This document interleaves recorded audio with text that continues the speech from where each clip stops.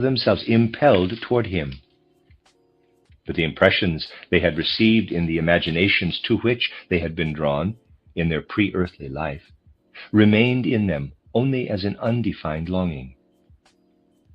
Thus it was difficult for them to find their way into the anthroposophical world conception, inasmuch as the latter studies the cosmos to begin with and leaves the consideration of Christ until a later point.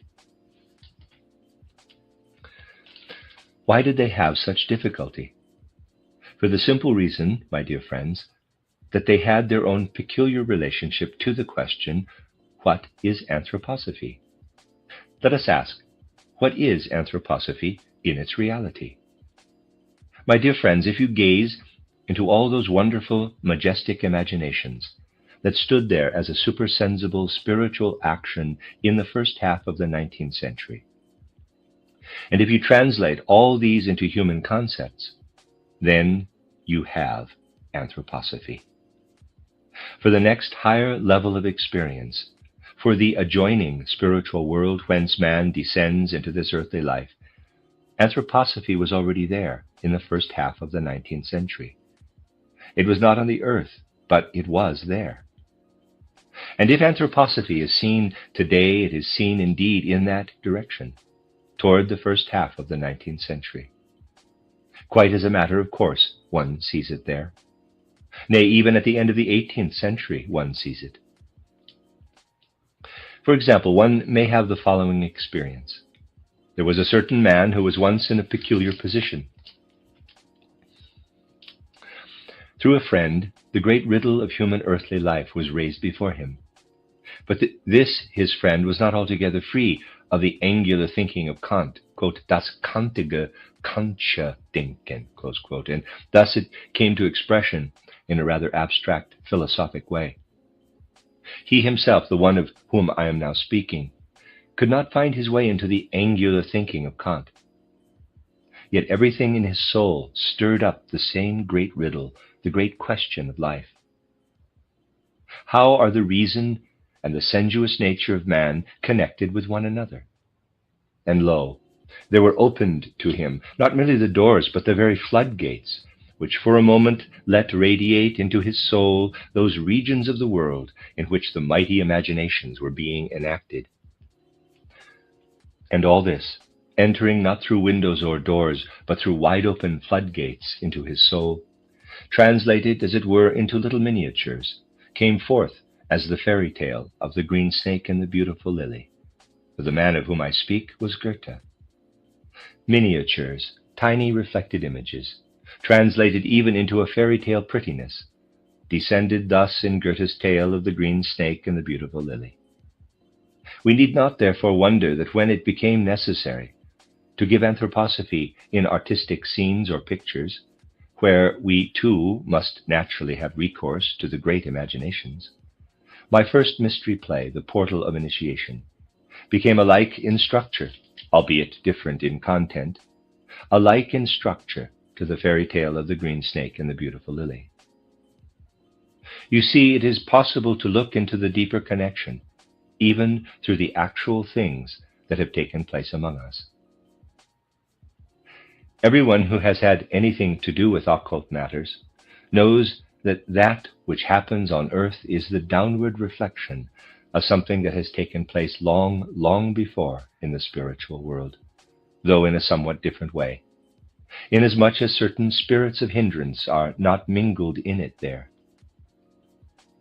These souls now, who were preparing to descend into earthly existence at the end of the 19th or at the beginning of the 20th century, brought with them, albeit in their subconsciousness, a longing also to know something of cosmology, etc. That is, to look out upon the world in the anthroposophical way. But above all things, their heart and mind were strongly inflamed for Christ. They would have felt pangs of conscience if this whole conception of anthroposophy, to which they found themselves attracted as an outcome of their pre-earthly life, had not been permeated by the Christ impulse. Such was the one group, taken, of course, as a whole. The other group lived differently. If I may put it so, the other group when they emerged in their present incarnation, had not yet reached that weariness in paganism which the souls whom I described just now had reached. Compared to those others, they had indeed spent a relatively short time on earth. They had had fewer incarnations.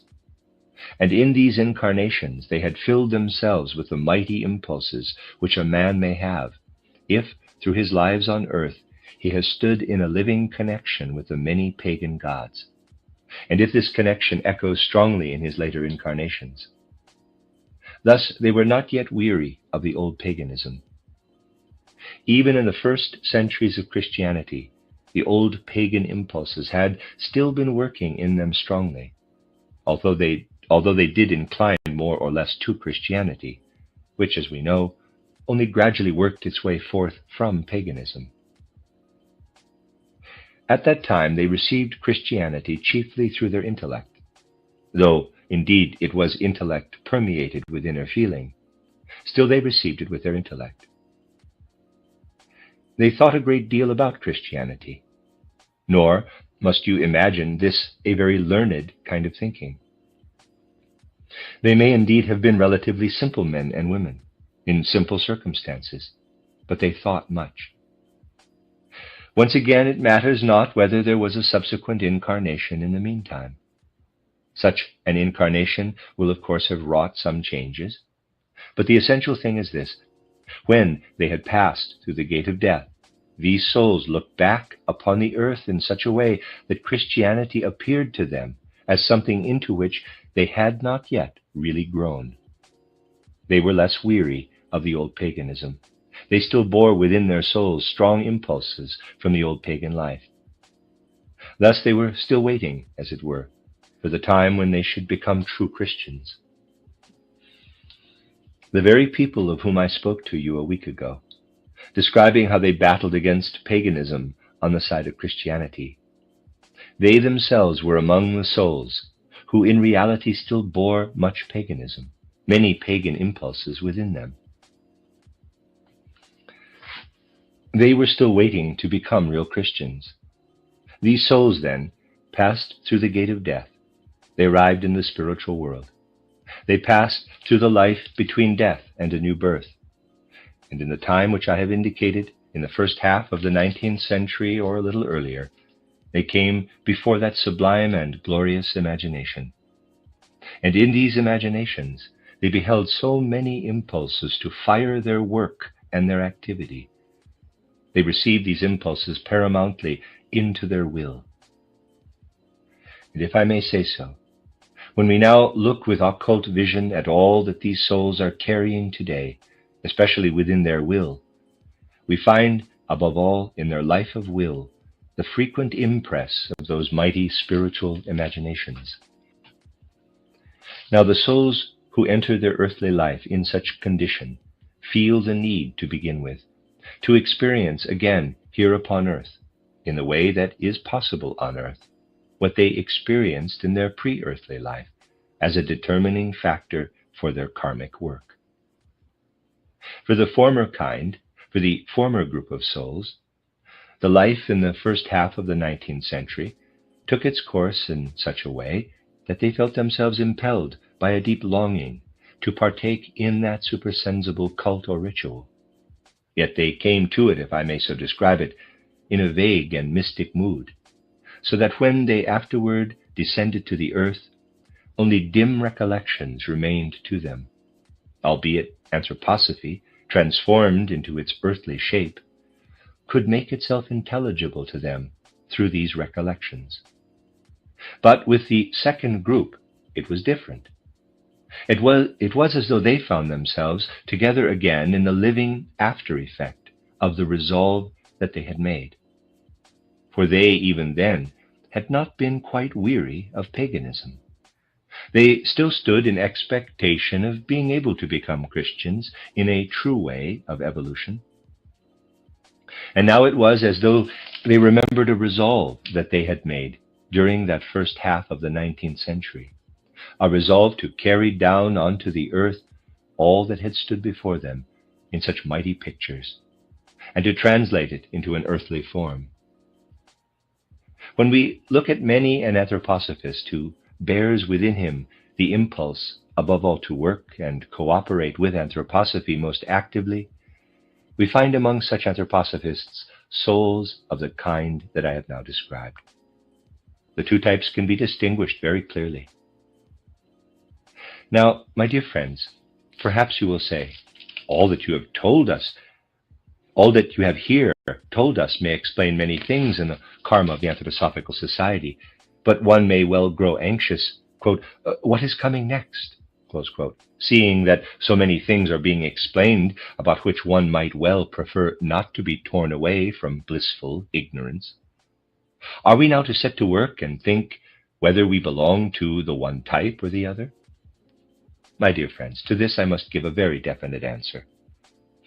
If the Anthroposophical Society were merely to contain a theoretic teaching or a confession of belief in such and such ideas of cosmology, Christology, etc., if such were the character of this society, it would certainly not be what it is intended to be by those who stand at its fountainhead. Anthroposophy shall be something which, for a true anthroposophist, has power to change and transform his life, to carry into the spiritual what is experienced nowadays only in unspiritual forms of expression. I will ask you this. Has it a very bad effect upon a child when at a certain age certain things are explained to him or her? Until a certain age is reached, the children do not know whether they are French or Germans, Norwegians, Belgians, or Italians. At any rate, this whole way of thinking has little meaning for them until a certain age.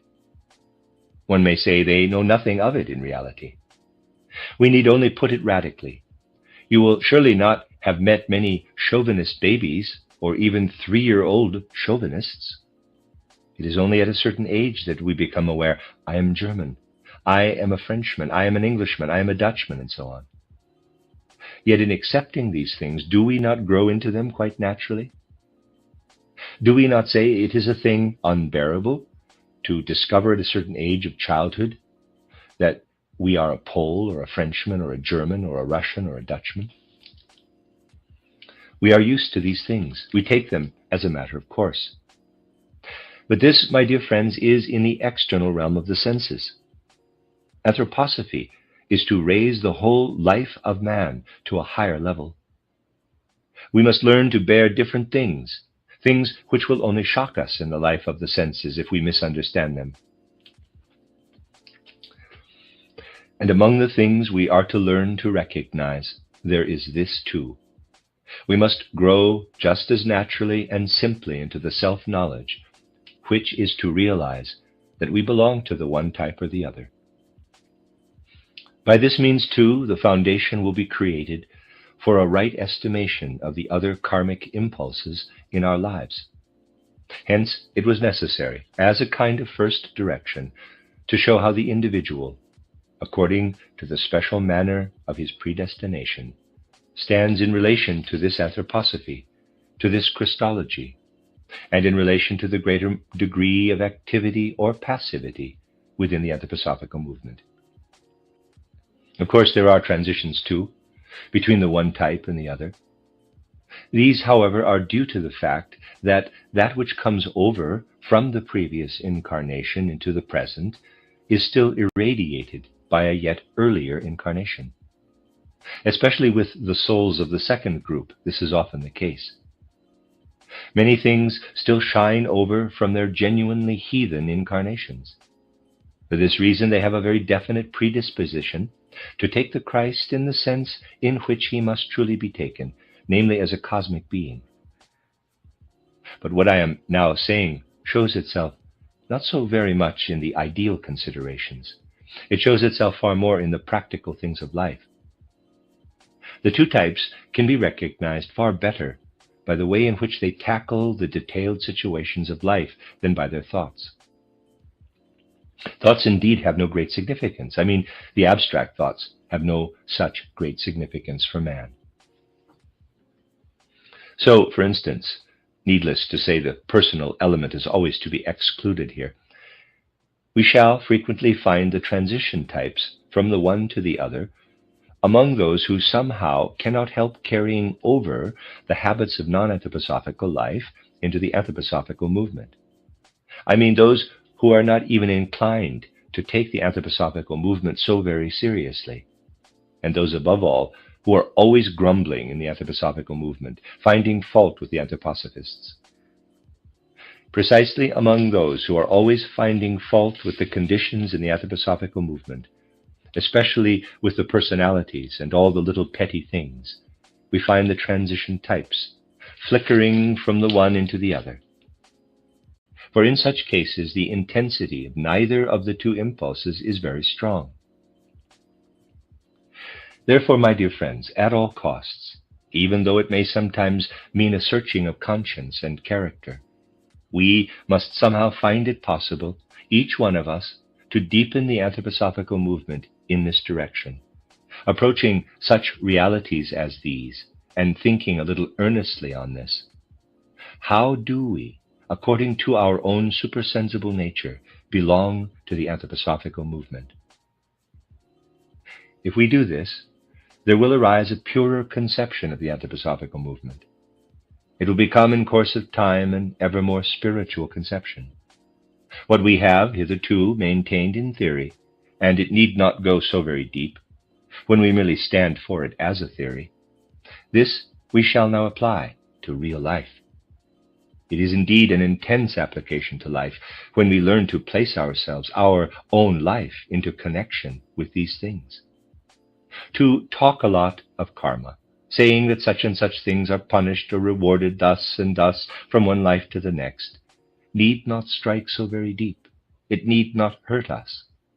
But when it reaches so to speak into our own flesh and blood, when it is a question of placing our own present incarnation with a perfectly definite supersensible quality that underlies it, then indeed it goes far nearer to our being.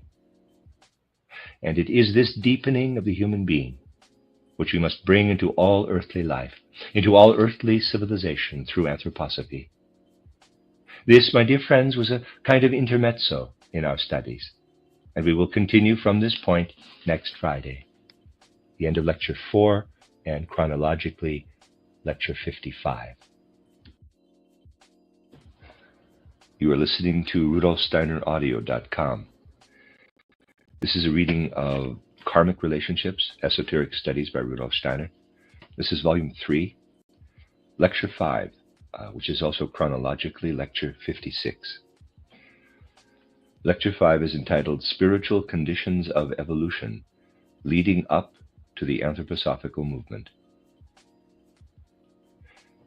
The members of the Anthroposophical Society come into the society, as indeed is obvious, for reasons that lie in their inner life, in the inner condition of their souls.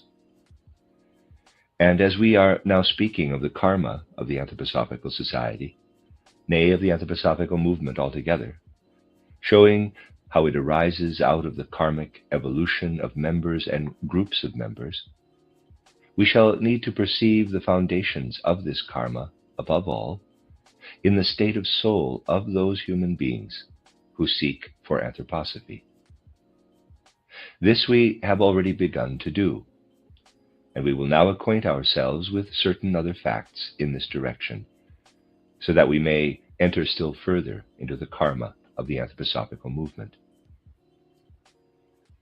Most important in the soul condition of anthroposophists, as I have already said, are the experiences which they underwent in their incarnations during the first centuries of the founding of Christianity. As I said, there may have been other intervening incarnations, but that incarnation is above all important, which we find approximately in the 4th, 5th, 6th, 7th, or 8th century A.D. In considering this incarnation, we found that we must distinguish two groups among the human beings who come to the anthroposophical movement. These two groups we have already characterized. We are now going to consider something which they have in common. We shall consider a significant common element lying at the foundation of the souls who have undergone such lines of evolution as I described in the last lecture. Looking at the first Christian centuries, we find ourselves in an age when men were very different from what they are today.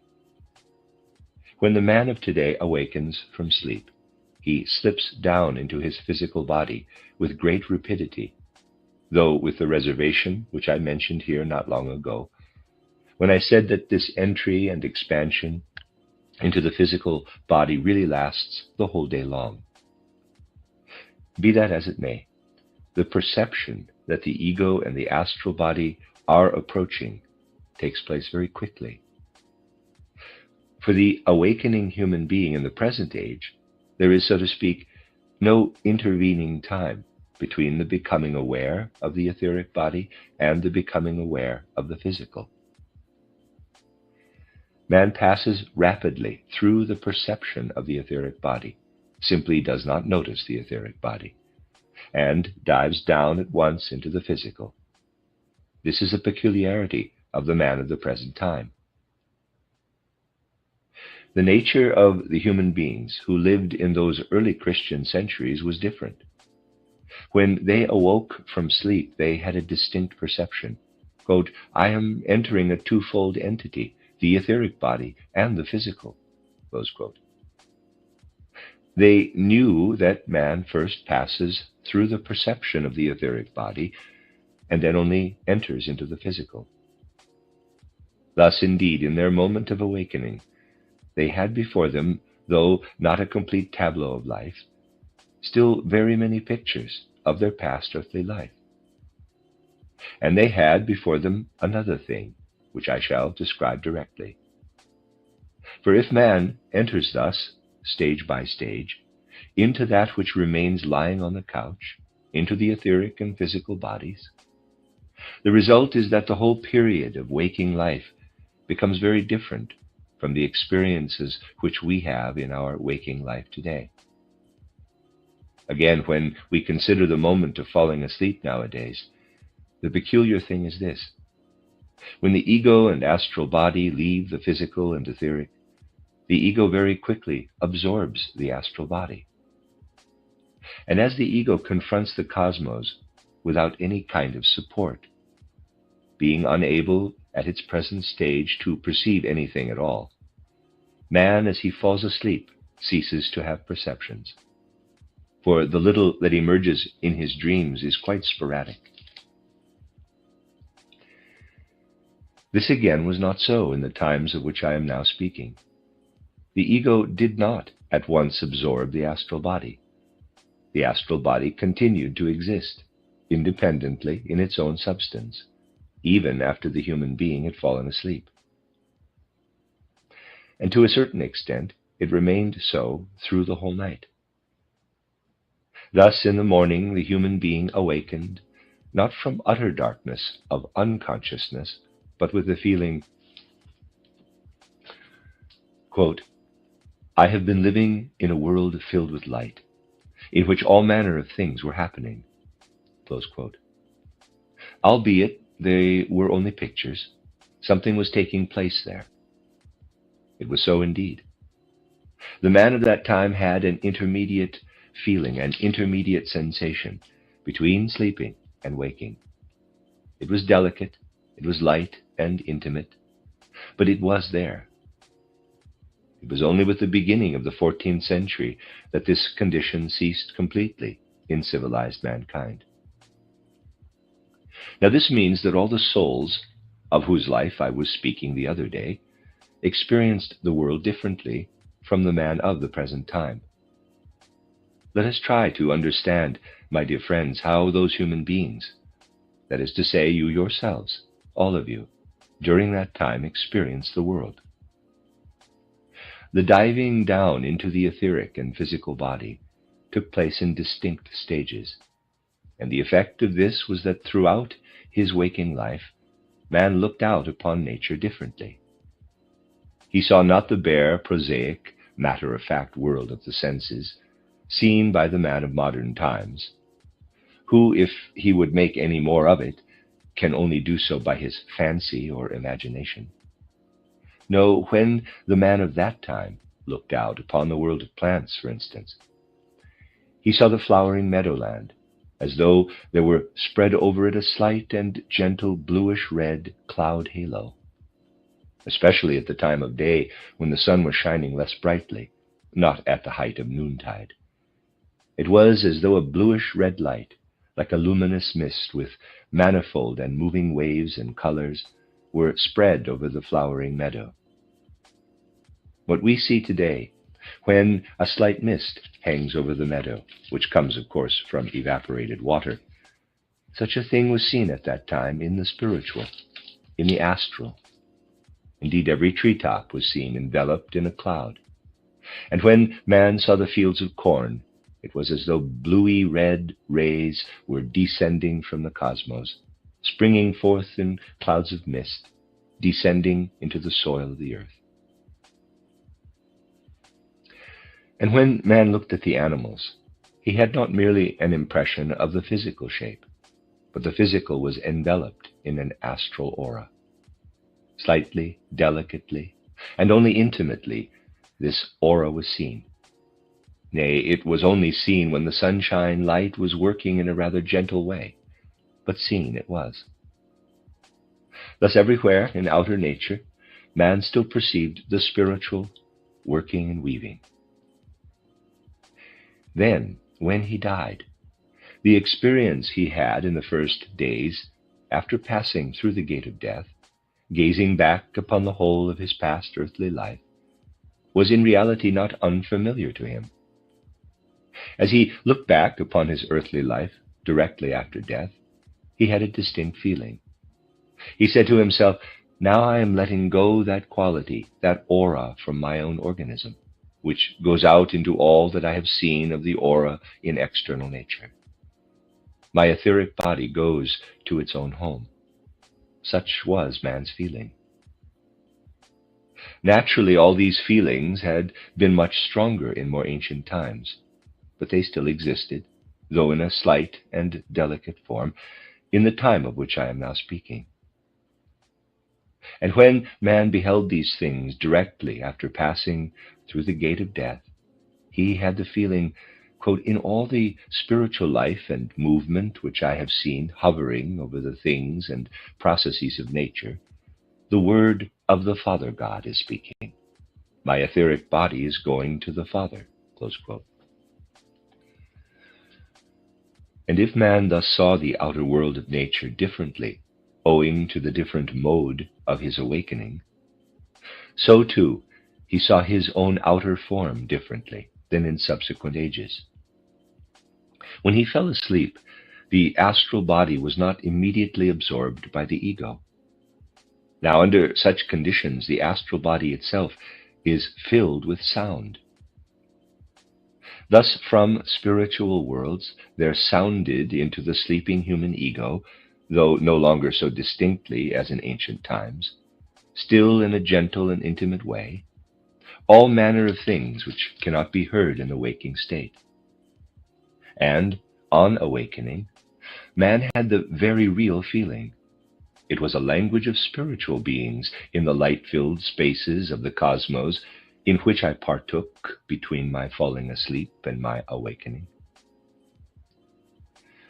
And when man had laid aside the etheric body a few days after passing through the gate of death, to live henceforth in his astral body, he had once more this feeling, quote, "In my astral body I now experience in a returning course all that I thought and did on earth. In this astral body in which I lived every night during my sleep, herein I am experiencing all that I thought and did on earth." Close quote. Moreover, while he had carried into his awakening moments only a vague and undetermined feeling, he now had a far clearer feeling. Now, in the time between death and a new birth, as in his astral body, he returned through his past earthly life. He had the feeling, quote, "Behold, in this my astral body lives the Christ. I only did not notice it, but in reality every night my astral body dwelt in the essence and being of the Christ. Close quote. Now man knew that for as long as he would have to go thus backward through his earthly life, Christ would not desert him, for Christ was with his astral body. My dear friends, it is so indeed. Whatever may have been one's attitude to Christianity in those first Christian centuries, whether it was like the first group of whom I spoke, or like the second, whether one had still lived, as it were, with the more pagan strength, or with the weariness of paganism, one was sure to experience, if not on earth, then after death, the great fact of the mystery of Golgotha. Christ, who had been the ruling being of the Son, had united himself with what lives as humanity on earth. Such was the experience of all who had come in any way near to Christianity in the first centuries of Christian evolution. For the others, these experiences after their death remained more or less unintelligible. Such were the fundamental differences in the experience of souls in the first Christian centuries, and afterward. Now, all this had another effect as well. For when man looked out upon the world of nature in his waking life, he felt this world of nature as the essential domain of the Father God. All the spiritual that he beheld living and moving there was for him the expression, the manifestation, and the glory of the Father God. And he felt this world, in the time when Christ appeared on earth, stood verily in need of something. It was the need that Christ should be received into the substance of the earth for mankind. In relation to all the processes of nature and the whole realm of nature, man still had the feeling of a living principle of Christ. For indeed, his perception of nature, inasmuch as he beheld a spiritual living and moving and holding sway there, involved something else as well. All this which he felt as a spiritual living and moving and holding sway, hovering in ever-changing spirit shapes over all plant and animal existence, all this he felt, so that with simple and unbiased human feeling, he would describe it in the words, "It is the innocence of nature's being." Yes, my dear friends, what he could thus spiritually see was called, in truth, the innocence in the kingdom of nature. He spoke of the pure and innocent spirituality in all the working of nature. But the other thing which he felt inwardly, feeling when he awakened that in his sleep he had been in a world of light and sounding spiritual being, of this he felt that good and evil too might there prevail. In this he felt, as it sounded forth from the depths of spiritual being, good spirits and evil spirits too were speaking. Of the good spirits, he felt that they only wanted to raise to a higher level the innocence of nature and to preserve it. But the evil spirits wanted to adulterate with guilt this guiltlessness of nature. Wherever such Christians lived as I am now describing, the powers of good and evil were felt through the very fact that as man slept, the ego was not drawn in and absorbed into the astral body. Not all who called themselves Christians in that time, or who were in any way near to Christianity, were in this state of soul. Nevertheless, there were many people living in the southern and middle regions of Europe who said, quote, "Verily, my inner being that lives its independent life from the time I fall asleep till I awaken belongs to the region of a good and to the region of an evil world." Close quote. Again and again men thought and pondered about the depth of the forces that bring forth the good and the evil in the human soul. Heavily they felt the fact that the human soul is placed into a world where good and evil powers battle with one another. In the very first centuries of Christianity, such feelings were not yet present in the southern and middle regions of Europe, but in the 5th and 6th centuries they became more and more frequent. especially among those who received knowledge and teachings from the East, and as we know, such teachings from the East came over in manifold ways. This mood of soul arose. It was especially widespread in those regions to which the name Bulgaria afterward came to be applied. In a strange way, the name persisted, even though quite different peoples inhabited these regions. Thus, in later centuries, and indeed for a very long time in Europe, those in whom this mood of soul was most strongly developed were called Bulgars. Bulgars for the people of Western and Middle Europe in the later Christian centuries of the first half of the Middle Ages. Bulgars were human beings who were most strongly touched by this opposition of the good and evil cosmic spiritual powers. Throughout Europe, we find the name Bulgar applied to human beings such as I have characterized. Now, the souls of whom I am here speaking had been to a greater or lesser degree in this very mood of soul. I mean the souls who, in the further course of their development, beheld those mighty pictures in the supersensible ceremony in which they themselves actively took part, all of which happened in the spiritual world in the first half of the 19th century. All that they had lived through when they had known themselves immersed in the battle between good and evil was carried by them through their life between death and a new birth. And this gave a certain shade and coloring to these souls as they stood before the mighty cosmic pictures. To all this, yet another thing was added. These souls were indeed the last in European civilization to preserve a little of that distinct perception of the etheric and the astral body in waking and sleeping. Recognizing one another by these common peculiarities of their inner life, they had generally lived in communities. And among the other Christians, who became more and more attached to Rome, they were regarded as heretics. Heretics were not yet condemned as harshly as in later centuries. Still, they were regarded as heretics.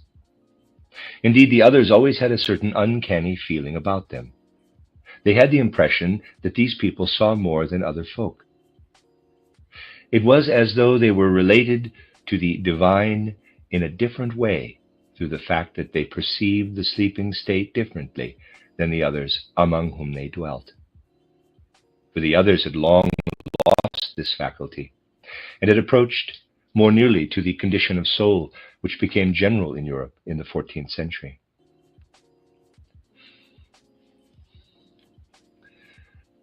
Now, when these human beings, who had the distinct perception of the astral and the etheric body, passed through the gate of death, then also they were different from the others. Nor must we imagine, my dear friends, that man between death and a new birth is altogether without share in what is taking place through human beings on the earth. Just as we look up from here into the spiritual world of heaven, so between death and a new birth, man looks down from that world onto the earth. Just as we here partake with interest in the life of spiritual beings, so from the spiritual world one partakes in the experiences of earthly beings upon the earth. After the age which I have hitherto been describing, there came the time when Christendom in Europe was arranging its existence under the assumption that man has no longer any knowledge of his astral or his etheric body. Christianity was now preparing to speak about the spiritual worlds, without being able to presume any such knowledge or consciousness among men. For you must think, my dear friends, when the early Christian teachers in the first few centuries spoke to their Christians, though they already found a large number who were only able to accept the truth of their words by external authority, nevertheless, the simpler, more childlike feeling of that time enabled men to accept such words when spoken from a warm and enthusiastic heart. And of the warmth and enthusiasm of heart with which the men of those first Christian centuries could preach, people today, where so much has gone into the mere preaching of words, have no conception. Those, however, who were still able to speak to souls such as I have described today, what kind of words could they speak? They, my dear friends, could say, quote, "Behold, what shows itself in the rainbow shining glory over the plants, what shows itself as the desire nature about the animals. Lo, this is the reflection, this is the manifestation of the spiritual world from which the Christ has come." Close quote. Speaking to such men about the truths of spiritual wisdom, they could speak not as of a thing unknown, but in such a way as to remind their hearers of what they could still behold under certain conditions in the gently luminous light of the sun, the spirit in the world of nature. Again, when they spoke to them of the Gospels, which tell of spiritual worlds and spiritual mysteries, or of the secrets of the Old Testament, then again they spoke to them not as of a thing unknown, but they could say, quote, "Here is the word of the Testament. It has been written down by human beings who heard more fully and clearly than you the whispered language of that spiritual world in which your souls are dwelling from the time you fall asleep until you awaken. But you too know something of this language, for you remember it when you awaken in the morning." Close quote. Thus it was possible to speak to them of the spiritual as of something known to them. In the conversation of the priests or preachers of that time with these men, something was contained of what was already going on in their own souls. So in that time the word was still alive and could be cultivated in a living way. Then, when these souls, to whom one had still been able to speak in the living word, had passed through the gate of death, they looked down again upon the earth and beheld the evening twilight of the living word below. And they had the feeling that it was the twilight of the Logos. Quote, "The Logos is darkening," close quote. Such was the underlying feeling in their souls. After their life in the 7th, 8th, or 9th century, or somewhat earlier, when they had passed through the gate of death again and looked down upon the earth, they felt, quote, "Down there upon the earth is the evening twilight of the living Logos," close quote. Well may there have lived in these souls the Word. Quote, "And the Word became flesh and dwelt among us." But human beings are less and less able to afford a home, a dwelling place for the Word that is to live within the flesh, that is to live on upon the earth. Close quote. This, I say again, was an underlying mood. It was indeed the dominant feeling among these souls as they lived in the spiritual world between the 7th or 8th and the 19th or 20th century. No matter whether their sojourn there was interrupted by another life on earth, it remained their fundamental underlying feeling. Quote, "Christ lives indeed for the earth, since for the earth he died, but the earth cannot see him. Somehow there must arise on earth the power for souls to be able to receive the Christ." Close quote. In this condition of their souls, these human beings, disembodied as they were, witnessed what was happening on earth. It was something hitherto unknown to them. Nevertheless, they learned to understand what was going on earth below. They saw how souls on earth were less and less taken hold of by the Spirit, till there were no more human beings left, to whom it was possible to speak such words as these. Quote, "We tell you of the Spirit, whom you yourselves can still behold hovering over the world of plants, gleaming around the animals.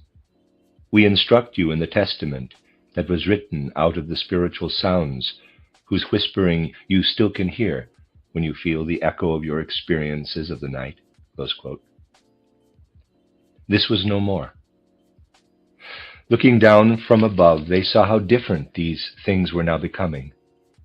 For in the development of Christendom, a substitute was being introduced for the old way of speaking. For a long time, though the vast majority to whom the preachers spoke had no longer any direct consciousness of the spiritual in their earthly life, still the whole tradition, The whole custom of their speech came down to them from the older times. I mean from the time when one knew, as one spoke to men about the Spirit, that they themselves still had some feeling of what it was. It was only about the 9th, 10th, or 11th century that these things vanished altogether. Then there arose quite a different condition, even in the listener. Until that time, when a man listened to another, who, filled with a divine enthusiasm, spoke out of the Spirit, he had the feeling as he listened that he was going a little out of himself. He was going out a little into his etheric body. He was leaving the physical body to a slight extent. He was approaching the astral body more nearly. It was literally true. Men still had a slight feeling of being, in quotes, transported as they listened. Nor did they care so very much in those times for the mere hearing of words. What they valued most was the inward experience, however slight, of being transported, carried away. Men experienced with living sympathy the words that were spoken by a God-inspired man. But from the 9th, 10th, or 11th, and toward the 14th century, this vanished altogether. The mere listening became more and more common. Therefore, the need arose to make one's appeal to something different when one spoke of spiritual things. The need arose somehow to draw forth from the listener what one wanted him to have as a conception of the spiritual world. The need arose, as it were, to work upon him, until at length he should feel impelled even out of his hardened body to say something about the spiritual world. Thus there arose the need to give instruction about spiritual things in the play of question and answer. There is always a suggestive element in questions, and when one asked, "What is baptism?" having prepared the human being so that he would give a certain answer, or when one asked, "What is confirmation? What is the Holy Spirit? What are the 7 deadly sins?" When one trained them in this play of question and answer, one provided a substitute for the simple elemental listening. To begin with, this was done with those who entered the schools where this was first made possible. Through question and answer, what they had to say about the spiritual worlds was thoroughly brought home to them. In this way, the catechism arose. We must indeed look at such events as this, for these things were really witnessed by the souls who were up there in the spiritual world, and who now looked down to the earth. They said to themselves, something must now approach man, which it was quite impossible for us to know in our lives, for it did not lie near to us at all. It was a mighty impression when the catechism was arising down here upon the earth. Very little is given when historians outwardly describe the rise of the catechism, but much is given, my dear friends, when we behold it as it appeared from the supersensible. Quote, "Down there upon the earth, men are having to undergo things altogether new in the very depths of their souls. They are having to learn by way of catechism what they are to believe." Close quote. Herewith I have described a certain feeling, but there is another which I must describe to you as follows. We must go back once more into the first centuries of Christendom. In those times it was not yet possible for a Christian simply to go into a church, to sit down or to kneel, and then to hear the Mass right through from the beginning, from the introitus to the prayers which follow the Holy Communion. It was not possible for all Christians to attend the whole Mass through. Those who became Christians were divided into 2 groups. There were the catechumenoi, who were allowed to attend the Mass till the reading of the Gospel was over. After the Gospel, the offertory was prepared, and then they had to leave. Only those who had been prepared for a considerable time, for the holy inner feeling in which one was allowed to behold the mystery of transubstantiation, only these, the transubstantii, as they were called, were allowed to remain and hear the Mass through to the end. That was a very different way of partaking in the Mass. Now, the human beings of whom we have been speaking, who in their souls underwent the conditions I described, who looked down onto the earth and perceived this strange catechism teaching, which would have been so impossible for them, they, in their religious worship too, had more or less preserved the old Christian custom of not allowing a man to take part in the whole Mass till he had undergone a longer preparation. They were still conscious of an exoteric and an esoteric portion in the Mass. They regarded as esoteric all that was done from the transubstantiation onward. Now once more they looked down and beheld what was going on in the outer ritual of Christendom. They saw that the whole Mass had become exoteric. The whole Mass was being enacted even before those who had not entered into any special mood of soul by special preparation. Quote, "Can a man on earth really approach the mystery of Golgotha if in unconsecrated mood he witnesses the transubstantiation?" Close quote. Such was their feeling as they looked down from the life that takes its course between death and a new birth. Quote, "Christ is no longer being recognized in his true being. The sacred ceremony is no longer understood." Close quote. Such feelings poured themselves out within the souls whom I have now been describing. Moreover, they looked down upon that which became a sacred symbol in the reading of the Mass, the so-called Sanctissimum, wherein the host is carried on a crescent cup. It is a living symbol of the fact that once upon a time the great Sun being was looked for in the Christ. For the very rays of the sun are represented on every Sanctissimum, on every monstrance. But the connection of the Christ with the Sun had been lost.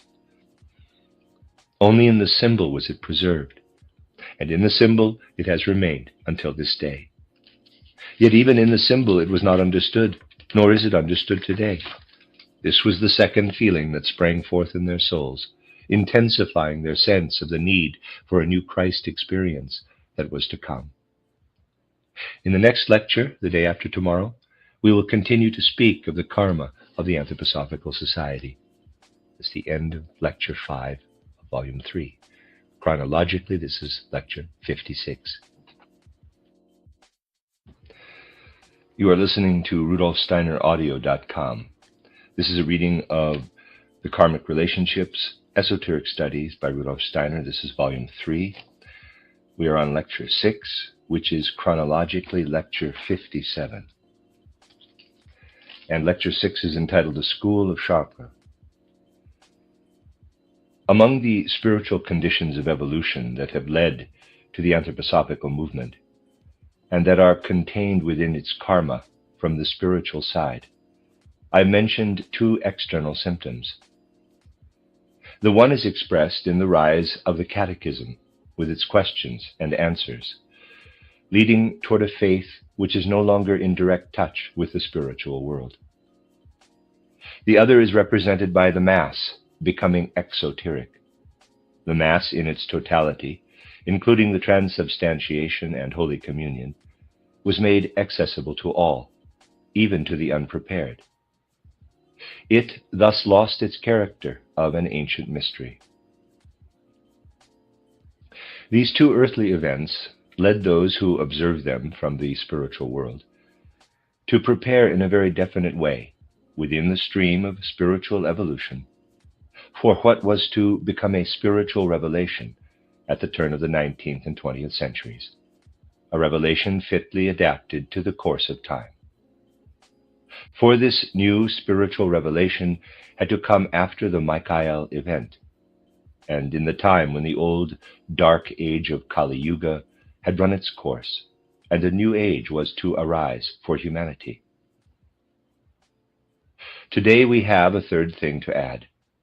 We must first bring before our souls these three spiritual conditions, which were able to draw together a number of human beings, even before they descended into the physical world, in the last third of the 19th, or at the turn of the 19th and 20th centuries.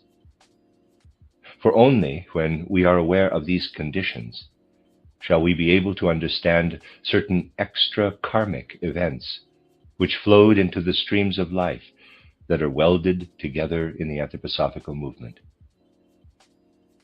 The peculiar attitude to nature, on the one hand, and to things spiritual on the other, which has evolved so greatly by our time, comes down to us only from the period that began in the 14th, 15th century. Before that time, the relationship of mankind, especially to the things of the spirit, was very different.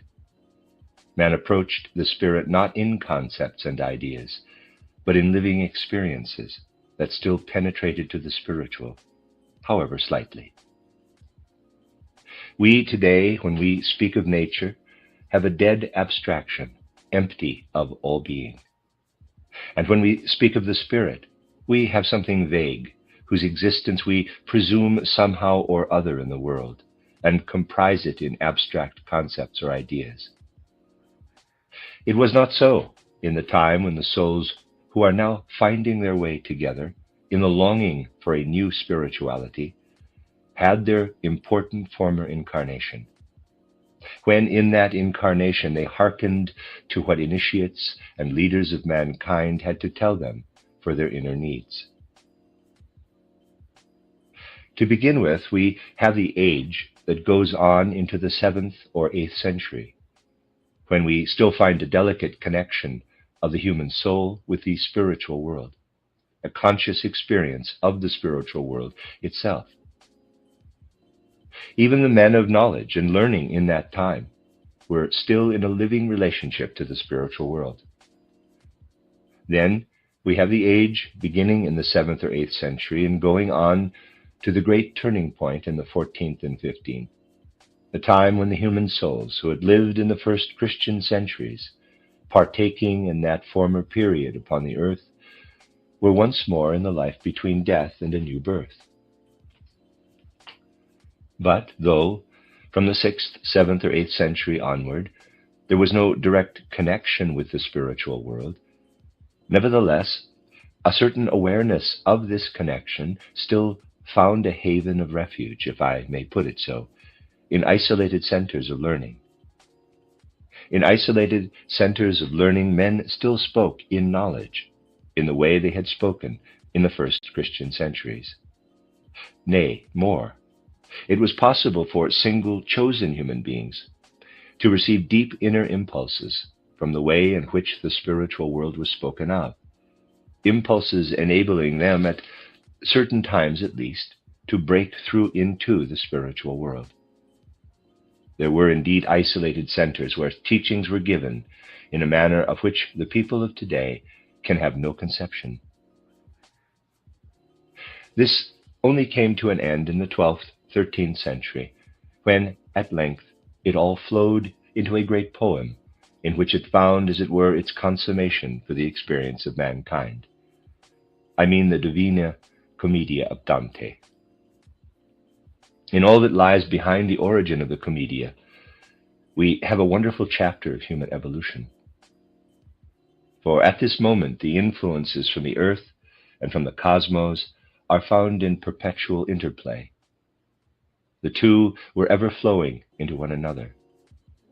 Human beings on the earth had lost, to some extent, the connection with the spiritual world. And in those who lived above, who, while on earth, had still experienced such a connection, the earthly conditions which they now beheld called forth a strangely painful feeling. They saw the slow death of what they themselves had still experienced on earth.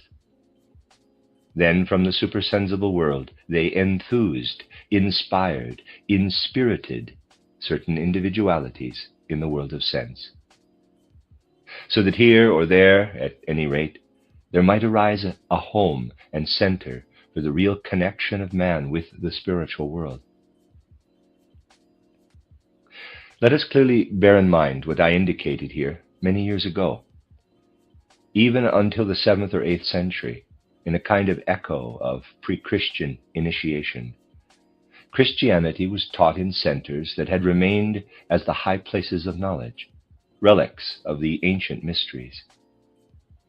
In those centers, human beings were prepared, not so much by way of instruction, but by an education toward the spirit, a training both bodily and spiritual. They were prepared for the moment when they might have at least a delicate vision of the spirituality that can manifest itself in the environment of man on earth. Then they looked outward to the realms of mineral and plant nature, and to all that lives in the animal and human kingdoms.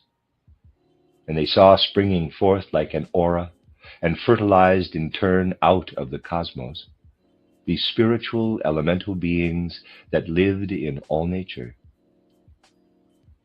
Then above all, there appeared to them as a living being, whom they addressed as they would address a human being, only it was a being of a higher kind, the goddess Natura. She was the goddess whom they saw before them in her full radiance, in full reality of soul. They did not speak of abstract laws of nature. They spoke of the creative power of the goddess Natura, working creatively in all external nature. She was the metamorphosis of Proserpine of antiquity. She was the ever-creating goddess with whom he who would seek for knowledge must in a certain way unite himself. She appeared to him from every mineral, from every plant, from every creeping beast, from the clouds, the mountains, the river springs. Of this goddess who alternately in winter and in summer creates above the earth and beneath, of this goddess they felt, she is the handmaid of that divinity of whom the Gospels tell. She it is who fulfills the divine behests. And when the seeker after knowledge had been sufficiently instructed by the goddess about the mineral and plant and animal natures, when he was introduced into the living forces, then he learned to know from her the nature of the four elements, earth, water, air, and fire. He learned to know the waving and weaving within the mineral and animal and plant kingdoms of the four elements, which pour themselves in all reality throughout the world, earth, water, fire, air. He felt himself with his etheric body interwoven with the life of earth in its gravity, water in its life-giving power, air in its power to awaken sentient consciousness, fire in its power to kindle the flame of the capital I. In all this he felt his human being interwoven, and he felt this was the gift of instruction from the goddess Natura, the successor, the metamorphosis of Proserpine. The teachers saw to it that their disciples should gain a feeling, an idea of this living intercourse with nature, nature filled with divine forces, filled with divine substance. They saw to it that their pupils should penetrate to the living and weaving of the elements. Then, when they had reached this point, they were introduced to the planetary system. They learned how, with the knowledge of the planetary system, there arises at the same time the knowledge of the human soul. Quote, "Learn to know how the wandering stars hold sway in the heavens, and thou shalt know how thine own soul works and weaves and lives within thee." Close quote. This was placed before the pupils, and at length they were led to approach what was called the Great Ocean, but it was the cosmic ocean which leads from the planets, from the wandering stars to the fixed stars. Thus at length they penetrated into the secrets of the I capital, by learning the secrets of the universe of the fixed stars. Mankind today has forgotten that such instructions were ever given, but they were. A living knowledge of this kind was cultivated until the 7th or 8th century in the last relics of the ancient mysteries. And as a doctrine, as a theory, it was still cultivated even until that turn of the 14th and 15th centuries of which we have so often spoken. In certain centers, we still see these old teachings cultivated, though with the greatest imaginable difficulties. They were well nigh shadowed down to concepts and ideas. Yet the concepts and ideas were still living enough to kindle in one man and another the upward vision of all the realities of which I spoke just now. In the 11th and especially the 12th century, reaching on to the 13th, a truly wonderful school existed. In this school there were teachers who still knew how the pupils in preceding centuries had been led to a conscious experience of the Spirit. It was the great school of Chartres. Here there flowed together all the conceptions that had issued from the living spiritual life which I have described. Wonderful masterpieces of architecture are to be seen in Chartres to this day. Thither there had come above all a ray of the still living wisdom of Peter of Compostela, who had worked in Spain. He had cultivated a living exemplary Christianity, speaking still of Natura, the handmaid of Christ, and describing still how when great nature has introduced man to the elements, to the planetary world, to the world of stars, then and then only does he become ripe to make acquaintance in very reality of soul with the 7 helpmates, who come before the human soul not in abstract chapters of theory, but as the living goddesses, grammatica, dialectica, rhetorica, arithmetica, geometria, astronomia, musica. The pupils learn to know them as divine spiritual figures, living and real. Those who were around Peter of Compostela spoke of them still as living figures. His teachings radiated into the school of Chartres. In the same school of Chartres there lived, for example, the great Bernard of Chartres, who inspired his pupils, for though he could no longer show them the goddess Natura, nor the goddesses of the 7 liberal arts, still he spoke of these in so living a way that their imagined pictures at least were conjured before his pupils. There taught Bernardus Sylvestris, raising before his pupils in mighty and powerful descriptions what had been the ancient wisdom. And above all there was John of Chartres, who spoke of the human soul with an inspiration truly majestic. It was here that John of Chartres, also known as John of Salisbury, unfolded the conceptions wherein he dealt with Aristotle, Aristotelianism. His chosen pupils were so influenced that they arrived at a new insight. They saw that such teaching as had existed in the first centuries of Christendom could no longer exist on earth, for earthly evolution could no longer bear it. It was made clear to them there was an ancient, almost clairvoyant knowledge, but it grew darkened. We can only know of dialectic, rhetoric, astronomy, astrology. We can no longer behold the goddesses of the 7 liberal arts. Henceforth Aristotle must work. Aristotle, who already in antiquity was equal to the concepts and ideas of the 5th post-Atlantean epoch. With an inspiring force, what had thus been taught in the school of Chartres was then translated to the order of Cluny, where it was turned to a more worldly form in the ecclesiastical enactments of the abbot Hildebrand, abbot of the monks of Cluny, who afterward became pope under the name of Gregory VII. Meanwhile, in the school of Chartres itself, these teachings continued to be given with remarkable purity.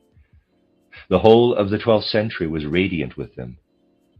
And there was one who was in reality greater than all the others, who taught in Chartres and with what I would call a true inspiration of ideas,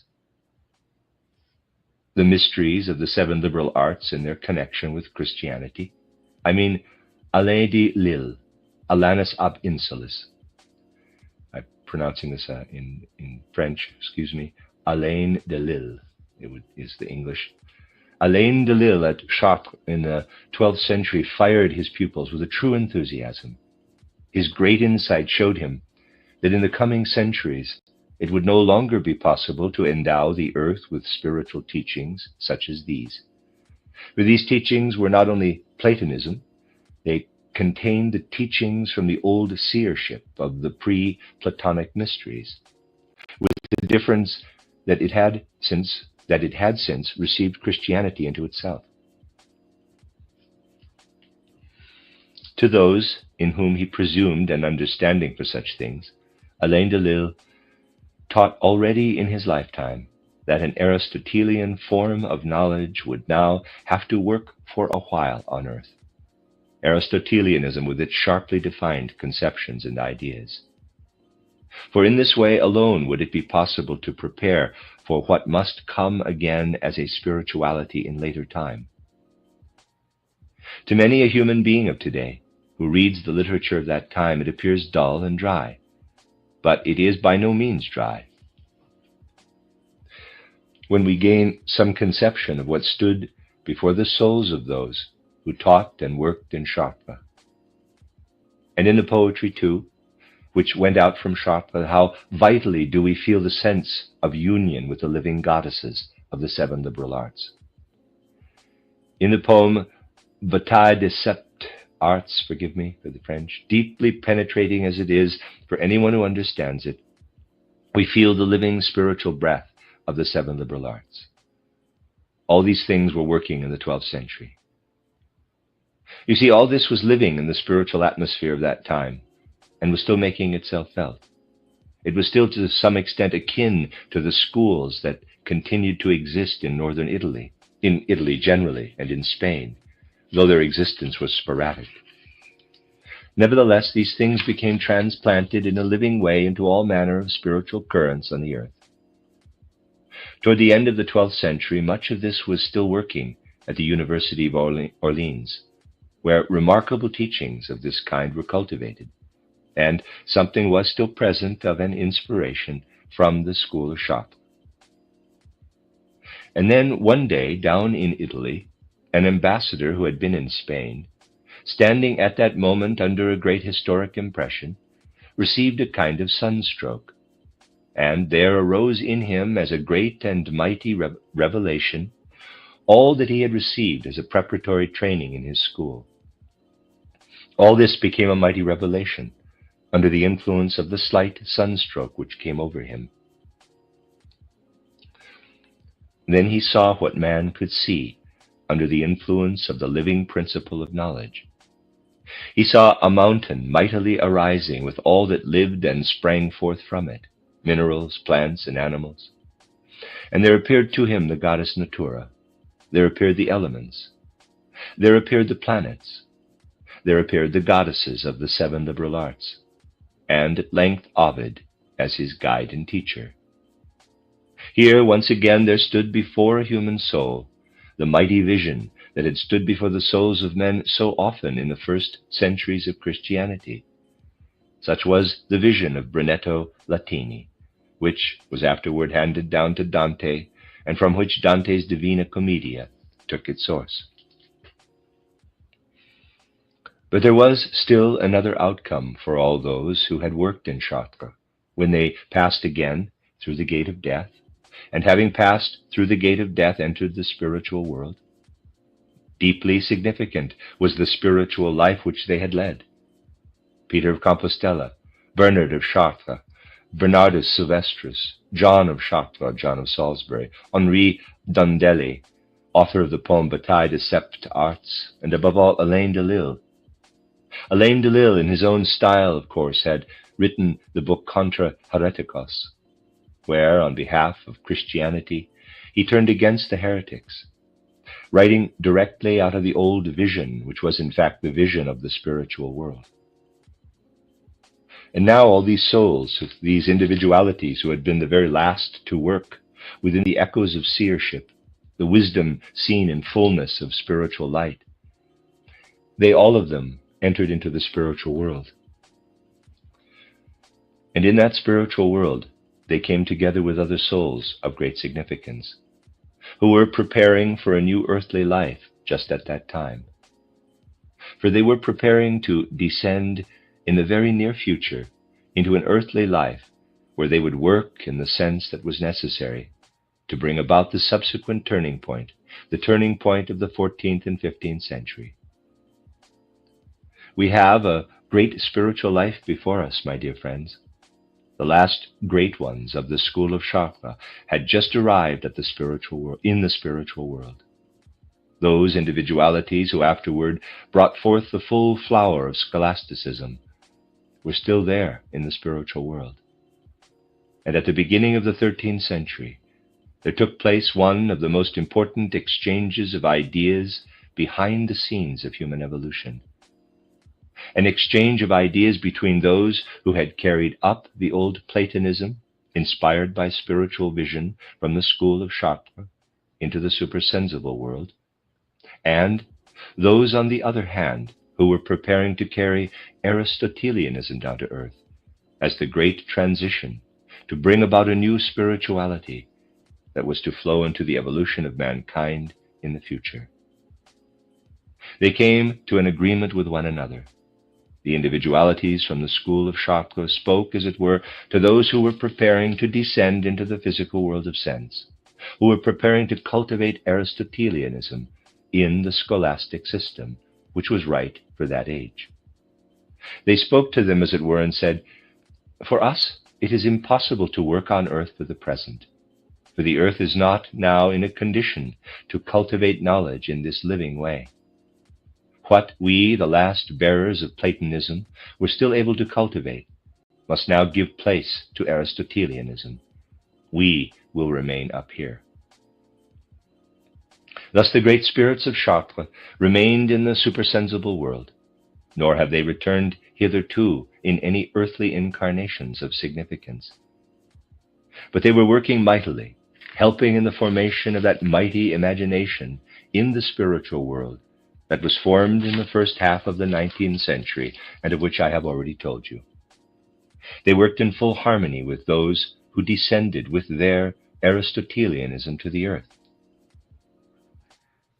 The Dominican order, above all, contained individualities who lived in this kind of, quote, supersensible contract, close quote, if I may so describe it, with the great spirits of Chartres, for they had all agreed with them.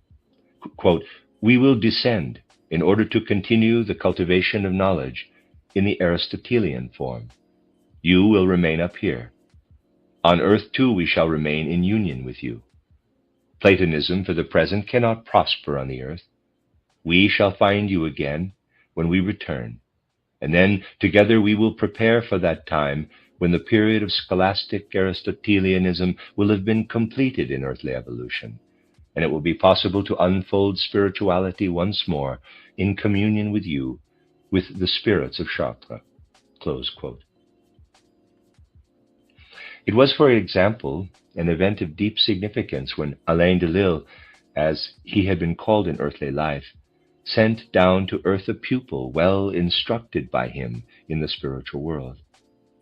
For in this pupil he sent down onto the earth all the discrepancies, it is true, which could arise between Platonism and Aristotelianism, but he sent them down so that they might be harmonized through the scholastic principle of that time.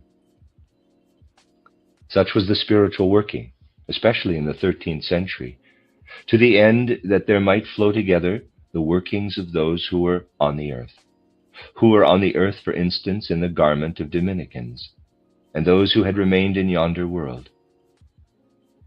For the time being, these latter could find no earthly bodies in which to stamp their spirituality, for theirs was a spirituality which could not come down to the Aristotelian element. So there arose in the 13th century a wonderful cooperation of that which was being done on earth with that which was flowing down from above. Often those who were on earth were not conscious of this working from the other side, but those who were working on the other side were all the more conscious. It was a truly living cooperation. One would say the principle of the mysteries had ascended to the heavens and sent down its sun rays thence upon all that was working on the earth.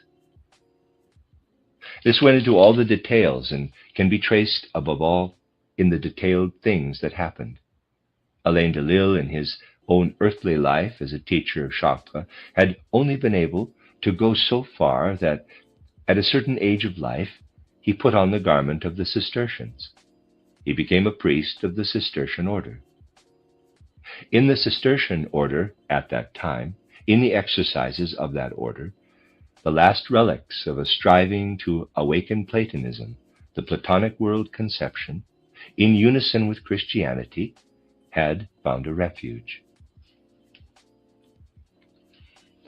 The way in which he sent a pupil down to the earth expressed itself in this. He sent his pupil down to continue through the Dominican order the task that was now to pass over to Aristotelianism. The transition expressed itself outwardly in a remarkable symptom. For the pupil of Alanus ab Insulis, of whom I am speaking, his pupil, that is to say, in the worlds above the earth, having descended to the earth, first wore the garment of a Cistercian, which he only afterwards exchanged for that of a Dominican. Such were the individualities who worked together, those who afterward became the leading schoolmen and their pupils, human souls long connected with one another. And these in turn united with the great spirits of the school of Chartres, united in the sensible and supersensible worlds during the 13th and on into the early 14th century. Such was the mighty world historic plan. Those who could not descend to Aristotelianism upon the earth remained in the spiritual world above, waiting until the purposes in which they were all so intimately united should have been carried forward by the others upon the earth, under the influence of the sharply outlined concepts and ideas proceeding from Aristotelianism. It was really like a conversation upward and downward, from the spiritual to the earthly world, from the earthly to the spiritual world in that 13th century. Indeed, it was only into this spiritual atmosphere that true Rosicrucianism was able to pour its influence. When those who had descended to the earth to give the impulse of Aristotelianism had accomplished their task, they too were lifted into the spiritual world and went on working there, Platonists and Aristotelians together. And now there came and gathered round them the souls of whom I have already spoken to you, the souls of the two groups I mentioned. Thus, we find, entering into the karma of the anthroposophical movement, a large number of disciples of Chartres. Entering into this discipleship of Sartre, we find the souls who had come from one or other of the two streams of which I spoke here in the last 2 days. In a large circle of human beings, for many are living in this circle who have not as yet found their way to the anthroposophical movement. Nevertheless, it is so. What we find in the field of anthroposophy today has been prepared for through these manifold experiences. A remarkable influence came over the Cistercian order, for example, when Alain de Lille, Alanus ab Insulis, put on the garment of a Cistercian, when he, with his Platonism, became a Cistercian priest. Indeed, this element never left the Cistercian order. In relation to these things which we must now unveil, I may perhaps be allowed a few personal observations that could not be included in my autobiography. There was a circumstance in my life which was destined to lead me to the knowledge of many an inner connection in this domain. Other connections were revealed to me from different quarters. I was led to many things through the circumstance that in my life, before the Weimar period, I could never escape from the presence, in one way or another, of the Cistercian order. And yet again, I was always somehow kept at a distance from it. I grew up, so to speak, in the shadow of the Cistercian order, which has important settlements in the neighborhood of Wiener Neustadt. Those who had to educate most of the youth in the district where I grew up were priests of the Cistercian order. I had the robe of this order perpetually before me, the white robe with the black band around the waist, or, as we call it, the stola. Had I had occasion to speak of such things in my autobiography, I could have said, everything in my life tended in the direction of a classical education at the gymnasium, and not of that modern education which I actually underwent in the Realschule in Wiener Neustadt.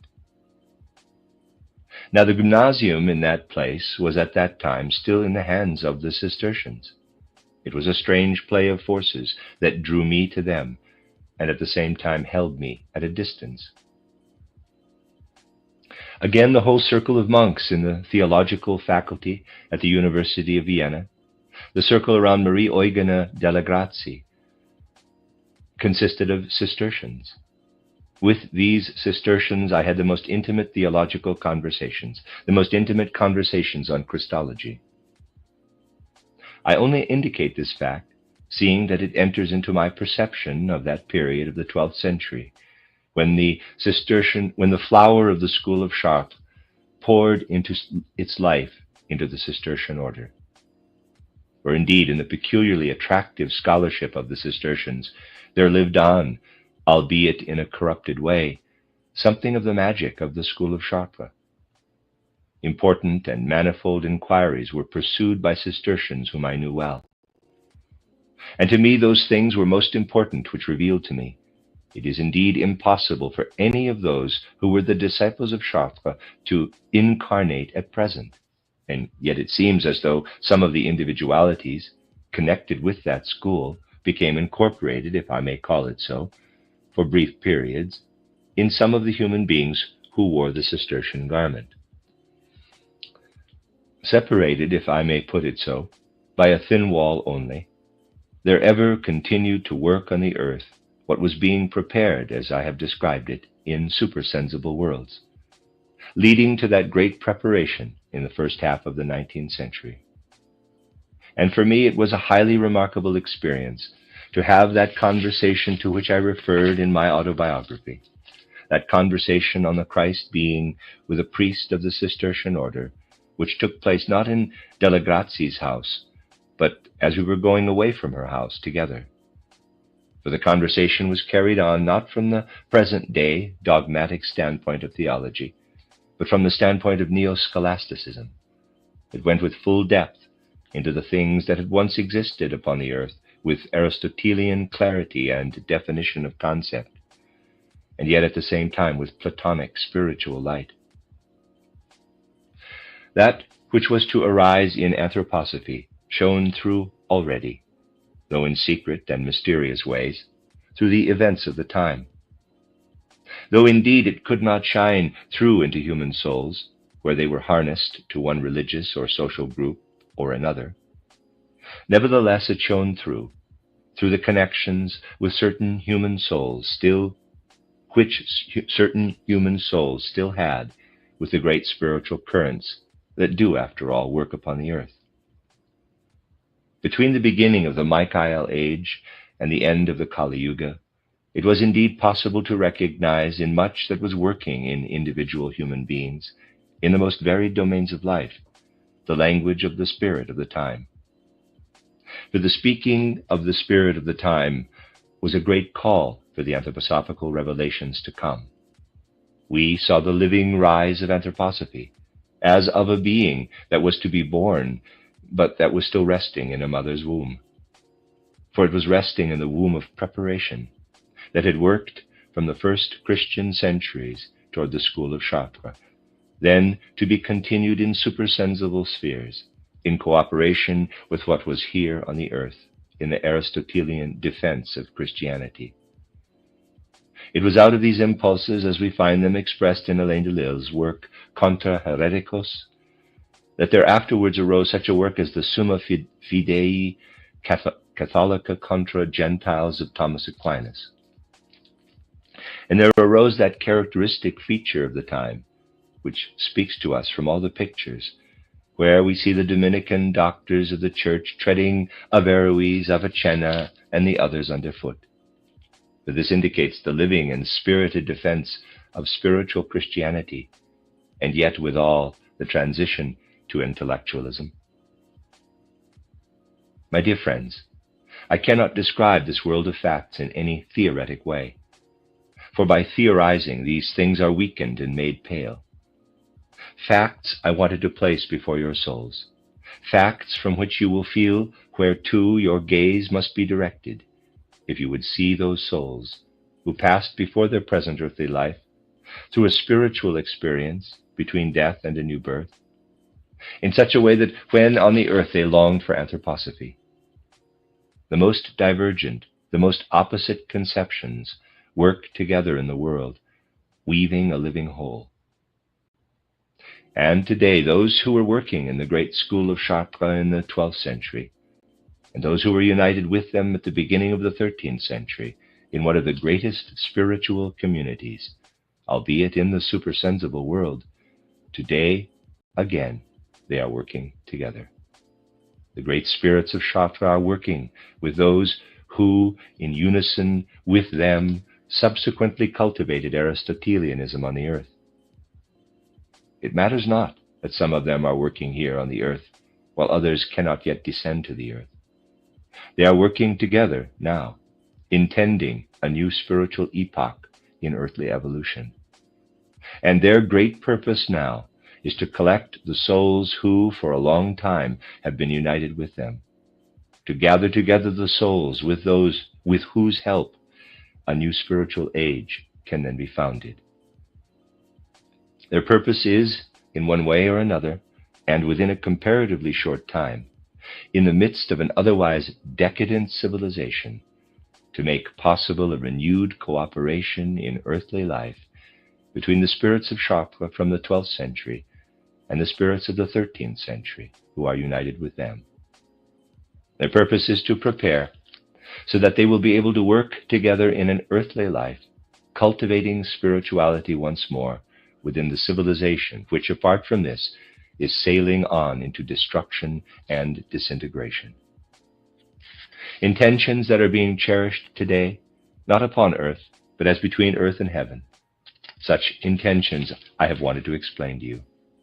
Enter deeply into all that lies in these intentions, and you will feel, as a living influence upon your souls, the spiritual background of which the necessary foreground is the streaming together of human souls in this anthroposophical movement. This is the end of Lecture 6, which is chronologically Lecture 57.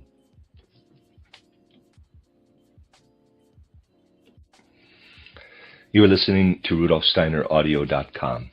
This is a reading of Karmic Relationships, Esoteric Studies by Rudolf Steiner. This is Volume 3. This is Lecture 7 in the book.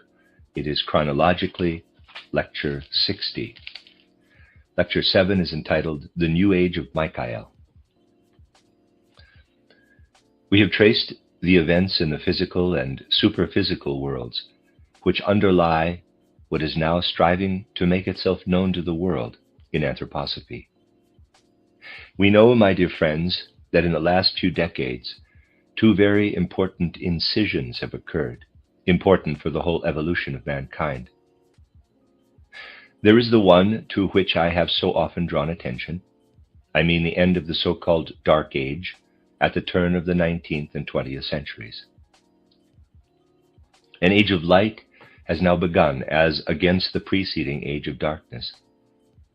We know that the age of darkness led eventually to that condition of the human soul which closed the spiritual eyes of man completely to the supersensible world. We know that in ancient times of human evolution, it was a common condition of mankind to see into the spiritual world, albeit in a dreamlike and more or less instinctive way. To doubt the reality of the spiritual world was utterly impossible in olden times of human evolution. But if that old condition had continued, if mankind had lived on in that instinctive vision of the spiritual world, there would never have arisen in human evolution what we may call the intelligence of the individual human being, the manipulation of the intellect or reasoning faculty by the individual personal man. And this, as we know, is connected with that which leads the human being to freedom of will. The one is unthinkable without the other.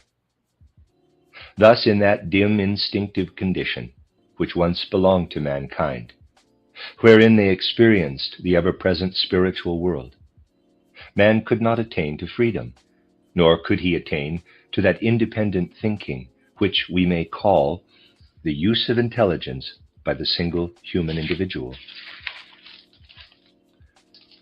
The time had to come for these two things, the free and personal use of intelligence and the freedom of the human will. Hence, for human consciousness, the original instinctive vision that penetrated to the spiritual world had to disappear. All this has now been accomplished. Though it is not quite clear to every single man, yet it has been accomplished for mankind in general. With the close of the 19th century, the Dark Age, the age that darkened the spiritual world, yet at the same time opened up the use of intelligence and of free will to man, had run its course. We are now entering upon an age when man must, once again, be touched in the ways that are possible, touched by the spiritual world in its reality. True, we cannot say that this age has begun in a very light-filled way. It is as though the first decades of the 20th century had brought over humanity all the evil that mankind has ever experienced in the course of history. And yet, in spite of this, the possibility has come into the general course of human evolution to reach the light of spiritual life. It is only by a kind of inertia that men have persisted in the habits of the age of darkness.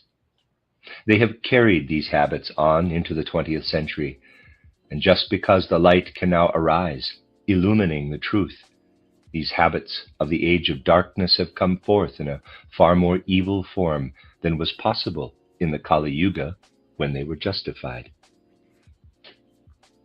Now we also know that this direction of all humanity toward a new age of light was prepared for through the fact that at the end of the 1870s, the age of Michael began.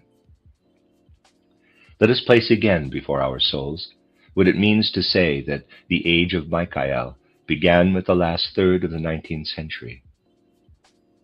We know that as we are surrounded here by the three kingdoms of outer nature, the mineral, plant, and animal kingdoms, in the physical world of sense, so we are surrounded in the spiritual world by the higher kingdoms, of which we have spoken in so many connections as the kingdoms of the hierarchies. Even as we descend into the kingdoms of nature, beginning with man and coming down to the animal kingdom, so as we ascend to the supersensible, we come to the kingdom of the angeloi. The angels have the task of guiding and protecting the individual human being as he passes from earthly life to earthly life.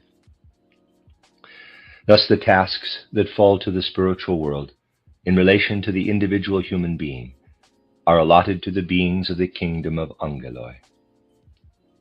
We then go on up to the kingdom of archangeloi, who have the most varied tasks. Now it is one of their tasks to guide and direct the fundamental tendencies of successive ages in relation to man. Thus, for about 3 centuries, before the end of the 1870s, there was what we may call the dominion of Gabriel. For one who studies the evolution of humanity, not on the surface, as is customary today, but in the depths, this dominion of Gabriel is expressed in the fact that the deepest and most important impulses in the process of humanity during that time were implanted in those forces which we may call the forces of heredity. Never were the forces of physical inheritance that work through the generations so important as in the 3 centuries preceding the last third of the 19th century. Let us see, my dear friends, how this expresses itself. We know that in the 19th century, the problem of heredity became the most pressing and important in the consciousness of men. Man felt how his qualities of soul and spirit are dependent on heredity. It was as though at the last moment he came to feel what had been holding sway in human evolution as a real law of nature in the 16th, 17th, and 18th, and in a great part of the 19th century. During that time it was so indeed. Man carried even into his spiritual development the qualities he had inherited from his parents and ancestors. During that time, those qualities became especially important, which are connected with physical reproduction. Again, we find an outward sign of this fact in the great interest which was felt at the end of the 19th century in the question of reproduction, and indeed in all sexual questions. In the centuries to which I have just referred, the most important spiritual impulses had approached humanity in this way. They had sought for realization through physical inheritance. Now the age in which Michael leads and guides humanity will stand in complete contrast to all this. I mean, therefore, the age that began at the end of the 70s of the last century, the age in which we are, and the impulses of which are interwoven with what we are also learning to know as the new age of light, beginning in the 20th century, where the streams of these two impulses work together. Today we will dwell upon this question: what is the characteristic feature of an age of Michael?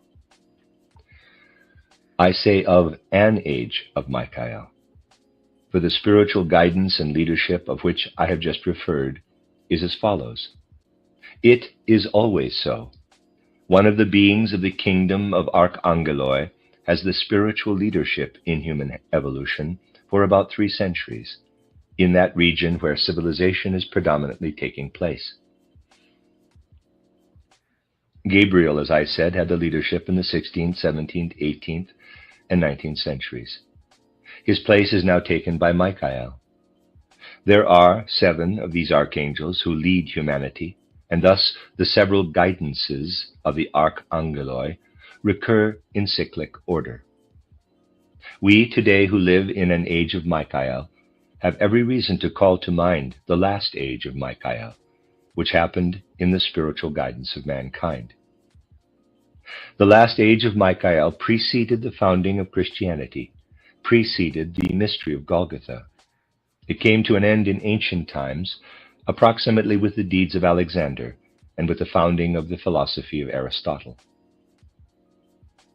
If we follow out all that took place in ancient Greece and the surrounding countries for about 300 years before the time of Alexander the Great and Aristotle, we find ourselves once more in an age of Michael. An age of Michael is characterized by many different conditions, but especially by this, that in such an age, the most spiritual interests of humanity, according to the particular disposition of the time, become predominant. In such an age, especially, a cosmopolitan, international character will permeate the world. National distinctions cease. Now, it was above all in the age of Gabriel that the national impulses within European civilization, with its American appendage, became so firmly rooted. In our age of Michael, in the course of the next 3 centuries, these national impulses will be completely overcome. This is the case in every age of Michael. A common feature runs through all humanity, something of an all-human character, as against the special interests of single groups or nations. In the last age of Michael's dominion on the earth, before the mystery of Golgotha, it found the following expression. One of the conditions that had taken shape in ancient Greece, there arose that mighty historic tendency which led eventually to the campaigns of Alexander. In the campaigns of Alexander, Grecian culture and civilization was carried with extraordinary genius right into Asia and Africa, and spread through many nations and peoples who until then had adhered to quite different things. This stupendous deed found its culmination in what was then founded in Alexandria. It was a great cosmopolitan movement, seeking to give to the whole of the then civilized world the spiritual forces that had gathered on the soil of ancient Greece. Such are the things that happen under the impulse of Michael, and that happened then too under his impulse. Now those who took part in these earthly deeds, done in the service of Michael, were no longer upon the earth during the time of the mystery of Golgotha.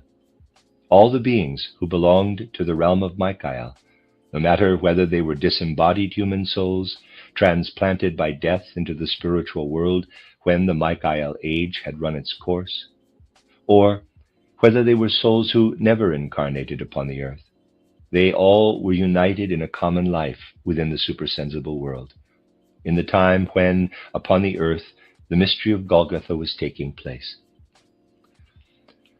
We must make fully present to our heart and mind the facts that lie before us here. If we choose the aspect of the earth, my dear friends, if this earth is our standpoint, then we say, humanity on the earth reaches a certain point in earthly evolution. Christ, the lofty spirit of the Son, is arriving on the earth, incarnating in the human being, Jesus of Nazareth. Those who dwell on the earth experience the fact that Christ, the great Spirit of the Son, arrives among them. But they have little knowledge that could really cause them to understand the greatness of the stupendous and unique event. All the more knowledge have those disembodied souls who are gathered around Michael and who are living in the realm of the Son existence in worlds above the earth. All the more do they know how to value what is taking place as they witness it from their different aspect. These souls witnessed what was then taking place for the world from the Son.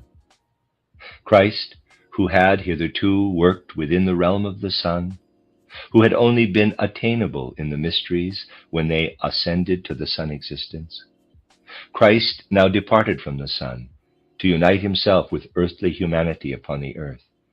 This was what they witnessed. It was a mighty and awe-inspiring event, above all for those who belonged to the communion of Michael.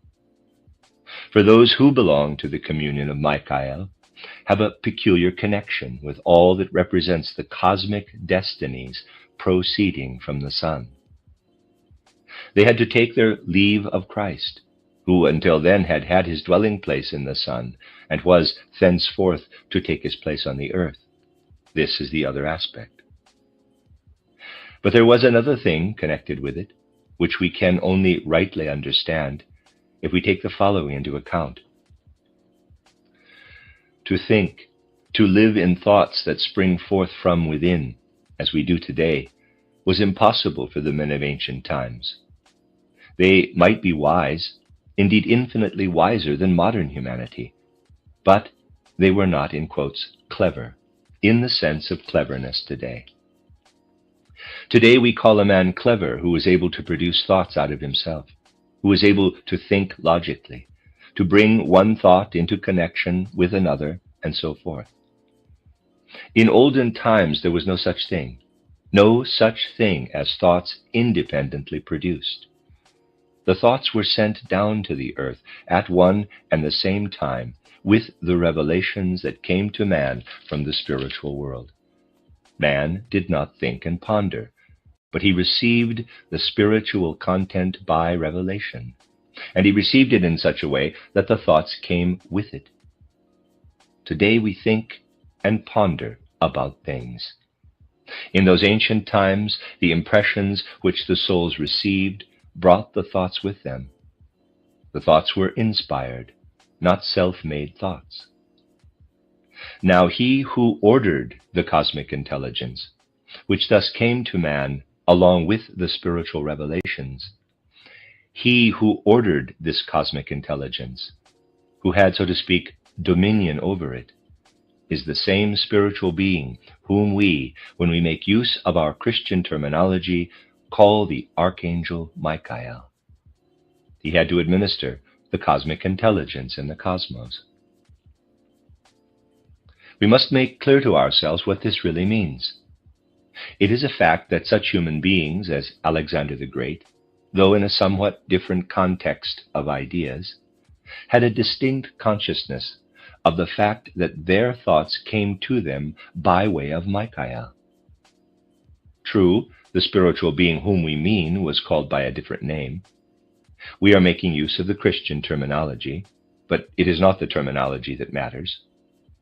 Such a man as Alexander the Great regarded himself as none other than a missionary of Michael, an instrument of Michael. He could think in no other way than this: Michael is acting on the earth, and I am the instrument through which he acts. Such was the conception, and this gave him the strength of will in deed and action. Nor did a thinker in that time think differently than thus, that Michael was working in him and giving him the thoughts. Now, this too was connected with the descent of Christ to the earth. Michael and his hosts witnessed not only the departure of Christ from the Son, but above all they saw how Michael himself was gradually losing his dominion over the cosmic intelligence. Quite distinctly they saw from the Son that revelations would no longer come to men from the spiritual world with the content of intelligence. They saw that the time must come when man himself must reach his own intelligence on the earth. It was a significant and incisive event to see the intelligence pouring down, as it were, to the earth. By and by, if I may use this expression, the intelligence was no longer to be found in the heavens. It was let down to earth. This was fulfilled especially in the first Christian centuries. In the earliest Christian centuries, we still see those human beings who were capable of it, having at least a few glimpses of what was flowing to them with the content of intelligence as revelations from beyond the earth. This went on even into the 8th or 9th century A.D. Then came the great moment of decision. It came in such a way that Michael and those who belonged to him, no matter whether incarnate or discarnate, must say to themselves, quote, "Men upon earth are beginning to become intelligent themselves, beginning to bring forth their own power of understanding from within them. The cosmic intelligence can no longer be administered by Michael." Close quote. Michael felt that the dominion over the cosmic intelligence was passing from him, falling from his grasp, while down below, looking down onto the earth, they saw this new age of intelligence, beginning from the 8th or 9th century onward. Men were beginning to form their own thoughts for themselves.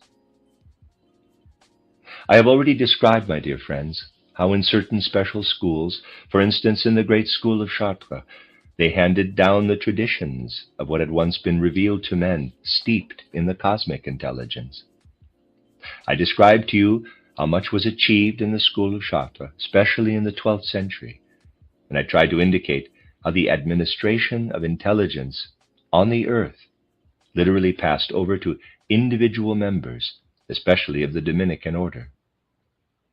We need only look into the works that arose out of Christian scholasticism, that wonderful spiritual stream which is so entirely misunderstood today, by its supporters no less than by its opponents, because they do not observe its really important feature. We need only look into these scholastic works and see how they wrestled to understand what is the real and deep significance of concepts, of the content of intelligence for mankind and for the things of the world. The great conflict between nominalism and realism was developed especially in the Dominican order. The nominalist sees no more than names in general concepts. The realist sees in them real spiritual content made manifest in the things of the world. The whole of scholasticism is a wrestling of mankind for a clear understanding of the intelligence that is pouring in. No wonder that the main interest of those around Michael was directed above all to what was unfolding upon the earth in this Christian scholasticism. In all that St. Thomas Aquinas and his pupils and many other schoolmen were bringing forth, we see the earthly stamp and impress of the Michael stream of that time. The Michael stream, the administration of intelligence, of the light-filled spiritual intelligence. And now, the intelligence was here on earth. Now, man had to strive for clarity as to its meaning. looking down from the spiritual world onto the earth, one could see how that which had belonged to the realm of Michael was now unfolding down below, outside of his dominion, where it was unfolding in the beginning of the dominion of Gabriel. The wisdom of initiation, the Rosicrucian wisdom which was going forth at that time, consisted in this, that one had a certain clarity of understanding for these facts. Especially in that time of history, it is important to see how the earthly and the supersensible are connected. Outwardly, the earthly life looks as though it had been loosened, cut off from the supersensible, and yet it is connected. You can see how it is connected from what I described in our last lectures. The supersensible facts that here follow can only be described in pictures, in imaginations. They cannot be put into abstract concepts. They must be livingly described. Therefore, I must now describe what happened in the beginning of the age when the spiritual soul, and with it the intelligence, enters in and becomes a part of humanity. Several centuries had passed since Michael in the 9th century A.D. had been arriving on the earth, had seen arriving on the earth what had hitherto been the cosmic intelligence. He now witnessed its further course on earth. He saw it flowing onward now, on earth, especially in scholasticism. This was below. He, on the other hand, gathered around him those who belonged to his realm in the domain of the sun. He gathered them all, human souls who happened to be in the life between death and a new birth, and those also belonging to his realm who in their own evolution never enter into human bodies, yet have a certain connection with mankind.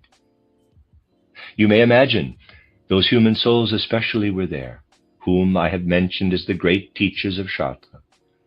Among the greatest who at that time, at the beginning of the 15th century, were in the hosts of Michael and had their deeds to do in the spiritual world. Among the greatest of them was Alanus ab Insulis. But all the others too were there, those whom I have named as belonging to the school of Chartres. United with them were the others, who by now had returned to the life between death and a new birth, who had come back again from the order of the Dominicans. Souls, therefore, belonging to the Platonic stream were intimately united with souls who belonged to the Aristotelian times. All these had experienced and undergone the several impulses of Michael. Many of them lived in such a way as to have witnessed the mystery of Golgotha, not from the earthly aspect, but from the aspect of the sun. And at that time, at the beginning of the 15th century, their situations in the spiritual world were fraught with peculiar significance. Then there arose under the leadership of Michael something which we may call, as we must use earthly expressions, a supersensible school. What had once been the Michael mystery, what had been told to the initiates in the ancient mysteries of Michael, and must now become different, since the intelligence had found its way from the cosmos to the earth, all this Michael himself now gathered up, expressing it again with untold significance to those whom he had gathered around him in this school of Michael. For it was a supersensible school of Michael at the beginning of the 15th century. All that once lived as the Michael mystery and the sun mysteries now became alive again in supersensible worlds. It was a wonderful summing up of the Platonism that had been continued in the Aristotelian manner, and of all that Alexander the Great had carried into Asia and down into Egypt. It was expounded how the ancient spirituality still lived in this. In this supersensible school, all the souls took part who had ever been connected with the stream of which I have now been speaking to you in many lectures. I mean the souls who are now predestined to belong to the anthroposophical movement, whose karma, as it takes shape, leads them to the anthroposophical movement.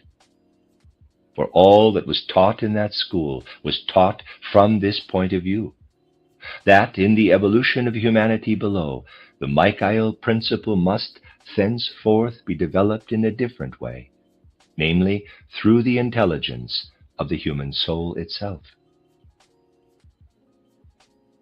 It was pointed out how, at the end of the 19th century, in the last third of this century, Michael himself would once again assume dominion upon the earth.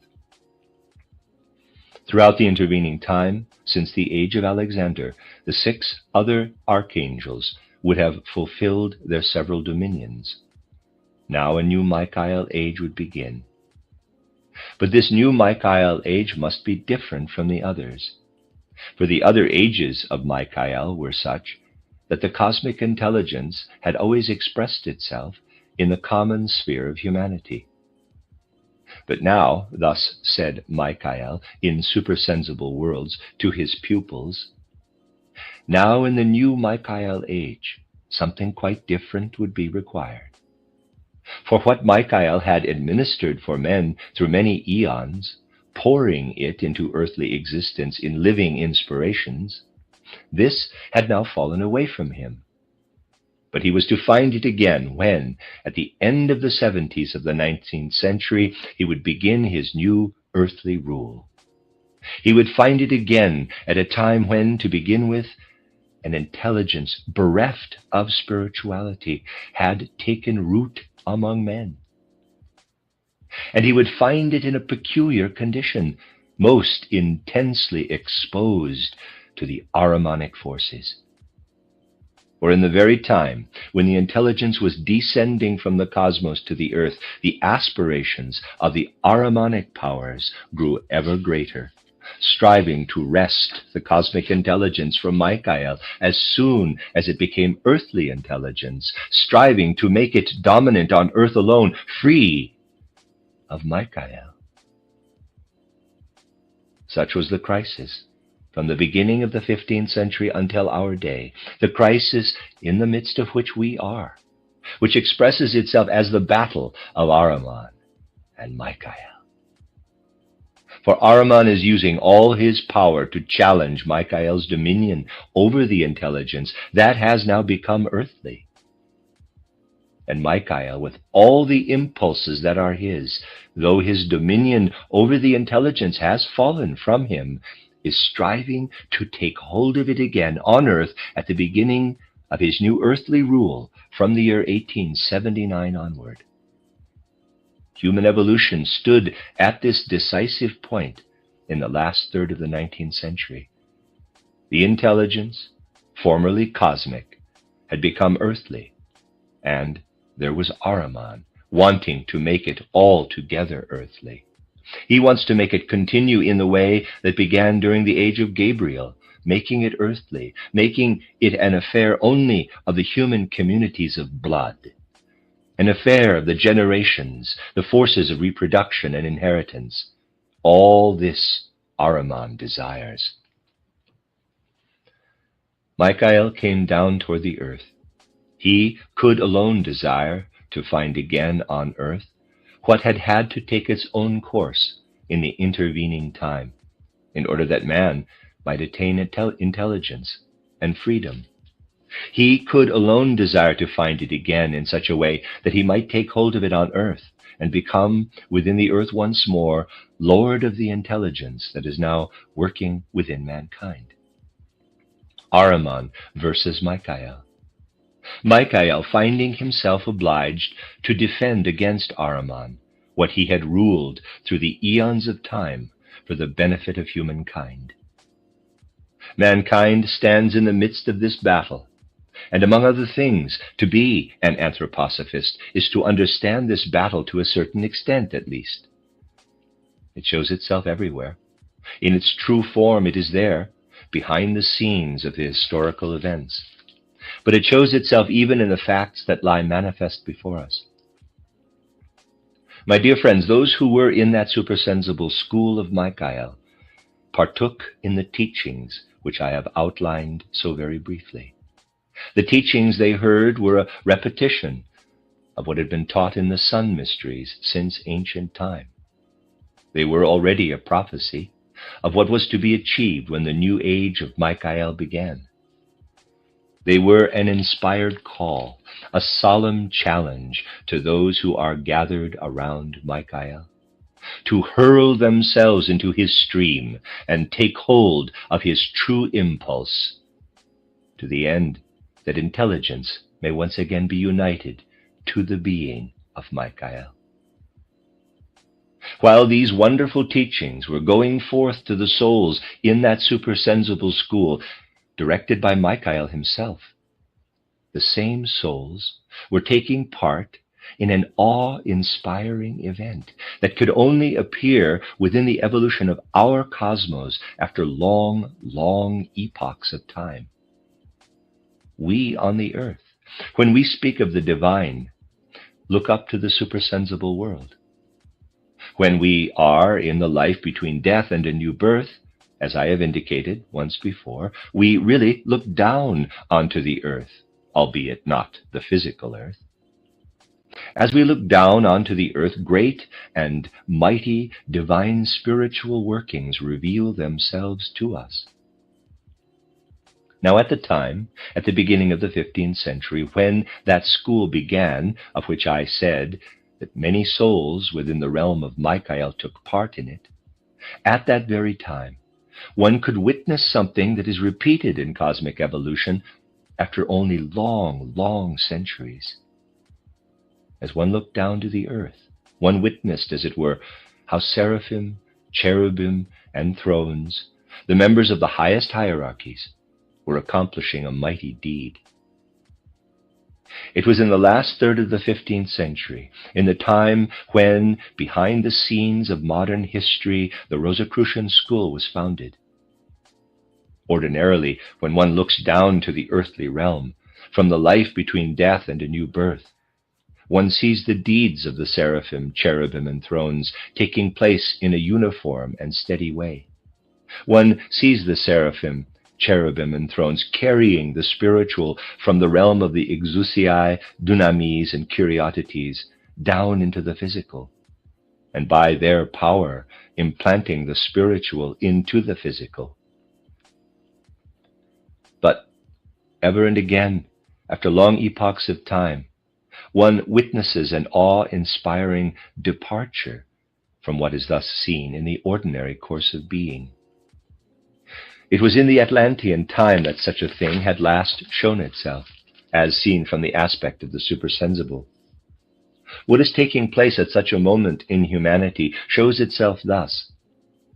As one looks down from the spiritual world, one sees the earth in all its realms flashed through by lightning flashes. One hears a mighty rolling thunder. It was one of the cosmic thunderstorms that take their course while human beings upon earth are as though wrapped in sleep. But it revealed itself mightily to the spirits around Michael. Behind all that took place historically in the soul of man at the beginning of the 15th century, there stands a tremendous process which revealed itself to the pupils of Michael at the very time when they were receiving their teachings on the supersensible. In Atlantean time, when the cosmic intelligence, while remaining cosmic, had taken possession of the hearts of men, such an event had taken place, and now for the present earthly realm it once again broke forth in spiritual lightning and thunder. Yes, it was so indeed. In the age when men were conscious of the earthly historic convulsions only, when the Rosicrucians were going forth, when all manner of remarkable events were happening of which you can read in external history, in that age the earth appeared to the spirits in the supersensible world, surrounded by mighty lightnings and thunderclaps. The seraphim, cherubim, and thrones were carrying over the cosmic intelligence into that member of man's organization, which we call the system of nerves and senses, the head organization. Once again, a great event had taken place. It does not show itself distinctly as yet.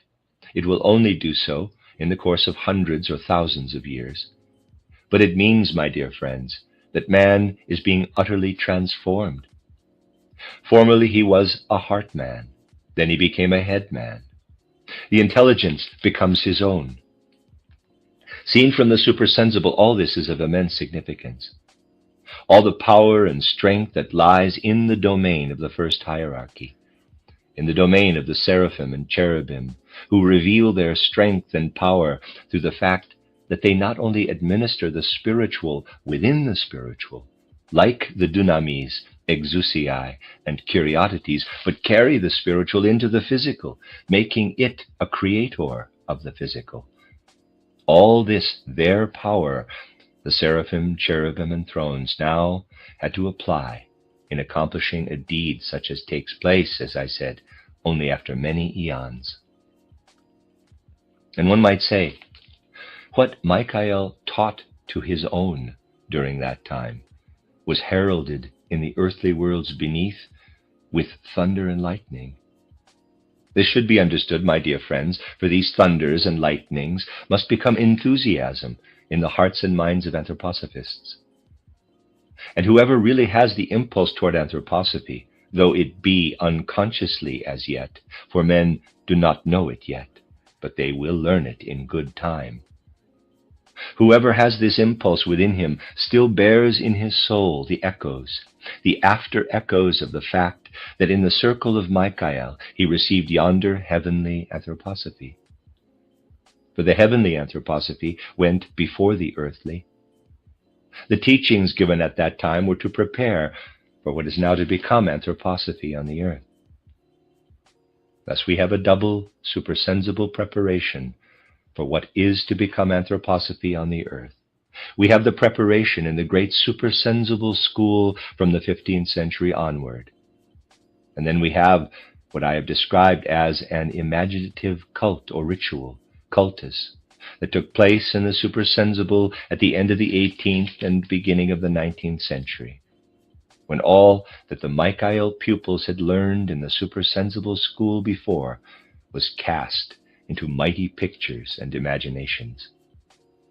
Thus were the schools prepared, who afterward descended into the physical world, being destined through all these preparations to feel the inner impulse to seek for what would work as anthroposophy on earth.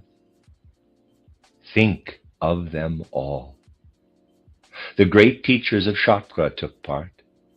They, as you know from my last descriptions, have not yet come down again. But they sent out before them those who worked above all in the Dominican order, having held a kind of conference with them at the turn of the 12th and 13th centuries. All these souls afterward came together again, those who with fiery lips had declared ancient and sacred teachings in the school of Chakra, and those again who had wrestled in the cold and clear but heart-devoted works of scholasticism to master the true meaning of intelligence. All these were among the hosts of Michael, learning the lessons of the school which I have indicated. We have this school of Michael, and we have the great imaginative ritual at the beginning of the 19th century, of the effects of which I have also spoken. Then we have the significant fact that at the end of the 1870s, the dominion of Michael began again. Michael prepares once more to receive, down here on earth, the intelligence that fell away from him in the intervening time. Intelligence must become Michael-like again. We must understand the sense of the new age of Michael. Those who come today with the inner urge to a spirituality that already shows such intelligence within it, as in the anthroposophical movement, are souls who are already here at this day according to their karma, to pay heed to what is taking place on earth in the beginning of the age of Michael. But they are connected with all those who have not yet come down again. They are connected above all with all those of the Platonic stream who still remain above in supersensible existence under the leadership of Bernardus Sylvestris, Alanus ab Insulis, and the others. Those who are able to receive anthroposophy today with true and deep devotion in their hearts, those who are able to unite themselves with anthroposophy, have within them the impulse, as a result of all they experienced in the supersensible at the beginning of the 15th century and at the beginning of the 19th century, to appear again on earth at the end of the 20th century, together with the others who have not yet returned. By that time, anthroposophical spirituality will have prepared for what must then be realized, through the community of them all, namely, for the fuller revelation of all that has been supersensibly prepared through the different streams that I have named. My dear friends, the anthroposophist should receive these things into his consciousness. He should understand that he is called to prepare already now that spirituality which must expand ever more and more, till the culmination is reached at the end of the 20th century, when true anthroposophists will be able to be here again, united with the others. Conscious, the true anthroposophist must be that the need today is to look with active participation and to cooperate in the battle between Ahriman and Michael. Only when a spirituality such as is seeking to flow through the anthroposophical movement on earth unites with other spiritual streams, will Michael find the impulses which will unite him once more with the intelligence that has grown earthly, but that in truth belongs to him. It will yet be my task to show you by what refined and clever means Ahriman is seeking to hinder this, so that you will see how sharp is the conflict that rages in our 20th century. Through all these things, we can become aware of the earnestness of the time and of the courage that is needed if we are to take our right place in these spiritual streams. Yet at the same time, the man who truly receives these things may say to himself, quote, "Thou, human soul, if only thou understand, mayest be called to help in making sure the dominion of Michael." Close quote. Then there can arise in the human soul an inner joy of devotion, a song of gladness that it is given to him to be so filled with strength. But this feeling of strong courage and courageous strength must first be found, for it stands written above us in spiritual letters, quote, "Be conscious that you will have to return before the end and at the end of the 20th century, which you yourselves have prepared. Be conscious how it will then be able to take shape, even as you prepared it." Close quote. To know oneself in the very midst of this battle, this decisive conflict between Michael and Ahriman, is one thing, my dear friends, that lies inherent in true anthroposophical enthusiasm and inspiration. The end of Lecture 7. Chronologically, this is Lecture 60.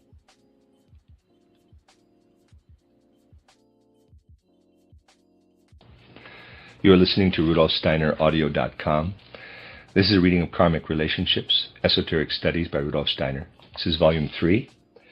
I am now on the 8th lecture in the book, which was chronologically Lecture 61.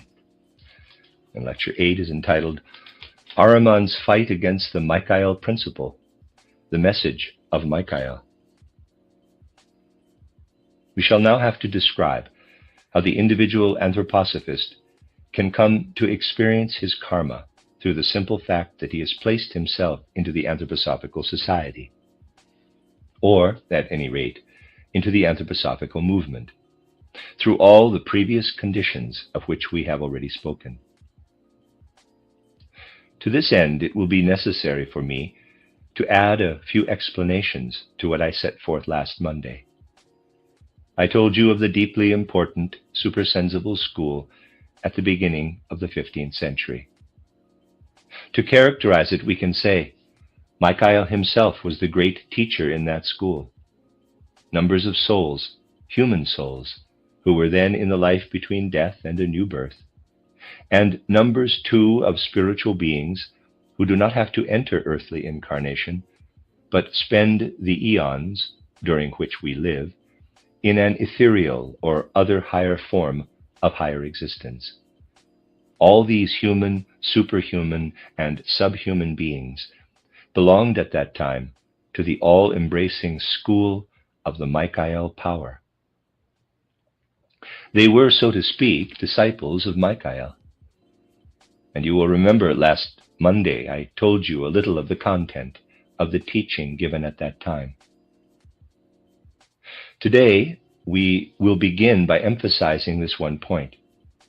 The previous Michael dominion, having lasted 3 centuries, and finding its culmination in the Alexandrian epoch of pre-Christian time, was withdrawn from the earth, and the dominions of the other archangeloi followed. At the time when on earth, within the earthly realm, the mystery of Golgotha took place, the Michael community were united in the spirit, with all the spiritual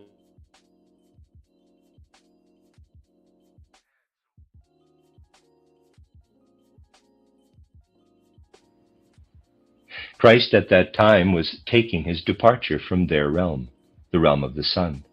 Such was their experience.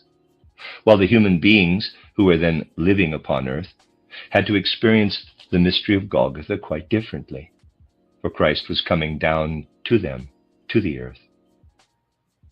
Now this is an immense, far-reaching, and gigantic contrast in experience, as between the one kind of human soul and the other. A contrast which we need to penetrate and understand with all our heart and mind. Then there began the time when the cosmic intelligence, that is to say, the essence of intelligence that is spread out over the great universe, which had been subject to the unlimited rulership of Michael until the end of the Alexandrian epoch, gradually passed into the possession of man on earth and fell, so to speak, out of the hands of Michael. You must realize, my dear friends, the evolution of mankind with respect to these things took place as follows. Till the end of the Alexandrian time, nay, even afterward, and for certain groups of human beings long, long afterward, when a man was intelligent, there was always the consciousness, not that he had evolved the intelligence within him, but that he was gifted with it from the spiritual worlds. If a man thought a clever thought, the cleverness of it was ascribed to the inspiration of spiritual beings. It is indeed of fairly recent date that man ascribes his cleverness, his intelligence, to himself. This is due to the fact that the rulership of intelligence has passed from the hands of Michael into the hands of men. When Michael, at the end of the 1870s, again assumed his regency in the guidance of earthly destinies, he found the cosmic intelligence, which had fallen away from him entirely since the 8th or 9th century AD, he found it again in the realm of mankind below. Thus it was in the last third of the 19th century, when the Gabriel dominion was over and the Michael dominion began to spread. It was as though Michael, coming to the intelligent human beings, arrived at a point where he could say, "Here do I find again that which has fallen away from me, which I administered in times long past."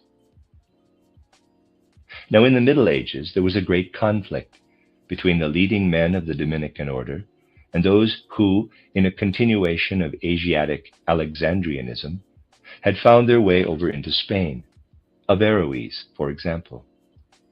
What was the substance of this conflict?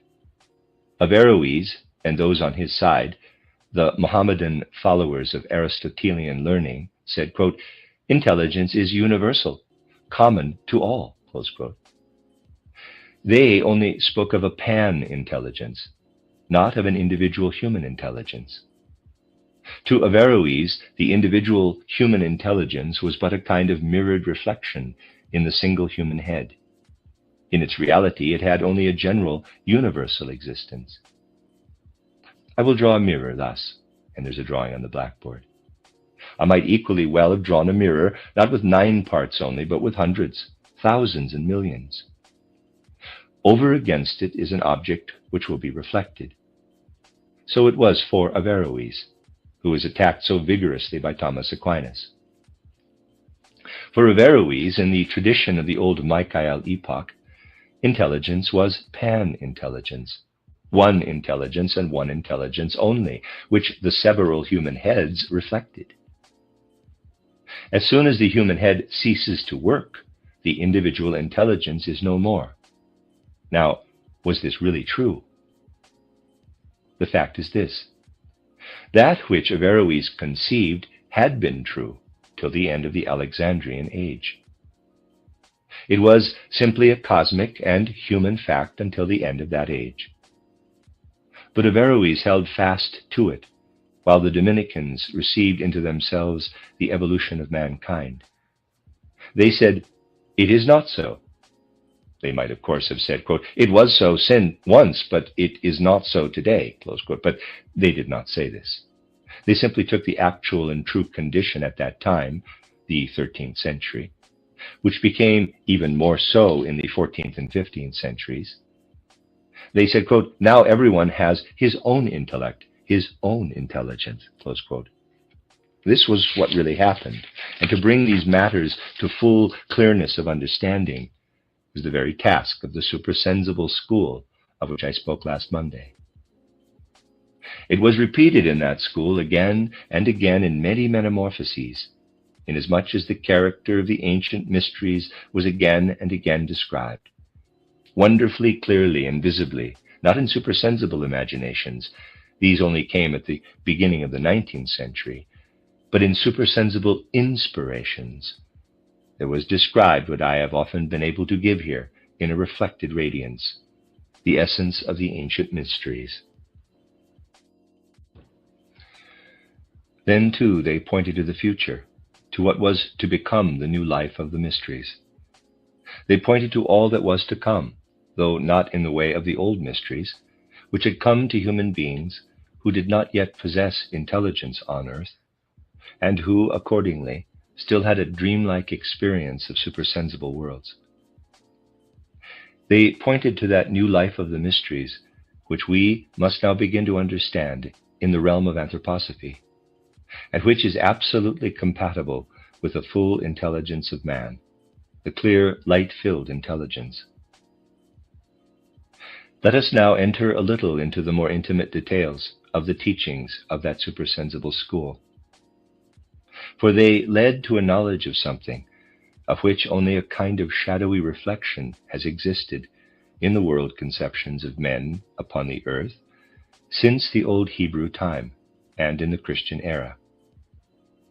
It exists to this day, when a far deeper insight ought already to prevail, in the large majority of men only as a dim reflection out of old traditions.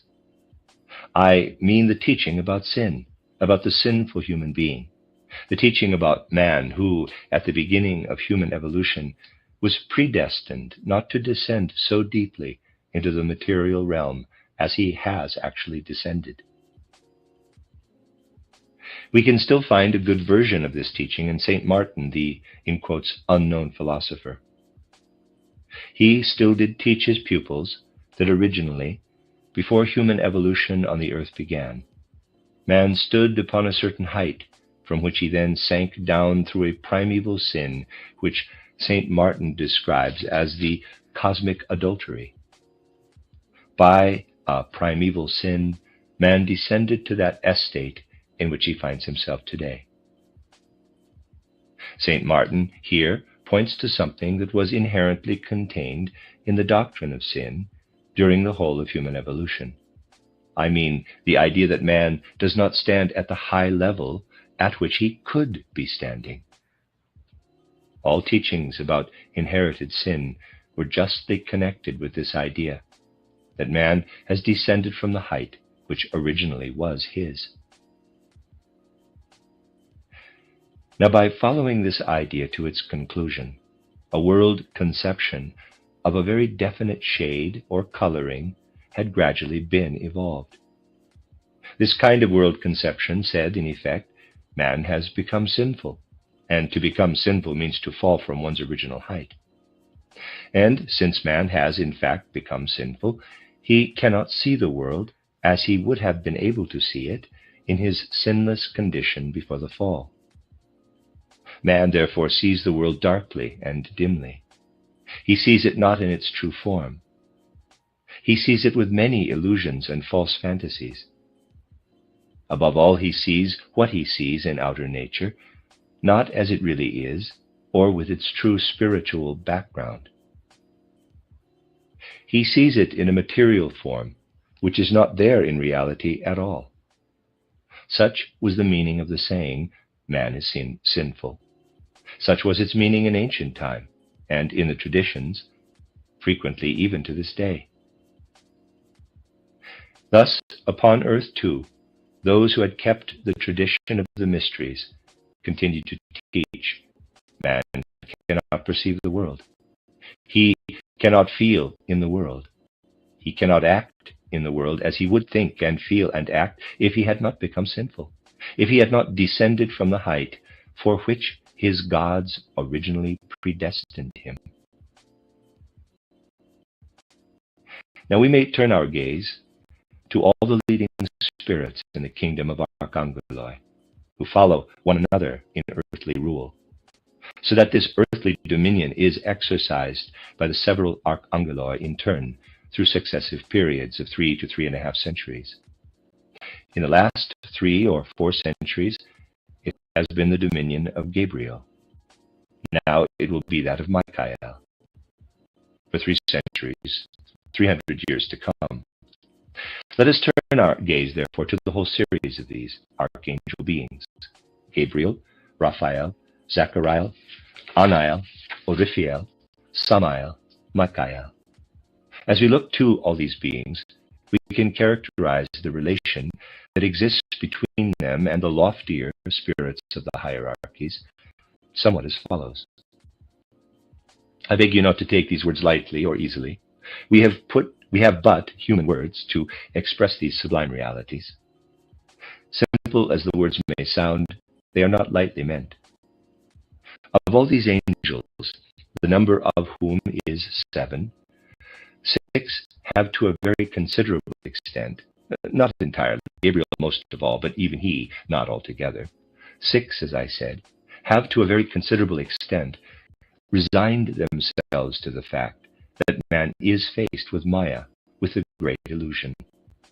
Because in his quality, which no longer accords with his original predestination, he has in fact descended from his first stature.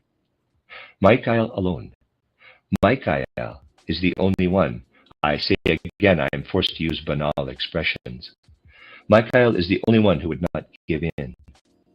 Michael, and with him those who are the Michael spirits, even among men, continues to take this stand: I am the ruler of the intelligence.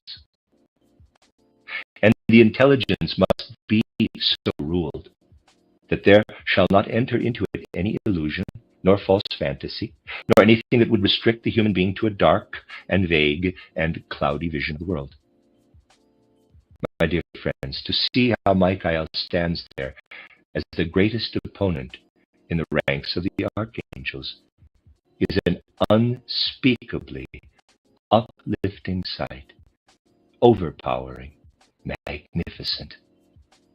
And every time a Michael age returned, it happened upon earth too that intelligence, as a means to knowledge, became not only cosmopolitan, as I have already said, but became such that men were filled through and through with the consciousness, we can, after all, ascend to the divinity. This consciousness, quote, we can, after all, ascend to the divine, close quote, played an immense part at the end of the last Michael age, the Michael age before our own. Starting from ancient Greece, the places of the ancient mysteries everywhere were in a state of discouragement. An atmosphere of discouragement had come over them all. Discouraged were those who lived on in southern Italy and Sicily, the successors of the ancient Pythagorean school of the 6th pre-Christian century, had been well nigh extinguished. They were filled with discouragement. Once again, those who were initiated in the Pythagorean mysteries saw how much illusion of materialism was spreading over the whole world. Discouraged, too, were those who were the daughters and sons of ancient Egyptian mysteries. Oh, these Egyptian mysteries! It was only like the slag from wonderful old veins of precious metal when they still handed down the deep old teachings, such as were expressed in the legend of Osiris or in the worship of Serapis. And yonder in Asia, where were those mighty and courageous ascents to the spiritual world that had taken their start, for example, from the mysteries of Diana at Ephesus? Even the Samothracian mysteries, the wisdom of the Kabiri, could now only be deciphered by individuals who bore deep within them the impulse of greatness to soar upward with might and main. By such souls alone could the clouds of smoke that ascended from Axiros, etc., from the Kabiri be deciphered. I'm not sure how to pronounce that. Readers aside, Axiros is spelled A-X-I-E-R-O-S, and I'm pronouncing that Axiros. End of readers aside. Discouragement everywhere.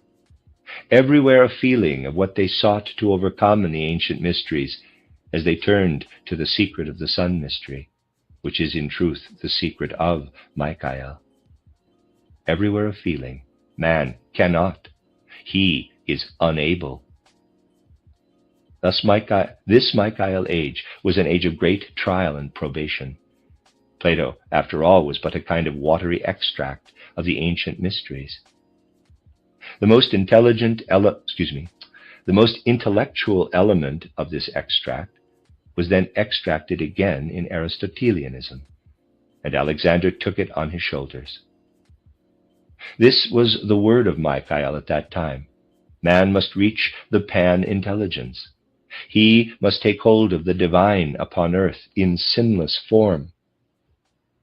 From the center of Alexandria, the best that has been achieved must be spread far and wide in all directions, through all the places of the mysteries, discouraged as they are.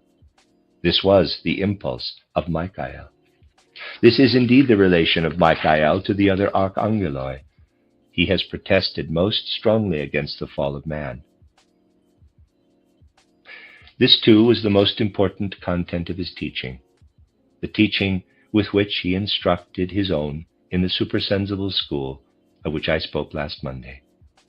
It was as follows: Now that the intelligence will be down among men upon the earth, having fallen from the lap of Michael and from his hosts, now in this new age of Michael, men will have to become aware of the way of their salvation. They must not allow their intelligence to be overcome by sinfulness. Rather must they use this age of intelligence to ascend to the spiritual life in purity of intelligence, free from all illusion. Such is the mood and feeling on the side of Michael as against the side of Ahriman. On Monday last, I characterized this great contrast. Already the very strongest efforts are being made by Ahriman, and more still will be made in the future. The strongest efforts to acquire the intelligence that has come into the hands of men. For if men once became possessed by Ahriman, Ahriman himself in human heads would be possessing the intelligence. My dear friends, we must learn to know this Ahriman, these hosts of Ahriman. It is not enough to find the name of Ahriman contemptible, or to give the name of Ahriman to so many beings whom one despises. That is of no avail. The point is that in Ahriman there stands before us a cosmic being of the highest imaginable intelligence, a cosmic being who has already taken the intelligence entirely into the individual personal element. In every conceivable direction, Ahriman is in the highest degree intelligent, over-intelligent. He has at his command a dazzling intelligence, proceeding from the whole human being, with a single exception of the part of the human being which, in the human forehead, takes on a human form. To reproduce Ahriman in human imaginations, we should have to give him a receding forehead, a frivolously cynical expression, for in him everything comes out of the lower forces, and yet from these lower forces the highest intelligence proceeds. If ever we let ourselves in for a discussion with Ahriman, we should inevitably be shattered by the logical conclusiveness, the magnificent certainty of aim with which he manipulates his arguments. The really decisive question for the world of men, in the opinion of Ahriman, is this: will cleverness or stupidity prevail? And Ahriman calls stupidity everything that does not contain intelligence within it, in full personal individuality. Every Ahriman being is over-endowed with personal intelligence in the way I have now described. Critical to a degree in the repudiation of all things unlogical, scornful and contemptuous in thought. When we have Ahriman before us in this way, then too we shall feel the great contrast between Ahriman and Michael. For Michael is not in the least concerned with the personal quality of intelligence. It is only for man that the temptation is ever present to make his intelligence personal after the pattern of Ahriman. Truth to tell, Ahriman has a most contemptuous judgment of Michael. He thinks Michael foolish and stupid, needless to say, in relation to himself. For Michael does not wish to seize the intelligence and make it personally his own. Michael only wills, and has willed through the thousands of years, nay, through the eons, to administer the pan-intelligence. And now, once more, now that men have the intelligence, it should again be administered by Michael as something belonging to all mankind, as the common and universal intelligence that benefits all men alike. We human beings shall indeed do rightly, my dear friends, if we say to ourselves, the idea that we can have cleverness for ourselves alone is foolish. Certainly we cannot be clever for ourselves alone. For if we want to prove anything to another person, logically, the first thing we must presume is that the same logic holds good for him as for ourselves. And for a third party, again, it is the same logic.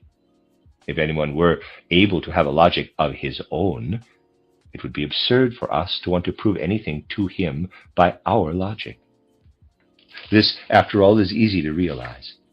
But it is essential in the present age of Michael for this realization also to enter into our deepest feelings. Thus, behind the scenes of existence is raging the battle of Michael against all that is of Ahriman. And this, as I said last Monday, is among the tasks of the anthroposophist. He must have a feeling for the fact that these things are so at the present time. He must feel that the cosmos is, as it were, in the very midst of the battle. You see, this battle was already there in the cosmos, but it became significant above all since the 8th or 9th century, when the cosmic intelligence gradually fell away from Michael and his hosts and came down to men on earth. It only became acute when the spiritual soul began to unfold in humanity, at the point of time which I have so often indicated at the beginning of the 15th century. In individual spirits who lived on earth at that time, we see even upon earth some sort of reflection of what was taking place in the great supersensible school of which I spoke last Monday. We see something of it reflected in individual men on the earth. In recent lectures, we have said much of heavenly reflections in earthly schools and institutions. We have spoken of the great school of Chartres and others. But we can speak of this in relation to individual human beings too. Thus, at the very time when the spiritual soul began to evolve in civilized mankind, when Rosicrucianism, genuine Rosicrucianism, was nurturing the early beginnings of the impulse to the spiritual soul, something of the impulse which was at work above the earth struck down like lightning upon a spirit living in that age. I mean Raymond of Zabunda. What he taught at the beginning of the 15th century is almost like an earthly reflection of the great supersensible doctrine of Michael, which I have described. Which I have characterized. He said, men have fallen from the vantage point that was given to them originally by their gods. If they had remained upon that point, they would have seen around them all that lives in the wondrous crystal shapes of the mineral kingdom, in the amorphous mineral kingdom, in the 100 and 1,000-fold forms of the plant kingdom, in the forms of the animal, all that lives and moves in water and air, in warmth and in the earthly realm. All this they would have seen as it really is, in its true nature. Raymond of Zabunda called to mind how the tree of Sephiroth, or the Aristotelian categories, those generalized concepts that look so strange to one who cannot understand them, contain what is meant to guide us through intelligence up into the universe. How dry, how appallingly dry do these categories seem, as they are taught in the textbooks of logic. Being, having, becoming, here, there, 10 of these categories, 10 abstract concepts. And people say, it is too dreadful. It is appalling to have to learn such abstractions. Why should anyone grow warm with enthusiasm for 10 generalized concepts, being, having, becoming, and so forth? But it is just as though someone were to say, here is Goethe's Faust. Why do people make so much fuss of it? It only consists of A, B, C, D, E, F to Z. Nothing else is there in the book, only A, B, C, D to Z in various combinations and permutations. Certainly one who cannot read and takes Goethe's Faust in hand will not perceive the greatness that is contained in it. He will only see A, B, C, D to Z. One who does not know how the A, B, C, D are to be combined, who does not know how they are related to one another, cannot read Goethe's Faust. So it is in relation to the reading of words with the Aristotelian categories. There are 10 of them, not so many as the letters of the alphabet, but they are indeed the spiritual letters. And anyone who knows how to manipulate being, having, becoming, etc. in the right way, just as we must know how to treat the several letters so that they produce the Faust of Goethe, anyone who knows how to do this may still be able to divine what Aristotle, for example, said of these things in his instruction of Alexander. Raymond of Zabunda was one who still drew attention to such things. He had knowledge of them. He said, look, for instance, at what is still contained in Aristotelianism. There we find something that has still remained of that old standpoint from which man fell at the beginning of human evolution on earth. Originally, men still preserved some memory of it. It was the reading in the book of nature. But men have fallen. They can no longer truly read in the book of nature. Hence God, in his compassion, has given them, in the Bible, the book of Revelation, in order that they may not entirely depart from the divine and spiritual. Thus Raymond of Zabunda still taught, even in the 15th century, that the book of Revelation exists for sinful man because he is no longer able to read in the book of nature. And in the way he taught these things, we can already perceive his idea that man must find once more the power to read in the great book of nature. This is the impulse of Michael. Now that the intelligence administered by him has come down to men, it is his impulse to lead men again to the point where they will read once more in the book of nature. The great book of nature will be opened again. Men will read once more in the book of nature.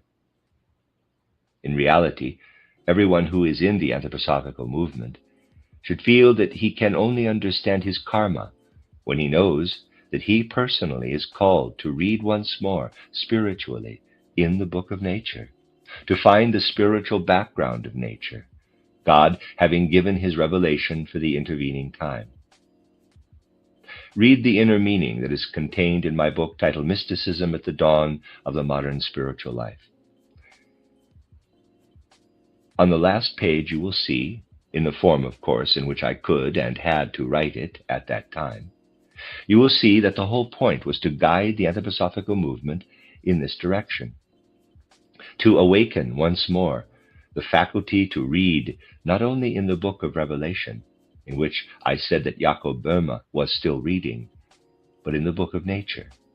The blundering, inadequate, and frequently repulsive attempts of modern natural science must be transmuted by a spiritual world conception, till there arise from them a true reading of the book of nature. I think even this expression, the book of nature, is to be found at the end of my book, Mysticism at the Dawn of the Modern Spiritual Life. From the very beginning, the anthroposophical movement had this shibboleth. From the very beginning, it was an appeal to those who should now listen to the voice of their own karma, and hear more or less dimly and subconsciously the call, quote, "Behold, my karma is somehow moved and taken hold of by this Michael message which is sounding forth into the world. I, through my own karma, have to do this, have to do with this," close quote. There are the human beings, after all, who have been always there. They are always there. They have come, and they will come ever and again. There are those who are prepared in some sense to depart from the world and come together in this which is now called the Anthroposophical Society. As to the sense in which this departure from the world is to be conceived, whether it be more or less real or outwardly formal or the like, that is another matter. For the individual souls it is a kind of departure, a going away from the world and into something different from the world in which they have grown up. All manner of karmic experiences come to the individual, each in his own way. The one will have this or that to undergo through the fact that he must tear himself loose from old connections and unite with those who are seeking to cultivate the message of Michael. There are some who feel this union with the mission of Michael as a kind of salvation. There are others who feel it in a different way, finding themselves in this position, quote, "I am drawn to Michael on the one hand and to Ahrimanism on the other. I cannot choose. Through my life I stand in the midst of these things," close quote. There are some whose inner courage tears them away, albeit they still preserve the outward connections. There are some who still find the outer connections easily, and this perhaps is best for the present condition of the Anthroposophical Society. But in every case, those human beings who are within the Anthroposophical movement stand face to face with others who are not in it, including some of whom they are deeply, karmically connected from former earthly lives. Here we can look into the strangest of karmic threads. My dear friends, we shall only be able to understand these karmic threads if we remember all the preceding conditions that we have now set forth. We shall only understand them when we have really seen how the souls who today, out of their unconscious being, feel impelled to the anthroposophical movement, have undergone experiences together. For they have undergone much together in former lives on earth. Moreover, the great majority of them belonged to the hosts who heard the Michael message in the supersensible in the 15th, 16th, and 17th centuries, and who took part at the beginning of the 19th century in the great imaginative ceremony of which I have here spoken. Thus we behold a mighty cosmic and Tellurian call, addressed to the deep karmic relationship of the members of the Anthroposophical Society. We heard last Monday how this call will continue throughout the 20th century. and how the culmination will come at the end of this century. Of these things, my dear friends, I will speak again next Sunday. The end of Lecture 8, which is chronologically Lecture 61. You are listening to RudolfSteinerAudio.com. This is a reading of the Karmic Relationships, Esoteric Studies by Rudolf Steiner. This is Volume 3. This is Lecture 9, which chronologically is Lecture 62 in this series. Lecture 9 is entitled Entry of the Michael Forces, Decisive Character of the Michael Impulses. You will have seen from the previous lectures how the souls who, out of the depths of their subconscious life, feel impelled toward the anthroposophical movement, bear this impulse within them through their special relationship to the forces of Michael. We have accordingly considered the working of these Michael forces throughout the centuries in order to see what influence the impulses of Michael can have upon the lives of those who stand in any kind of connection with them. Now, the Michael impulses, and this is of great importance for the karma of every single anthroposophist, the Michael impulses are of a kind to enter deeply and intensely into the whole being of man.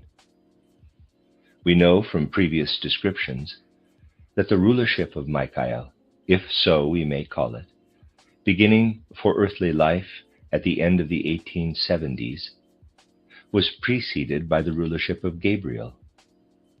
And I have described how the rulership of Gabriel is connected with forces that go through the line of physical inheritance, forces related to physical reproduction. The forces of Michael are the very opposite of this.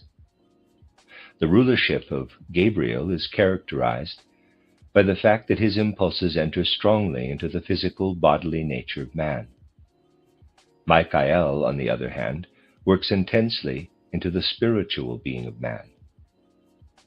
You can tell this from the very fact that he is the administrator of the cosmic intelligence. But Michael's impulses are strong and powerful. Taking their start from the spiritual, they work through and through the human being. They work into the spiritual, thence into the soul nature, and thence again into the bodily nature of man. Now, in the karmic connections of life, these super-earthly forces are constantly at work. Beings of the higher hierarchies are working with man and upon him. It is thus that the karma of a man takes shape. And so it is with the Michael forces. Working as they do upon the whole human being, they work also very strongly into his karma. Gabriel forces work only very little. I do not say not at all, but very little into the essential karma of a human being. Michael forces, on the other hand, work very strongly into his karma.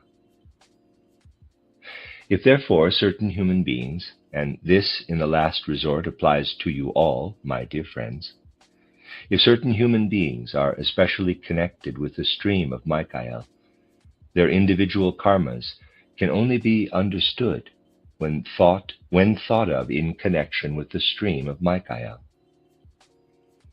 Now, Michael is a spirit who stands in a special relationship to the sun and to all sun impulses, S-U-N.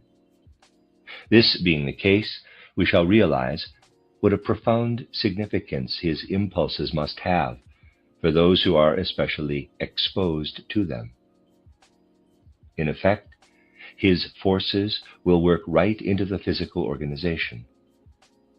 For Michael men, therefore, if we may use this term, we must connect the physical phenomena of health and illness with karma in an even higher degree than for Gabriel or Raphael men, or the like. Things in the universe are very complicated, and although Raphael is the spirit most intimately connected with the art of healing, nevertheless it is Michael who brings the karma of men nearest of all to health and to disease. There is another fact in this connection. The Michael forces not only work in a cosmopolitan sense, but they also work in such a way as to tear a man out of the narrower earthly connections of his life and carry him up onto a spiritual height, where he feels the earthly connections less strongly than others do. At any rate, his karma predestines him for this.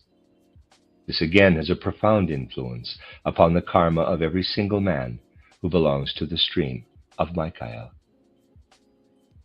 You see, in the last third of the 19th century, it did really happen that human beings, I will not say of nervous temperament, but human beings intense in soul and spirit, were able to feel the penetration of the Michael forces into the world. In those who were essentially men of Michael, this penetration of the Michael forces into the world came to expression in this way. They felt many things, which other men would have passed by more or less indifferently, entering deeply and incisively into their lives. Above all, their karma was such that they had a strong feeling, though they did not understand it clearly, a strong feeling of the battle I described the day before yesterday, the battle between Michael and Ahriman. In the present age, Ahriman can only have a strong influence upon men when their consciousness is diverted in one way or another. The most radical phenomenon is that of a fainting fit, or a diminution of consciousness lasting for a considerable time.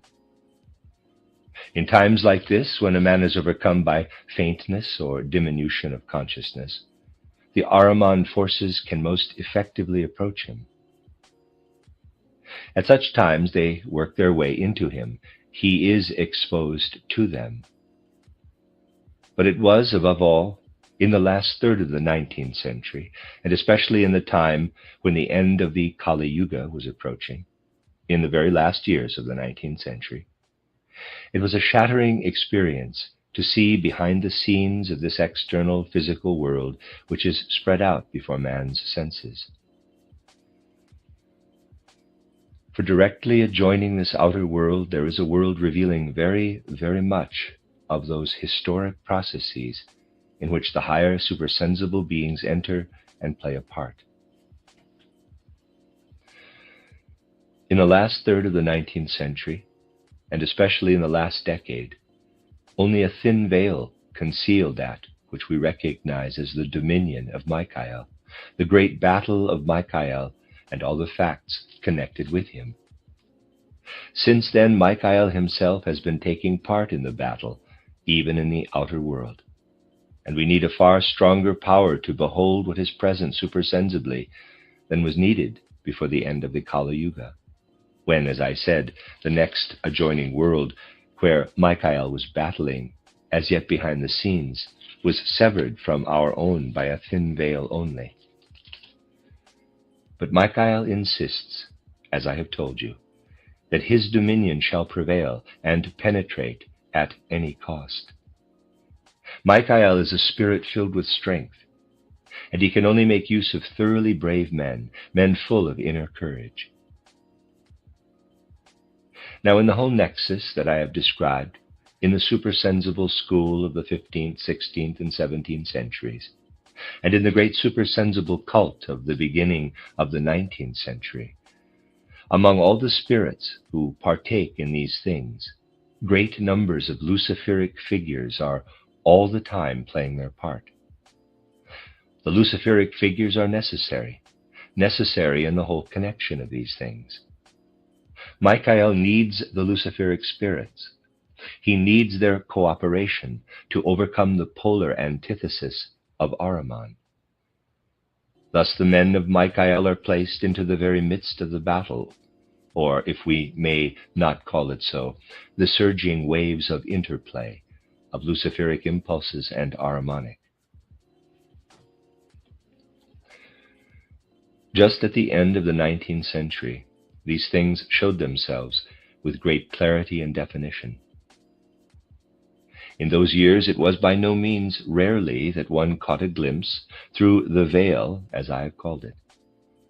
Then one saw how intensely Michael was having to battle against Ahriman, and how easy it was for the consciousness of men to be diverted by all manner of Luciferic influences.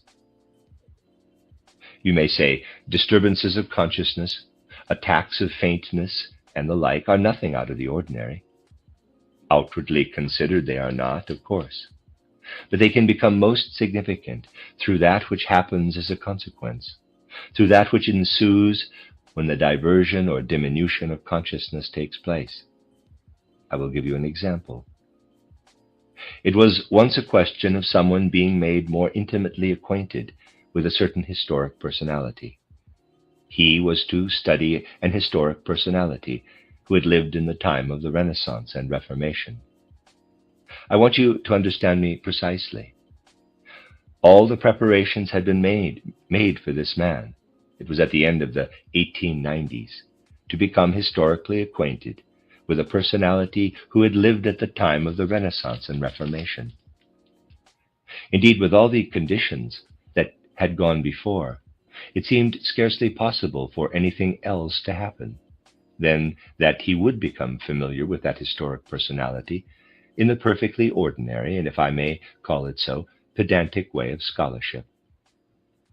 But look what happened. Through the refined workings of karma, he became incapable of using his consciousness just at the very time when he was to have had this experience. He fell into a kind of sleep from which he could not awaken, and was thus prevented. Of course, in ordinary life, one pays little heed to such a thing. Yet it is through happenings like these that we look directly from the earthly into the spiritual world.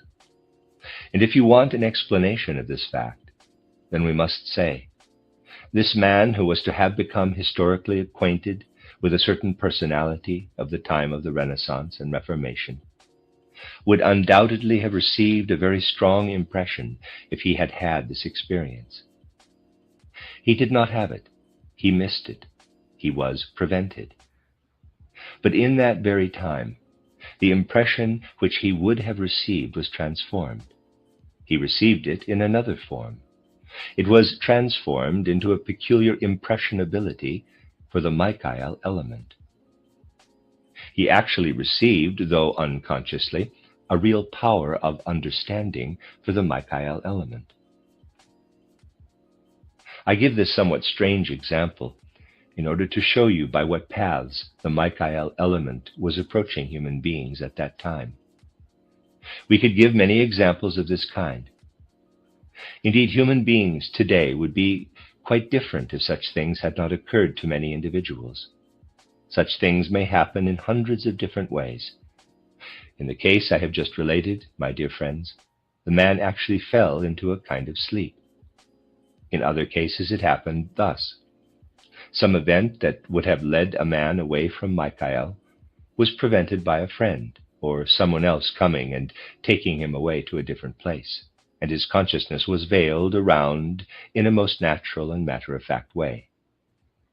He was prevented from partaking in what was karmically set before him to begin with.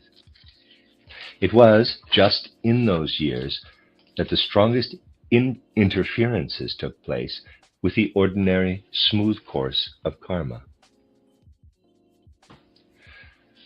And as a rule in such cases, it became evident how deeply these Michael influences work.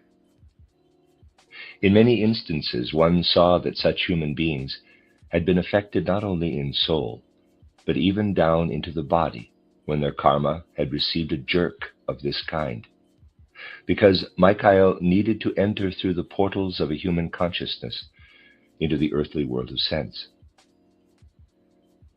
It is interesting, in the highest degree, to see how in the 1890s men were led into events which were none other than the paths of Michael from the spiritual into the physical world. For you must remember, the entry of Michael into the physical world was taking place in the last third of the 19th century, but it had been prepared for in the spiritual world for a long time before, already since the beginning of the 1840s. If I may put it so, Michael and his hosts were drawing ever nearer and nearer, and it became more and more evident that those human beings would now descend who in their earthly destiny were connected with the task of Michael, the task of receiving the intelligence here upon earth again after it had fallen away from the hosts of Michael in the supersensible world. Into the midst of all these things, as you will recognize from my presentation of the mysteries, the anthroposophical movement is placed. For the anthroposophical movement is connected, as you will see from former lectures, with this whole stream of Michael. Now I want you to consider in this light the karmic connections of individual human beings who are led by an inner urge to approach the anthroposophical movement. They come, to begin with, from the world. They stand in many connections in the world. There have, indeed, been many communities in the world's history in which human beings have become united. But there was never a cohesive power of that peculiar quality which the Michael forces engender. Hence, a peculiar situation is brought about for those who find their way from other connections in the world into the anthroposophical society. One can find one's way into other societies too, and could always do so. But one's destiny did not need to be very deeply affected.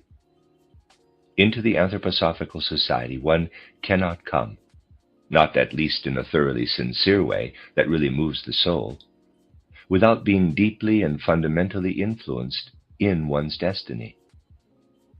This becomes especially clear when we consider these things along a right line of approach.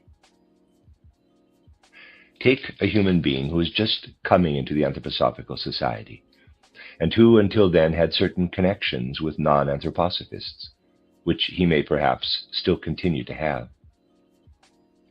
The difference between the one who stands within and the one who stands or remains outside is of far greater significance than in the case of any other communities.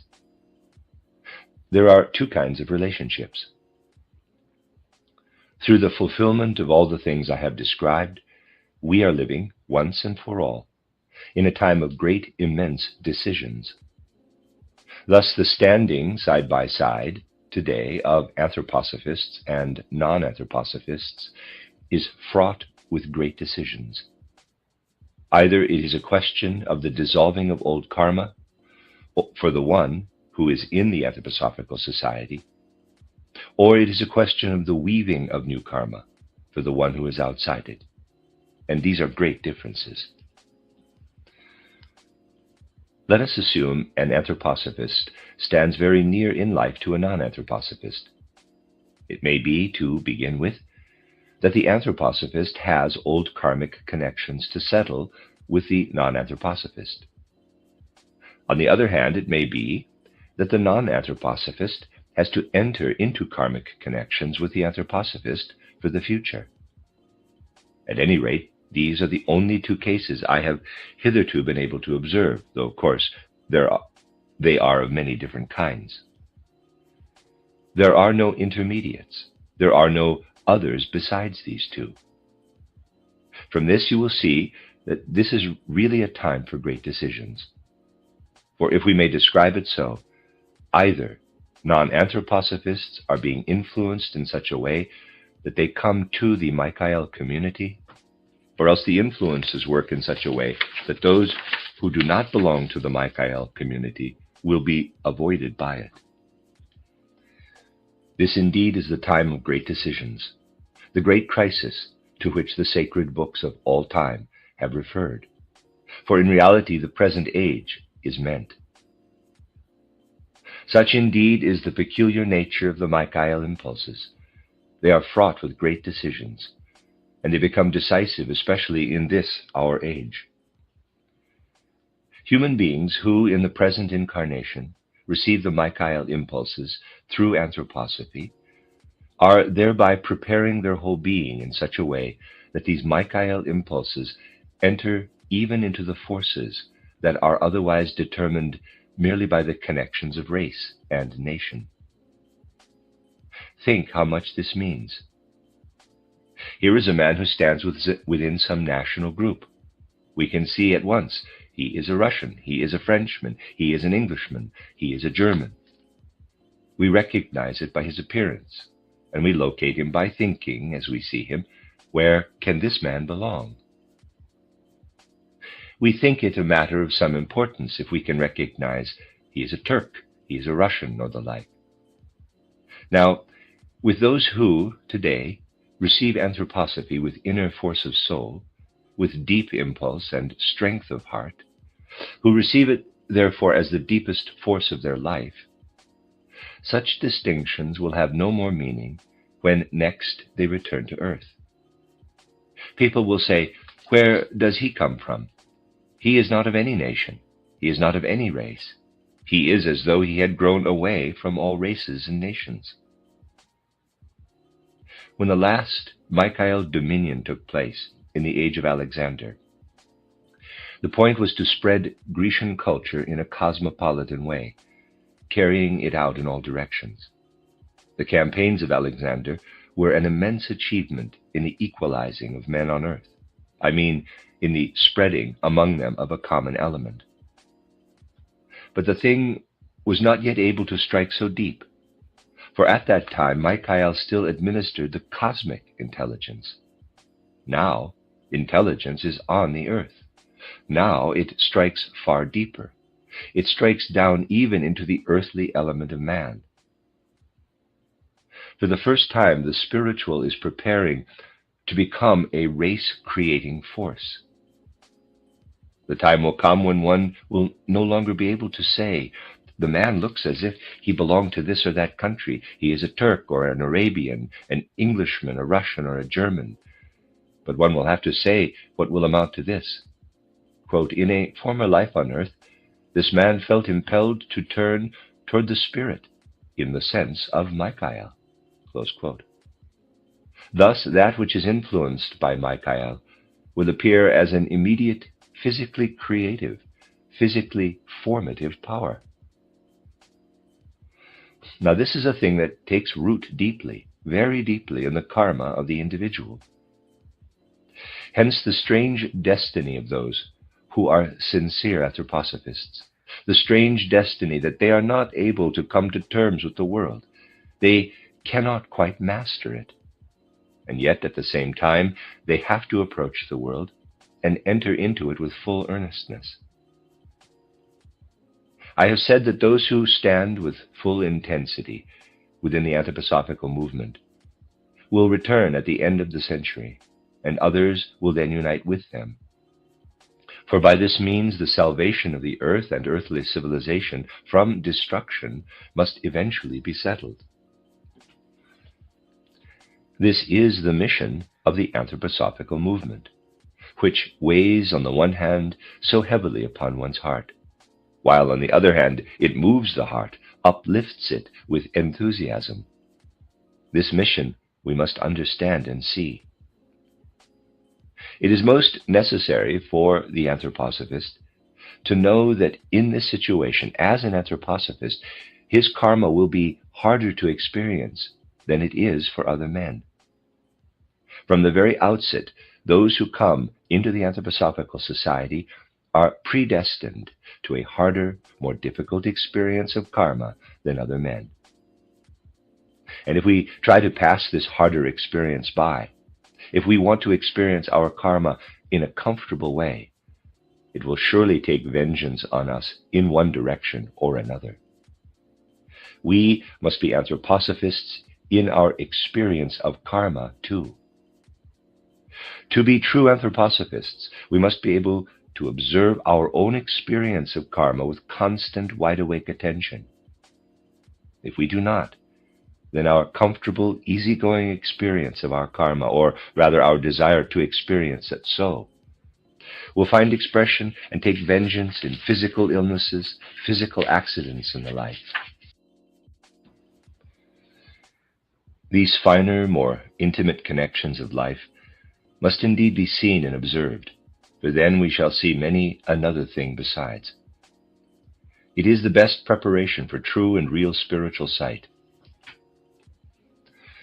To observe these more intimate connections of life attentively.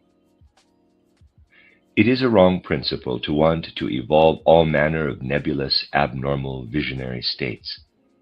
On the other hand, it is immensely right to occupy oneself with all that goes on more finely and intimately in the connections of destiny which we can recognize. Do we not see how this becomes our karma, my dear friends? We live or have lived alongside of human beings who are absolutely prevented, inwardly prevented, from coming near to the things anthroposophical. They are prevented in spite of all that we, I will not say have brought to them of anthroposophy, but that we might have brought to them if they would only take it. We see this happen, surely. Now this also is among the great decisions of present-day life. For the things that take place in this way will have great karmic significance, both for the one who comes into the anthroposophical movement and for the one who remains outside it. It will have extraordinary significance. Let us imagine that these human beings meet one another again in a future incarnation. We know that what happens to us in future incarnations is already being prepared for in this present.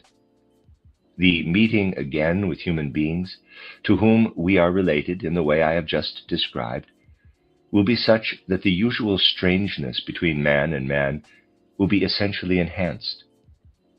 For Michael works right down into the physical sympathies and antipathies.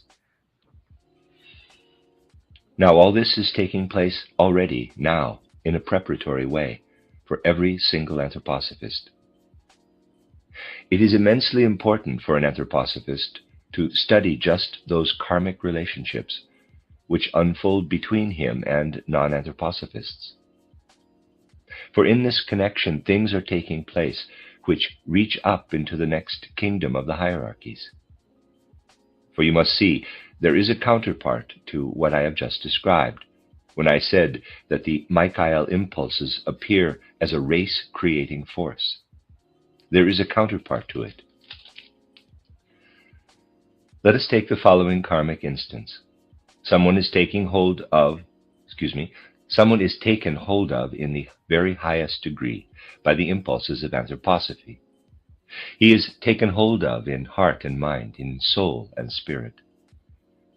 In such a case, something will necessarily happen which, expressed in words, sounds very strange indeed, and yet it is necessary. In such a case, the angel of the man must learn something. This is a thing of untold significance. The destiny of anthroposophists, the destiny that works itself out between anthroposophists and non-anthroposophists, casts its waves even into the worlds of the angeloi. It leads to a parting of the spirits, even in the world of the angeloi. The angel who accompanies the anthroposophist to his next incarnations learns to find his way still more deeply into the spiritual kingdoms than he could do before, while the angel who belongs to the other man, to the one who cannot enter, descends. It is in the destiny of the angeloi that we first perceive how this great separation is taking place. To this, my dear friends, I would now direct your hearts.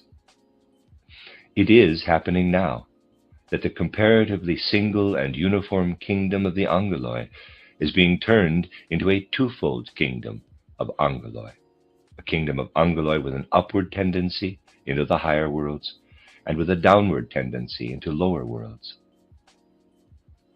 While the Michael community is being formed here upon earth, we can behold above it the ascending and the descending angeloi. Looking more deeply into the world today, one can perpetually observe these streams, which are such as to stir the heart to its foundations. Now, I have told you that those who come into the anthroposophical life fall into two main groups. There are the ones who still carry into it a knowledge from the old heathen times, and have had little experience of that Christian development which took its course during the Kali Yuga.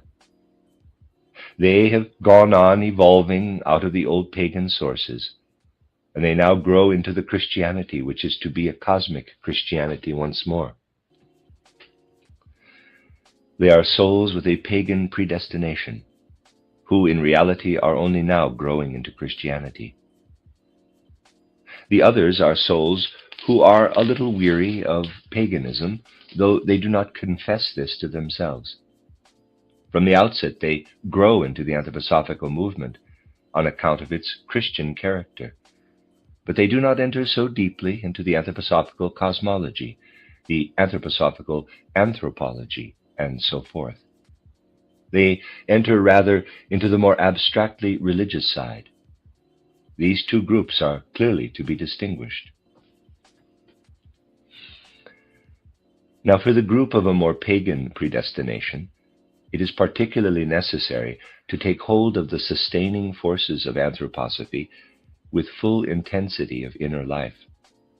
For this group, it is most necessary to avoid all sidetracks and other considerations, and steer straight forward in the direction of the anthroposophical sustaining forces. We can only grasp these things when we receive them in our hearts, but they must enter into the hearts of anthroposophists. For only then will a real living together within the anthroposophical society be possible, on a true anthroposophical foundation. When the more pagan kind of souls, if I may call them so, bring forth their forces, which are in many cases already there in this incarnation, deep within their souls, though they will often only come forth with difficulty, then, as I say, they do bring forth the forces that are there in them. Then there will spread over the whole anthroposophical society an atmosphere of steady and courageous progress in the good sense of Michael. If this is to be so, we must have the courage to look straight into the intense conflict that is taking place, as between the things that Michael must undertake to achieve his great task, and the things that Ahriman is perpetually placing in his way. Ahriman has already taken hold of certain tendencies in civilization and placed them in his service. Consider this one fact. Only since the 15th century has it become most thoroughly possible for man to take hold of the intelligence. For since that time the spiritual soul is present in man, and the spiritual soul is man's very own. Therefore it can make the intelligence its very own. Moreover, it is only since that time that those things have come to men which have made them so exceedingly keen, if I may say so, on their own personal intelligence. Make this little calculation. It embraces huge dimensions, though the greatness of it be only in a spatial sense. Try to make this little calculation, my dear friends. Add up in thought all that is being thought today within a single day by all the writers in newspapers over the whole earth, so that newspapers may be produced. Try to imagine the tremendous sum total of intelligence that is being chewed out from their pens, put onto paper, printed, and so on. See what an enormous amount of personal intelligence is flooding through the world. And now go back a few centuries, go back into the 13th century, and see whether such a thing is there at all. It is simply not there. There can be no question of its being there. But I will give you another task. Imagine in your thought, today is Sunday, it is a good opportunity. Just imagine how many meetings are being held on political questions from west to east. We need not go beyond Europe for the moment. Here again, how much personal intelligence is flooding through the atmosphere of the earth. And now imagine yourself in the 13th century. They managed without the newspapers and without the meetings. None of these things existed. Compare the 13th century with the present time. We may put it thus. When you transplant yourself into the 13th century, you can look out over the world. Your vision is clear and unobstructed. There are no editorial offices, no political meetings, none of these. You look through clear and free. But today, as you look over the world, everywhere the waves of personal intelligence are surging forth. They are there everywhere. You simply cannot penetrate. It is a spiritual air that you could cut with a knife, as in some meeting rooms where everyone is smoking his pipe or his cigar like a chimney pot, and you say, quote, "It is an air that you could cut with a knife," close quote. So is the spiritual atmosphere today. Such differences must be considered if we would judge at all, truly, of the succession of historic epochs. When you read histories like Ranko, you see nothing of these things, yet these are the real facts of history. And all this that has come about since the 13th century, what is it? It is spiritual nourishment for the Ahrimanic powers. Here in this region, they are first able to make their attacks. Hence, the possibilities for Ahriman to take a hand in civilization have become ever greater and greater. Needless to say, spirits like Ahriman are not there to incarnate in physical bodies on the earth. Nevertheless, they can work on the earth, not indeed by incarnating, but by incorporating themselves for certain spaces of time, when in one man or another there happens what I mentioned before, a diminution or diversion of consciousness. At such moments, the human being provides a vehicle, and Ahriman is able not indeed to incarnate, but to incorporate himself and to work out of that human being with that human being's faculties. It will be my further task to tell you of this kind of working of the Ahrimanic powers. I shall have to show, for example, how Ahriman has appeared in the course of modern time even as an author. This will show you what things must be observed today by those who would fain observe realities. That is the end of Lecture 9, which is chronologically Lecture 62. You are listening to RudolfSteinerAudio.com. This is a reading of Karmic Relationships, Esoteric Studies by Rudolf Steiner. This is Volume 3. This is Lecture 10 in Volume 3, which is chronologically Lecture 63. Lecture 10 is entitled The Michaelites, Their Karmic Impulse Toward the Spiritual Life, the Working of Ahriman into the once cosmic and now personal intelligence. The fundamental feeling which I have wanted to call forth is this: the individual who finds himself within the anthroposophical movement should begin to feel something of the peculiar karmic position which the impulse to anthroposophy gives to a man. We cannot but confess that in the ordinary course of life, man feels very little of his karma. He confronts his life as though the things that become his life's experience happened by fortuitous concatenations of circumstance. He pays little heed to the fact that the things that meet him in earthly life, from birth till death, contain the inner karmic relationships of destiny. Or if he does not consider this, he is all too prone to believe that a kind of fatalism is herein expressed, and that human freedom is thereby called into question, and the like. I have often said that the more intensely we penetrate the karmic connections, the more do we see the true essence of freedom. We need not, therefore, fear that by entering into the karmic relationships more accurately, we shall lose our open and unimpaired vision of the essence of human freedom. I have described the matters connected with the former earthly lives of those who come into the Michael community, and with their lives between death and a new birth. You will have seen that with all such human beings, that is to say, in the last resort with all of you, it is of the greatest importance that the spiritual plays a deep and significant part in the whole inner configuration of the soul. In our materialistic age, with all its conditions of life, of education and upbringing, a man can only come sincerely to a thing like anthroposophy. Otherwise, his coming to it is insincere. He can only come to it sincerely through the fact that he bears within him a karmic impulse, impelling him toward the spiritual. In this karmic impulse are summed up all those experiences which he underwent in the way I have described before he came down into the present earthly life.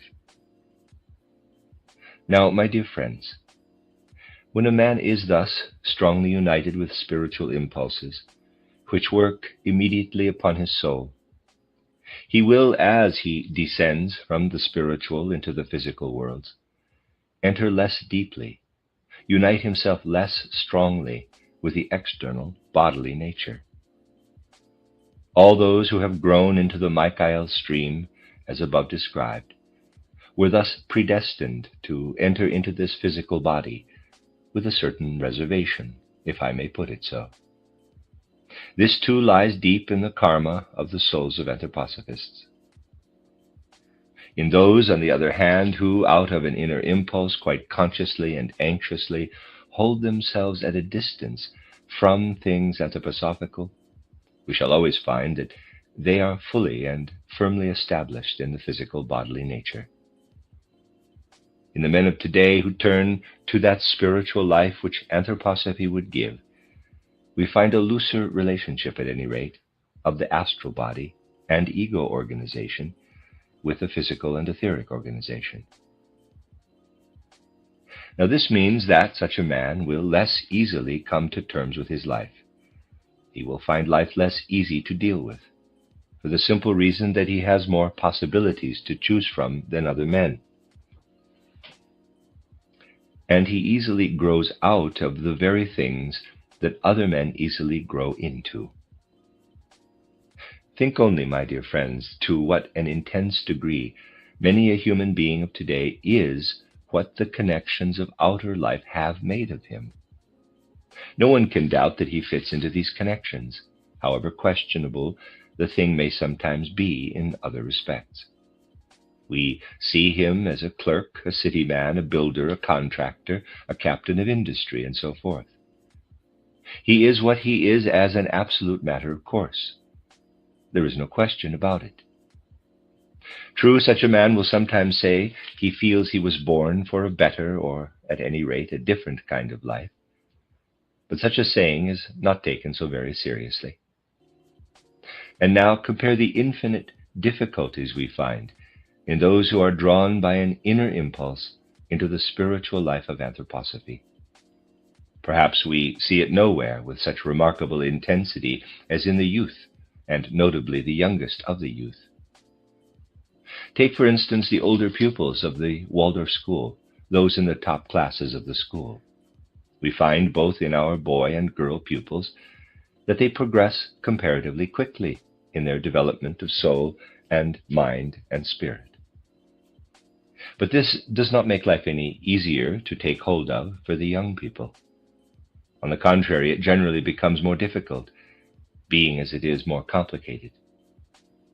The possibilities become wider and more far-reaching.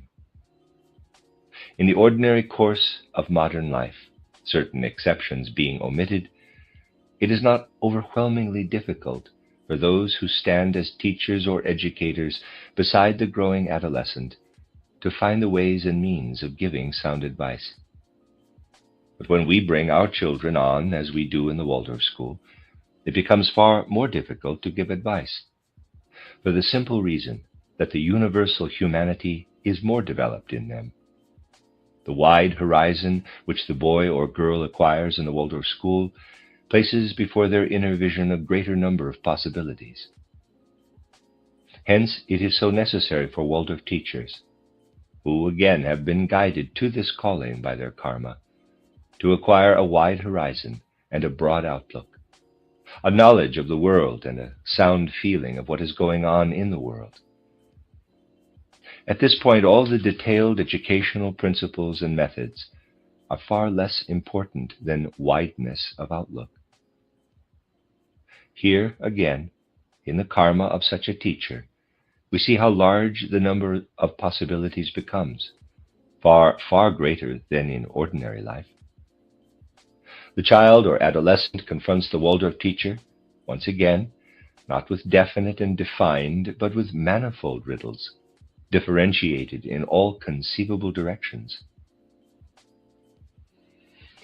The real karmic conditions and predisposing causes of all that impels a man to anthroposophy will best be understood if we speak not in pedantic outline and definition, but rather hint at the things in one way or another, characterizing more the atmosphere in which, if I may put it so, anthroposophists unfold their lives. All this makes it necessary for the anthroposophist to pay heed to one condition of his karma, a condition that is sure to be present in him to a high degree. Much can be said, and we shall still have to say many things, about the reasons why one or another character or temperament is drawn to anthroposophy after the events of the spiritual world which I have described. But all these impulses, which bring the single anthroposophists to anthroposophy, have, as it were, one counterpart, which the spirit of the world has made more strong in them than in other men. All the many possibilities that are there with respect to the most manifold things in life demand from the anthroposophist initiative, inner initiative of soul. We must become aware of this. For the anthroposophist, this proverb must hold good. He must say to himself, quote, "Now that I have become an anthroposophist through my karma, the impulses which have been able to draw me to anthroposophy require me to be attentive and alert. For somehow or somewhere, more or less deeply in my soul, there will emerge the necessity for me to find inner initiative in life, initiative of soul which will enable me to undertake something or to make some judgment or decision out of my own inmost being." Close quote. Verily, this is written in the karma of every single anthroposophist. Quote, "Be a man of initiative, and beware lest through hindrances of your own body, or hindrances that otherwise come in your way, you do not find the center of your being, where is the source of your initiative. Observe that in your life all joy and sorrow, all happiness and pain will depend on the finding or not finding of your own individual initiative." Close quote. This should stand written as though in golden letters, constantly before the soul of the anthroposophist. Initiative lies in his karma, and much of what meets him in this life will depend on the extent to which he can become willingly, actively conscious of it. You must realize that very, very much has been said in these few words. For in our time, there is extraordinarily much that can lead one astray with respect to all that guides and directs one's judgments. And without clear judgment on the conditions of life, initiative will not find its way forth from the deep foundations of the soul. Now, what is it that can bring us to clear judgment on the things of life, especially in this our age? My dear friends, let us here consider one of the most important and characteristic features of our time. Let us then answer the question, how can we come to a certain clarity of judgment in face of it? You will see presently that in what I am now going to tell you, we have a kind of, quote, egg of Columbus, close quote.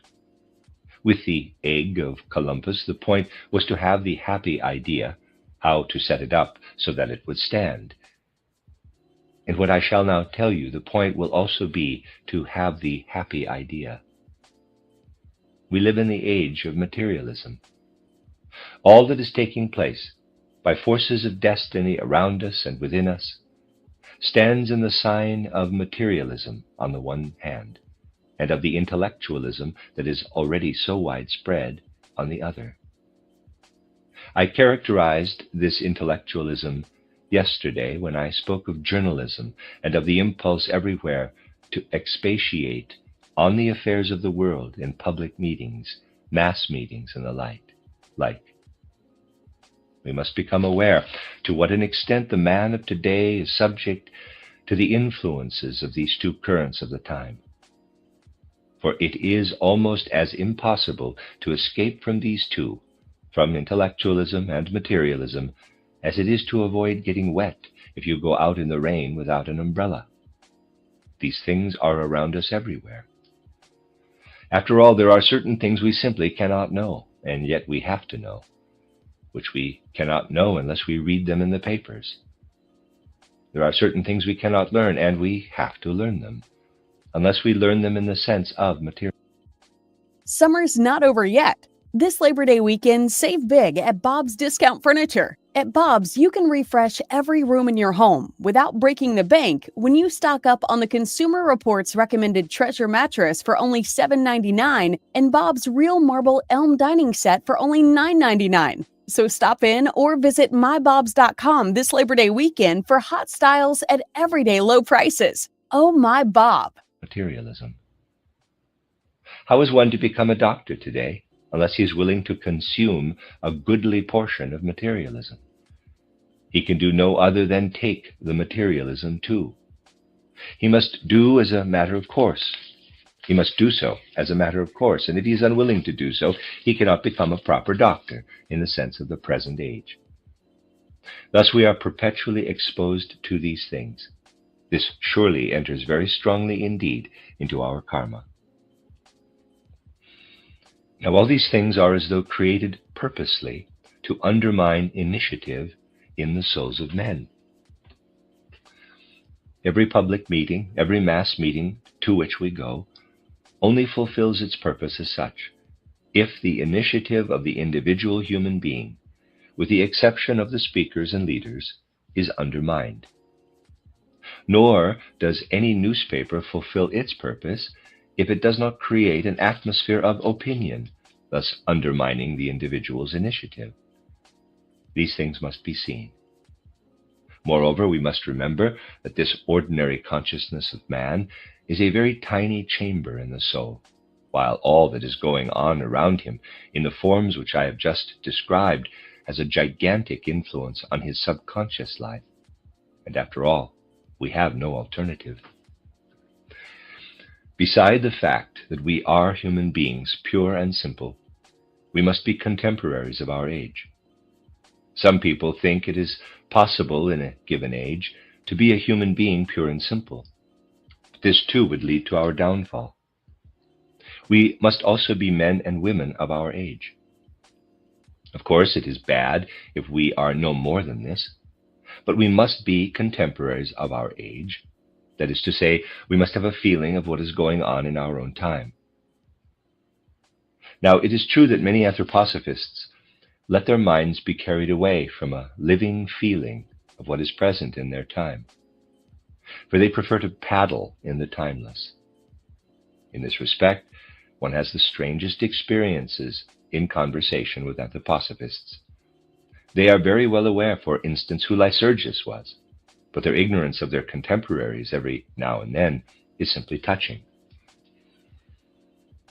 This too is due to the fact that such a man is predisposed to the unfolding of inner initiative. His karma, having placed him in the world with this quality, is always in the position, forgive the comparison, of a bee that has a sting but is afraid to use it at the right moment.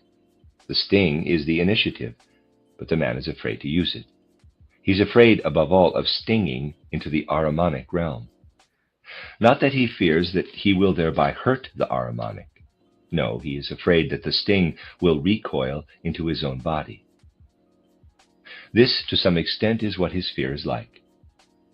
Thus, through an undetermined fear of life, the initiative remains inactive. These are the things which we must see through. On all hands, theoretically and practically, we meet with the materialism of our time. It is powerful, and we let our initiative be put off by it. If an anthroposophist has a sense for these things, he will perceive how he is being confused, put off, thrown back on every hand by materialism, theoretical and practical, even in the deepest impulses of his will. Now this gives a peculiar form to his karma. If you will observe yourselves truly, you will discover it in your lives day by day, from morning until evening. And out of all this there naturally arises as a prevalent feeling of life, how shall I prove, theoretically and practically, the falsehood of materialism? This impulse lives in the hearts and minds of many anthroposophists. Somehow or other they want to convict materialism of falsehood. It is the riddle of life, the riddle that life has set so many of us in theory and practice. How shall we contrive to prove the falsehood of materialism? Here is one who has been through the schools and has become a learned man. You will find many an example in the Anthroposophical Society. Now, he is awakened to be an anthroposophist. He feels a tremendous impulse to refute materialism, to fight it, to say all manner of things against it. So he begins to attack and refute materialism, and maybe he thinks that in this very act he stands most thoroughly within the stream of Michael. But as a rule he meets with little success, and we cannot but admit these things that are said against materialism, though they often proceed from a thoroughly good will, do not succeed. They make no impression upon the materialist in theory or practice. Why not? This is the very thing that hinders our clarity of judgment. Here stands the anthroposophist. In order not to be hampered in his initiative, he wants to be clear what it is that confronts him in materialism. He wants to probe the wrongness of materialism to its foundations. But as a rule, he finds little success. He thinks he is refuting materialism, but it is ever on its legs again. Why is this so? Now comes what I have called the egg of Columbus. Why is it so, my dear friends? It is due to the simple fact that materialism is true. I have said this many times. Materialism is not wrong. It is quite right. Here lies the reason. And the anthroposophist should learn in a very special way the lesson that materialism is right. He should learn it in this way. Materialism is right, but it holds good of the outer physical body only. The others who are materialists know the physical only, or at least they think they know it. Here lies the error, not in the materialism itself. When we learn anatomy or physiology or practical outer life, in the materialistic way we learn the truth, but it holds good in the physical alone. This confession must be made out of the inmost depths of our human being. I mean the confession that materialism is right in its own domain. Nay, more, that it is the splendid achievement of our age to have discovered what is right and true in the domain of materialism. But the thing also has its practical, its karmically practical aspect. This is what will happen in the karma of many an anthroposophist. He will come to have the feeling, here am I, living with human beings with whom indeed karma has united me. I spoke of this yesterday. Here am I, living with human beings who know materialism only. They only know what is true of the physical life, and they cannot approach anthroposophy because they are put off by the very correctness of the knowledge that they have. Now, my dear friends, we live in the age of Michael, and in our souls is the intellectuality that fell from Michael. When Michael himself administered the cosmic intelligence, these things were different.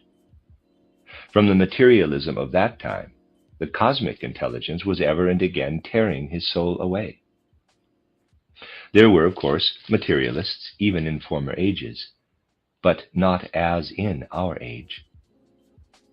In former ages, a man might be a materialist. Then, with his ego and astral body, He was implanted in his physical and etheric body. He felt his physical body. But the cosmic intelligence that Michael administered tore his soul away from it ever and again. Today we are side by side. Indeed, we are often karmically united with men in whom it is as follows. They too have the physical body, but the cosmic intelligence has fallen away from Michael and is living individually, personally, as it were, in the human being. Hence the ego, all that is soul and spirit, remains in the physical body. Thus, there are standing side by side with us men whose soul and spirit has dived deep down into their physical body. When we stand side by side with non-spiritual human beings, we must see these things according to the truth. Our standing beside them must not merely call forth in us sympathy or antipathy in the ordinary sense. It must be an experience that moves our soul deeply, and it can indeed be a shattering experience, my dear friends. To realize how tragic, how deeply moving an experience it must be to stand thus side by side with materialists, who, as I said before, are right in their own way. We need only look at those among them who are often highly gifted and who, out of certain instincts, may have very good impulses indeed, yet they cannot come to spirituality. We see the tragedy of it when we come to consider the great gifts and noble qualities of many of those who are materialists. For after all, there can be no question but that they who, in this time of great decisions, do not find their way to the Spirit, will suffer harm in their soul life for the next incarnation. Great as their qualities may be, they will suffer harm. And when we see how, through their karma, a number of human beings today have the inner impulse to spirituality, while others cannot come near to it, when we behold this contrast, our karmic living together with such as I have here described should find a deep response within our souls. It should touch us and move us with a sense of tragedy. Until it does so, we shall never come to terms with our own karma. For if we sum up all that I have said of Michaelism, if I may now so call it, then we shall find the Michaelites are indeed taken hold of in their souls by a power that is seeking to work from the spiritual into the full human being, even down into the physical. I described it yesterday as follows. I said these human beings will put aside the element of race, the element which, from natural foundations of existence, gives the human being such or such a stamp. If a man is taken hold of by the Spirit in this earthly incarnation, inasmuch as he now becomes an anthroposophist, he is thereby prepared in future to become a man no longer distinguished by such external features, but distinguished rather by what he was in the present incarnation. Let us be conscious of this in all humility. The time will come when, in these human beings, the Spirit will reveal its own power to form the physiognomy, to shape the whole form of man. Such a thing has never yet been revealed in the history of the world. Hitherto, the physiognomies of men have been formed on the basis of their nationality, out of the physical. Today, we can still tell by the physiognomy of men where they hail from, especially when they are young, when the cares of life or the joys and divine enthusiasms of life have not yet left their mark. But in the time to come, there will be human beings by whose physiognomy and features alone one will be able to tell what they were in their past incarnation. One will know that in their past incarnation they penetrated to the things of the Spirit. Then will the others stand beside them, and what will their karma then signify? It will have cast aside the ordinary karmic affinities. My dear friends, In this respect, he, above all, who knows how to take life in real earnest, will tell you, one has been karmically united, or is still karmically united, with many who cannot find their way into this spirituality. And however many a kinship may still be left in life, one feels a more or less deep estrangement, a justified estrangement. The karmic connection, as it would work itself out in ordinary life, falls away. It goes. But it remains for something different. I would put it in this way.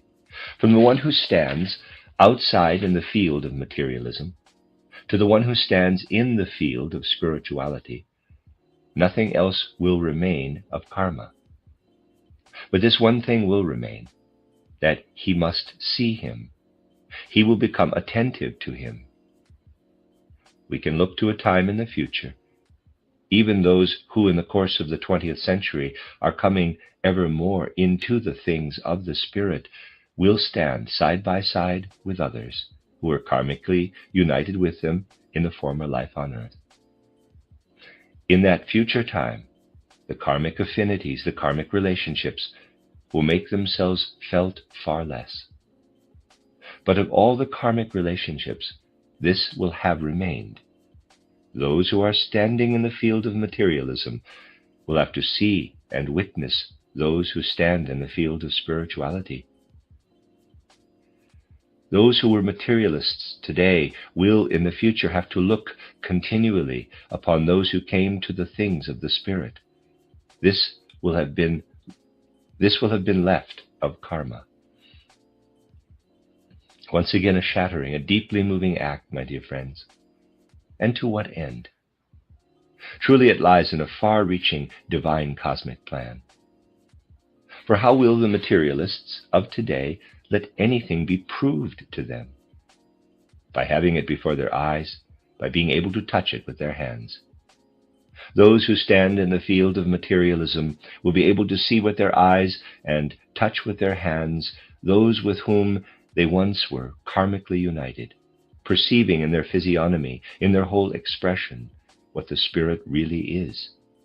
For it will have become creative in outer form and feature. In such human beings it will thus be proved visibly for the eyes of man what the Spirit is as a creative power in the world.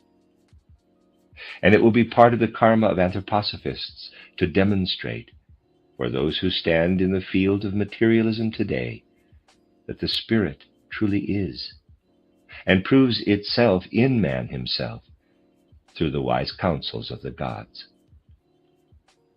But to come to this, it is necessary for us to confront intellectualism, not in a vague and nebulous and ill-advised way, but truly. We must not go out, my dear friends, without an umbrella.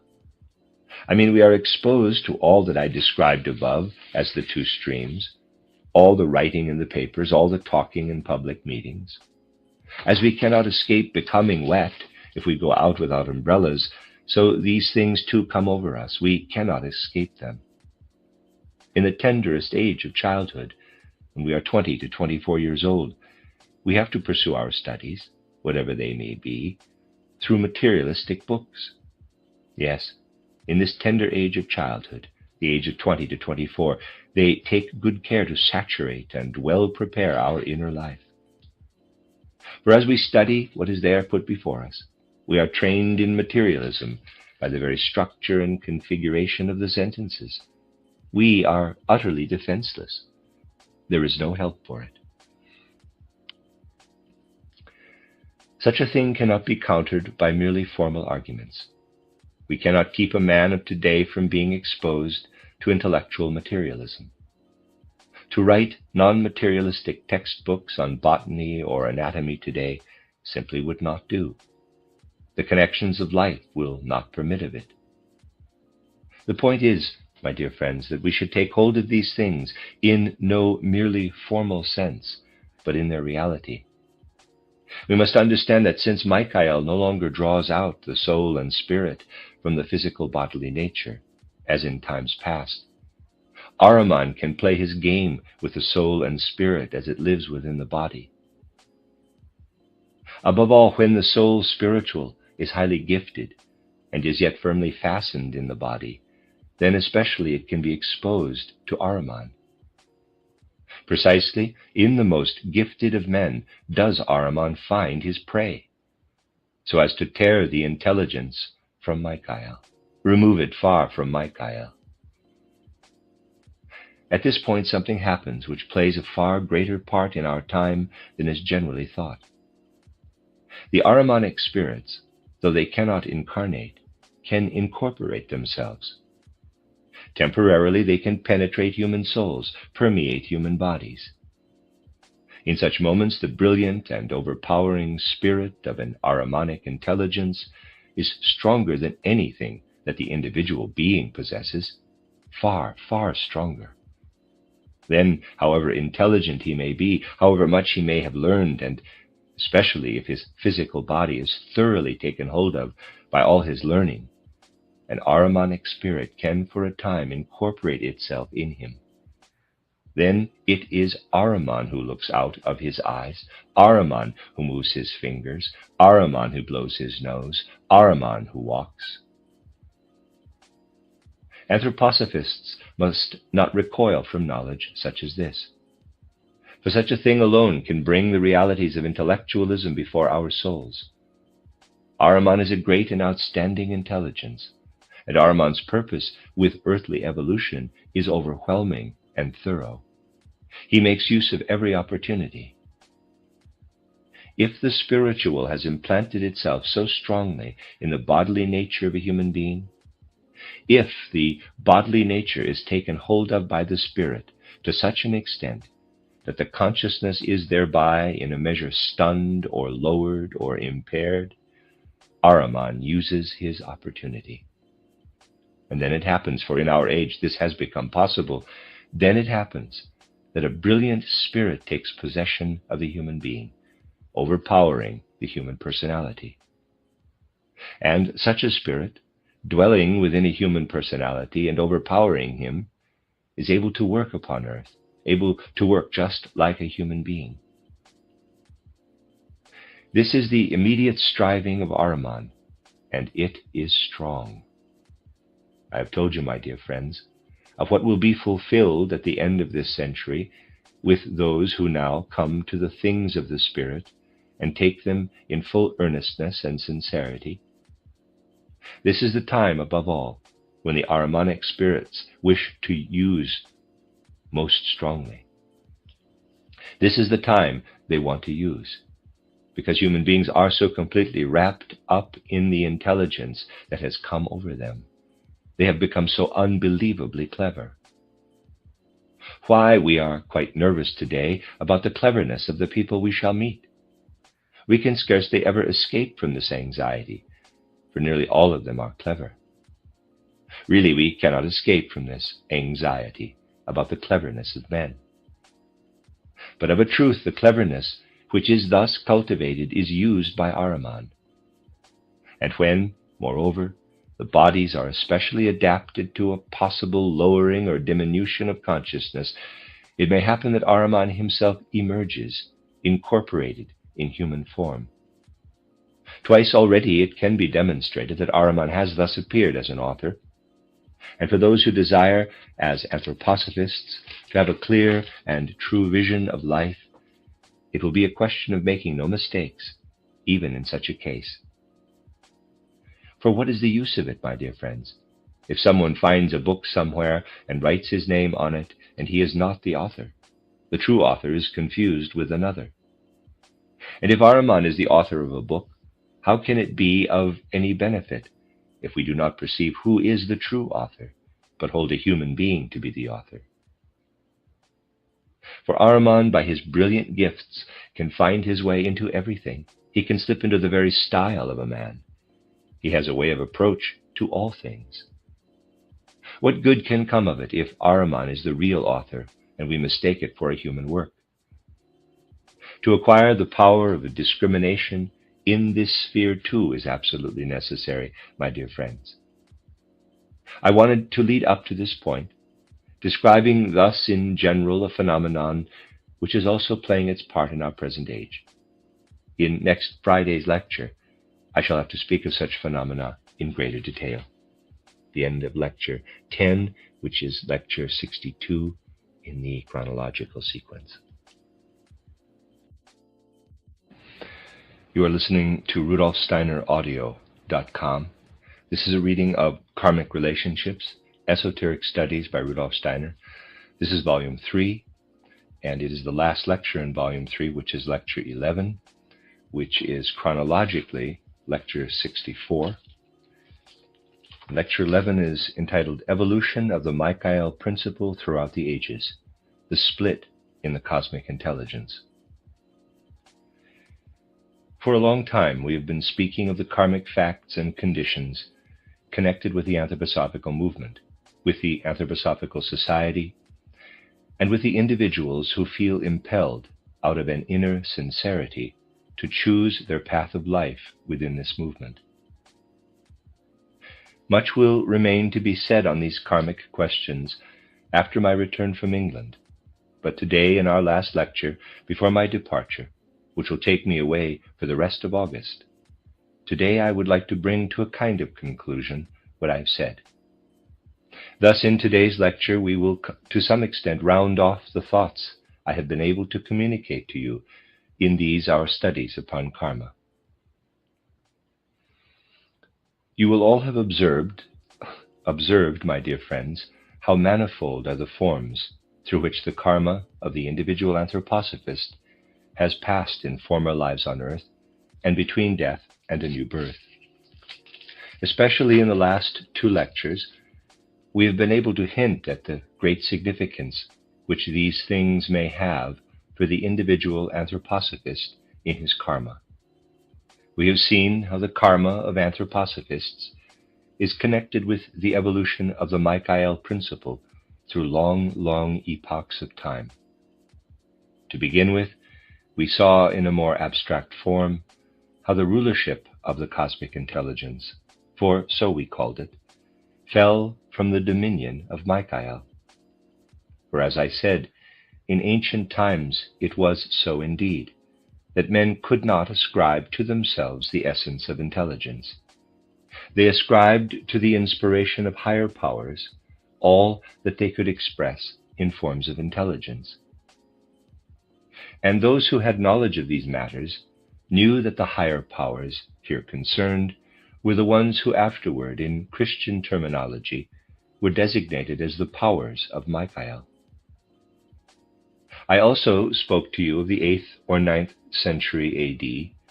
as the point of time in the evolution of civilized mankind, when the cosmic intelligence gradually moved down to the earth, took shape, as it were, in many single drops, which then lived on as personal intelligence in single human souls. And I told you, my dear friends, how the perception and understanding of the cosmic intelligence, that is to say, of the old rulership of Michael, lived on traditionally with a certain reality of insight. We turn our gaze, for instance, to those, in many respects, excellent scholars who were connected with Arabism and with the Aristotelianism that had lived on in Asia since the campaigns of Alexander. This Aristotelianism had also permeated the mysticism of the East, filling it, as it were, with intelligence. All this was carried across through Africa to Spain and went on working there in the wisdom of the Moors, in such outstanding individualities as Averroes, and in the teachings of these Moorish Spanish scholars we find a very real reflection of those old perceptions which had still looked upward to the cosmic intelligence. Let us try to gain a vivid idea of how the cosmic intelligence had been conceived. I will give you a rough sketch of what these Moorish Spanish scholars taught to their pupils in Spain in the 10th, 11th, and 12th centuries, in the time when, in other parts of Europe, such things were prevailing as the school of Chartres, of which I have told you so much. In Spain, it was taught by the Moorish scholars and above all by such an individuality as Averroes, that the intelligence holds sway everywhere.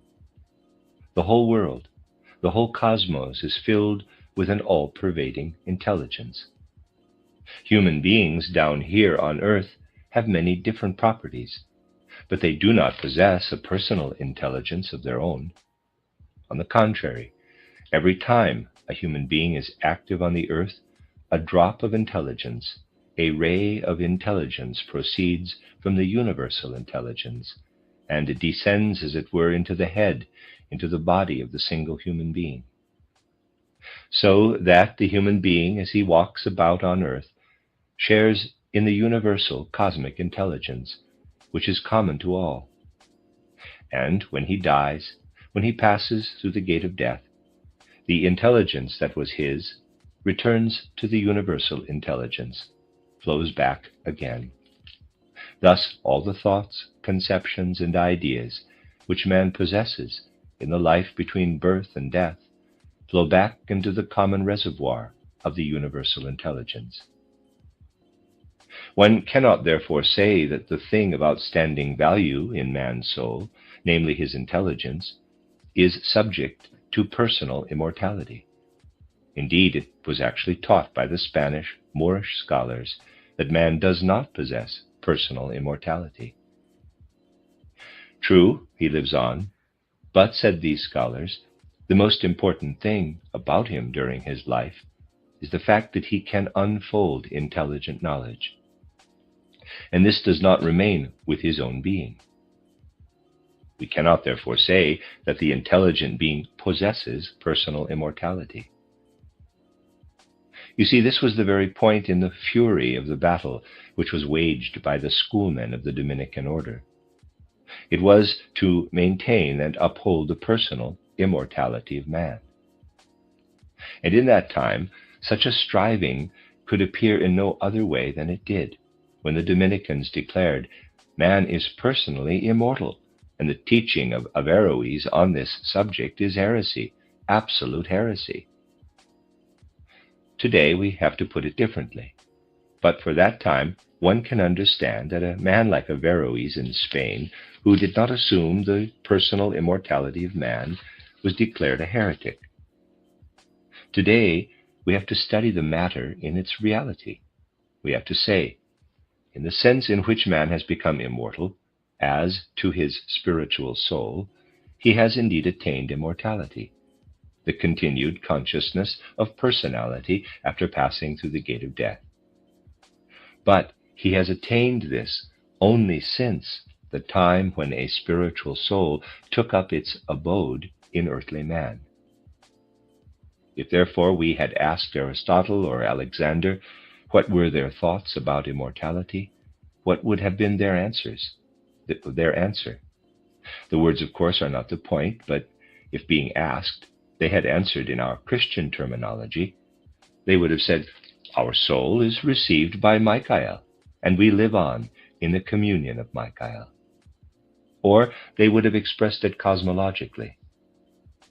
Above all, in a community such as that of Alexander or Aristotle, they would have spoken thus in cosmic terms, and indeed they did speak thus. The soul of man is intelligent on earth, but this intelligence is a drop out of the fullness of what Michael pours forth like a rain of intelligence, flowing out over mankind. This rain proceeds from the sun, S-U-N, and the sun receives the human soul back again into its own being. The human soul, as it exists between birth and death, is rayed down to earth from the sun. Thus on the sun they would have looked for the dominion of Michael, and such would have been their answer, cosmologically speaking. These conceptions found their way into Asia, returned from Asia, and flourished among the Moors in Spain at the very time when the scholastic philosophy rose up in defense of personal immortality. We must not say with the schoolmen that this conception was an error, but we must say the evolution of mankind brought with it the individual and personal immortality of man. And it was by the Dominican schoolmen that this personal immortality was first emphasized, while, on the other hand, an ancient truth, one that was no longer true for that age in the evolution of the human race, was put forward in the academies conducted by the Moors in Spain. For we today must not only be tolerant of our contemporaries, we must be tolerant of those who went on propagating ancient teachings. Such tolerance was not possible in that time. Hence, it is important for us to repeat this to ourselves again and again. The personal immortality maintained by Dominican schoolmen has only been true since the time when the spiritual soul slowly and gradually entered into mankind. We can also describe these things in a fully imaginative form. When a man dies in our time, a man who was really able, during his earthly life, to permeate his soul with true intelligence, having gone through the gate of death, he looks back upon his past earthly life and sees it as an independent life on earth. In former centuries, man, having passed through the gate of death and looking back upon his earthly life, saw how the etheric body became dissolved in the cosmos.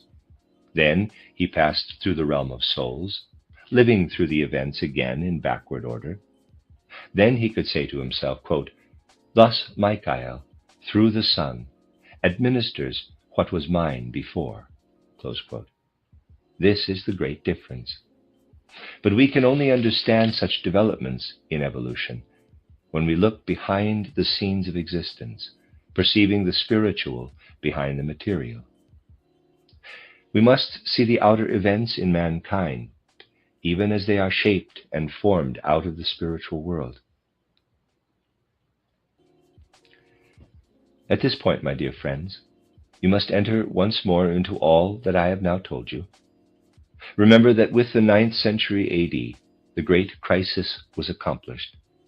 The cosmic intelligence came down among earthly men. This was the objective fact. This was actually taking place. And now transplant yourselves into the sun sphere, where Michael and his hosts were holding sway as I have described. For they had perceived the departure of Christ from the sun and his passage to the earth in the mystery of Golgotha. And after that they had experienced how the cosmic intelligence descended more and more to become individual human knowledge. Now, there was one important event which made a deep impression, above all, on those who belonged to Michael, whom in our last lecture I called the Michaelites. It was an altogether outstanding event, which I have often described in other connections, showing the part it played in the unfolding of civilization on the earth.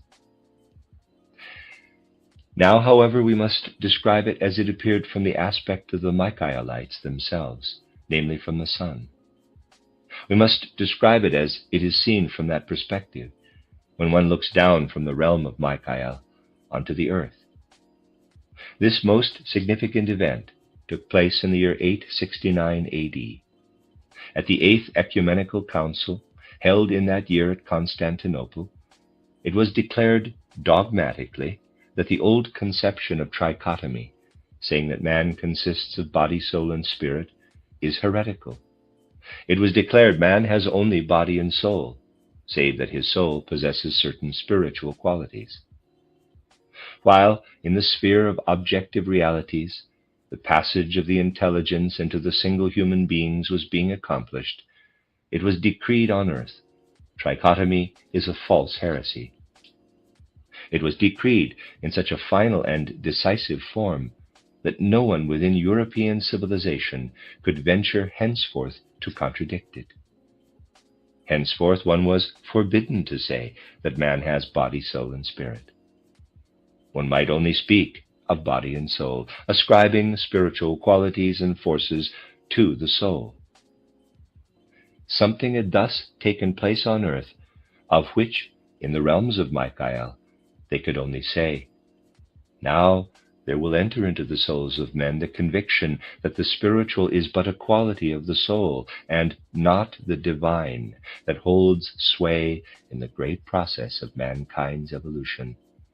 look down upon the earth. Such was the language of Michael. Look down upon the earth. Behold the consciousness of the Spirit vanishing away. Close quote. But you must see, my dear friends, this vanishing of the consciousness of the Spirit was bound up with the main subject of which we wish to speak today. As I said just now, hitherto I have only described in abstract terms how the evolution of the Michael realm has taken place behind the scenes of Earth existence. I have said the cosmic intelligence came down to the single men. But this, my dear friends, is only an abstraction. For what is intelligence? Needless to say, we must not conceive that when we ascend into the higher regions, we shall be able to take hold of the intelligence there as we take hold of trees and shrubs here in the physical world. What is intelligence? These abstract generalizations do not, of course, exist in reality. Intelligence means the mutual relationships of conduct among the higher hierarchies. What they do, how they relate themselves to one another, what they are to one another, this is the cosmic intelligence. And since, as human beings, we must first consider the kingdom that is nearest to us, concretely speaking, the cosmic intelligence will be for us the sum total of the beings of the hierarchy of angeloi. If we are speaking concretely, we cannot say, quote, so much intelligence, close quote, but rather, quote, so many angeloi, close quote. This is the reality. When the Church Fathers were discussing in the year 869 AD whether man should speak henceforth of the Spirit, it was a consequence of the fact that a number of angel beings were separating from the realm of Michael, where they had been before, and were assuming that they would henceforth have to do with earthly powers only. That the guidance of human beings would be achieved henceforth through earthly powers alone. You must see clearly what kind of an event this was. Angels are the beings who guide men from earthly life to earthly life. They are the beings next above us in the spiritual world, who lead us along our path in the life between death and a new birth, and show us the way to our returning earthly life. They make of our several earthly lives a connected chain, a totality of human life. Now, a number of angel beings who have this task and who had been united formally with the Michael kingdom, went out and left the kingdom of Michael. Such being the conduct of these angel beings, the destiny of human beings could not possibly remain untouched. Who is it partakes in the very first place in the unfolding of human karma, in the way the earthly thoughts, the earthly deeds, and earthly feelings are transformed and elaborated between death and a new birth? It is the beings of the angeloi. If now these angel beings come to an entirely different position in the cosmos, if, so to speak, they leave the kingdom of the sun and become no longer celestial angels, but terrestrial, what then must happen? Here we come upon a secret permeating the whole evolution and history of Europe, hidden behind the external facts. Certain angeloi remained in the kingdom of Michael. In that great school, in the beginning of the 15th century, we find also the angel beings belonging to the human beings who were then in the kingdom of Michael. To all the souls of human beings who lived in the kingdom of Michael, and of whom I have spoken to you, belong angel beings who have remained in Michael's kingdom. But there were others who left it and identified themselves with that which was, in essence, earthly. Now you will say, how is it possible that it suddenly occurs to a number of Michael angels to leave the kingdom of Michael? It does not occur to the others to leave. This, my dear friends, I must admit, is one of the most difficult questions that can possibly be raised in connection with the modern evolution of mankind.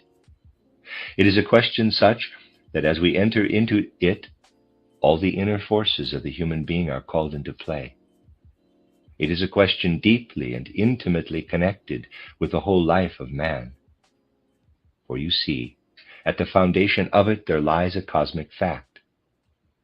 You know from lectures I have given here that what is commonly referred to as a mere physical planet is in reality a gathering of spiritual beings. When we look up to a star, that which appears to us physically is but the external aspect. In reality, we have to do with a gathering of spiritual beings. Now, there is a certain contrast. Since the very beginning of earthly evolution, this contrast has existed. It is the contrast between the intelligences of all the planets and the intelligence of the sun. There is indeed, on the one hand, the sun intelligence, while on the other there are the intelligences of the several planets. And it was always so, that the sun intelligence stood paramountly under the dominion of Michael, while the other planetary intelligences were subject to the other archangels. Thus we may say, sun intelligence, Michael; planetary intelligences, Mercury, Raphael; Venus, Anael; Mars, Samael; Jupiter, Zachariel; Moon, Gabriel; Saturn, Oriphael. On the other hand, it was always so that one might not say, Michael administers the sun intelligence alone, but rather Michael administers the whole cosmic intelligence, differentiated as it is into the sun intelligence and the planetary intelligences, Mercury, Venus, Mars, etc. The several beings of the hierarchy of archangeloi partake in its administration. But over all of them together, Michael holds sway ever and again. Thus the whole cosmic intelligence is administered by Michael.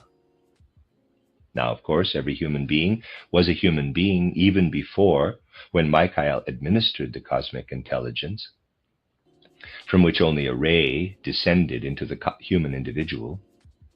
And it was due to the sun that man on earth could yet feel himself as man, could feel himself as single man, and not as a mere vehicle for the common cosmic intelligence. All human intelligence comes from Michael in the sun.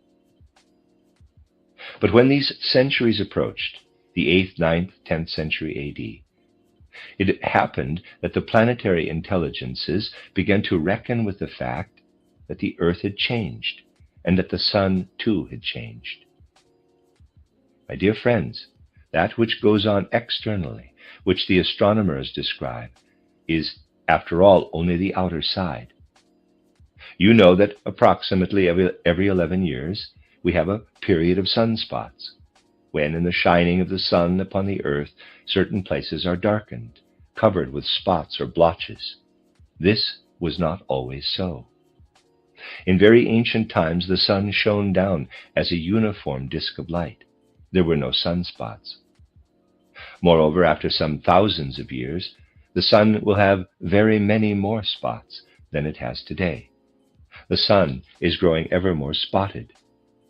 This again is the outer manifestation of the fact that the Michael power, the cosmic power of intelligence, is still decreasing. In the increase of the sunspots in the course of cosmic evolution is revealed the sun's decay. The sun within the cosmos grows increasingly dim and old. And at the appearance of a sufficiently large number of sunspots, the other planetary intelligences recognized that they would now no longer be ruled by the sun. They resolved no longer to allow the earth to be dependent on the sun, but to make it dependent henceforth on the entire cosmos directly.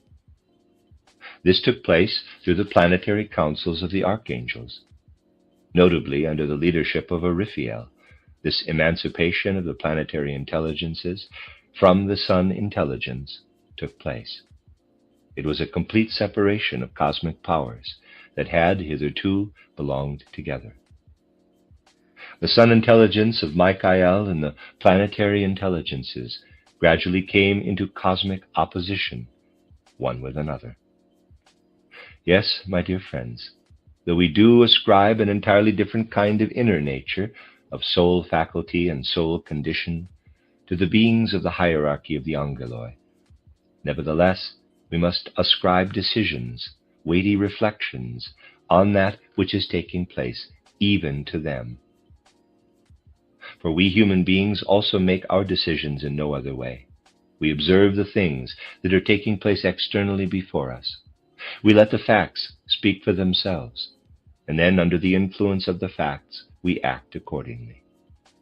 Only the determining factors for us between birth and death are earthly facts, whereas for the beings of the hierarchy of angeloi, they are cosmic facts, as when a split takes place in the planetary life. Thus the one host of beings turned to the earth intelligence, and therewith, at the same time, to the planetary intelligence. The other host remained true to the sphere of Michael, in order to carry into all the future what Michael administers as the eternal. And this is the decisive question today. Now that all the power is among men, will Michael be able to carry into all the future that which is eternal in his working? Now that that which appears in the physical sun grows darker and vanishes slowly away? Thus we see, as an outcome of cosmic events, a split among the angeloi, who were formerly united with Michael. But these beings themselves partake in the karmic evolution. Consider the whole of this as it takes place in the life between death and a new birth. Here it is not so that every human being can run his course alone, nor can every angel who guides the human being run his course alone. But the hierarchy of angeloi work together, and in their working together, karma lives and is worked out. If, in an earthly life, I become connected with another human being, and we work this out karmically in our next life, then, needless to say, the angel of the one human being must come together with the angel of the other. A cooperation must take place. But in many cases, this was what happened, and this is the overwhelming, shattering experience.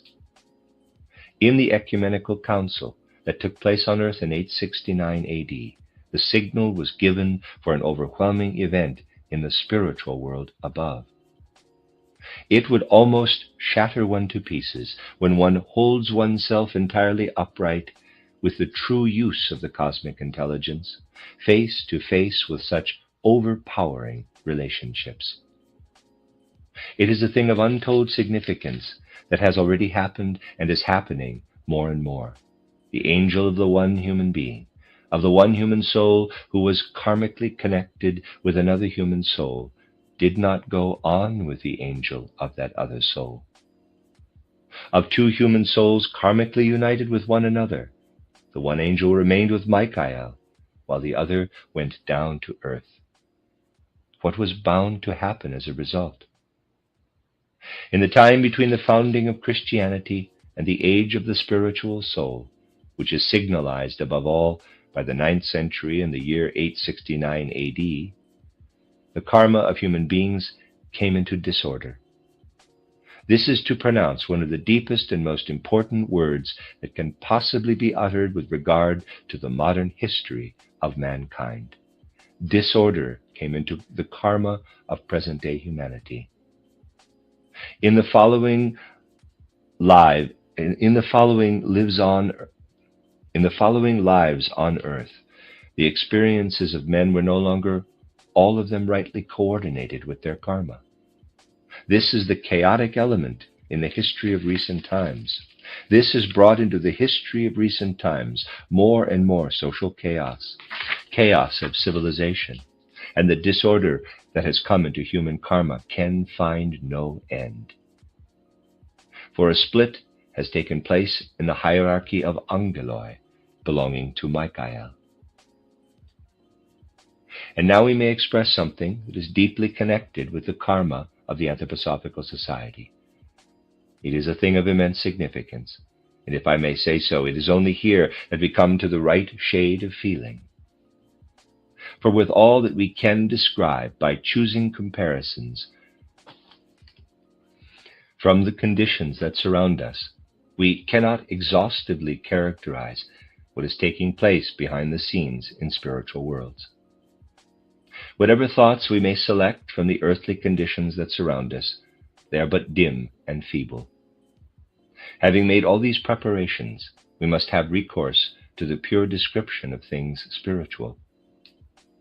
Thus we must say, all that has led the souls together into the Anthroposophical Society, all that has brought them into this community through a sincere and inward impulse of their souls, holds good, needless to say.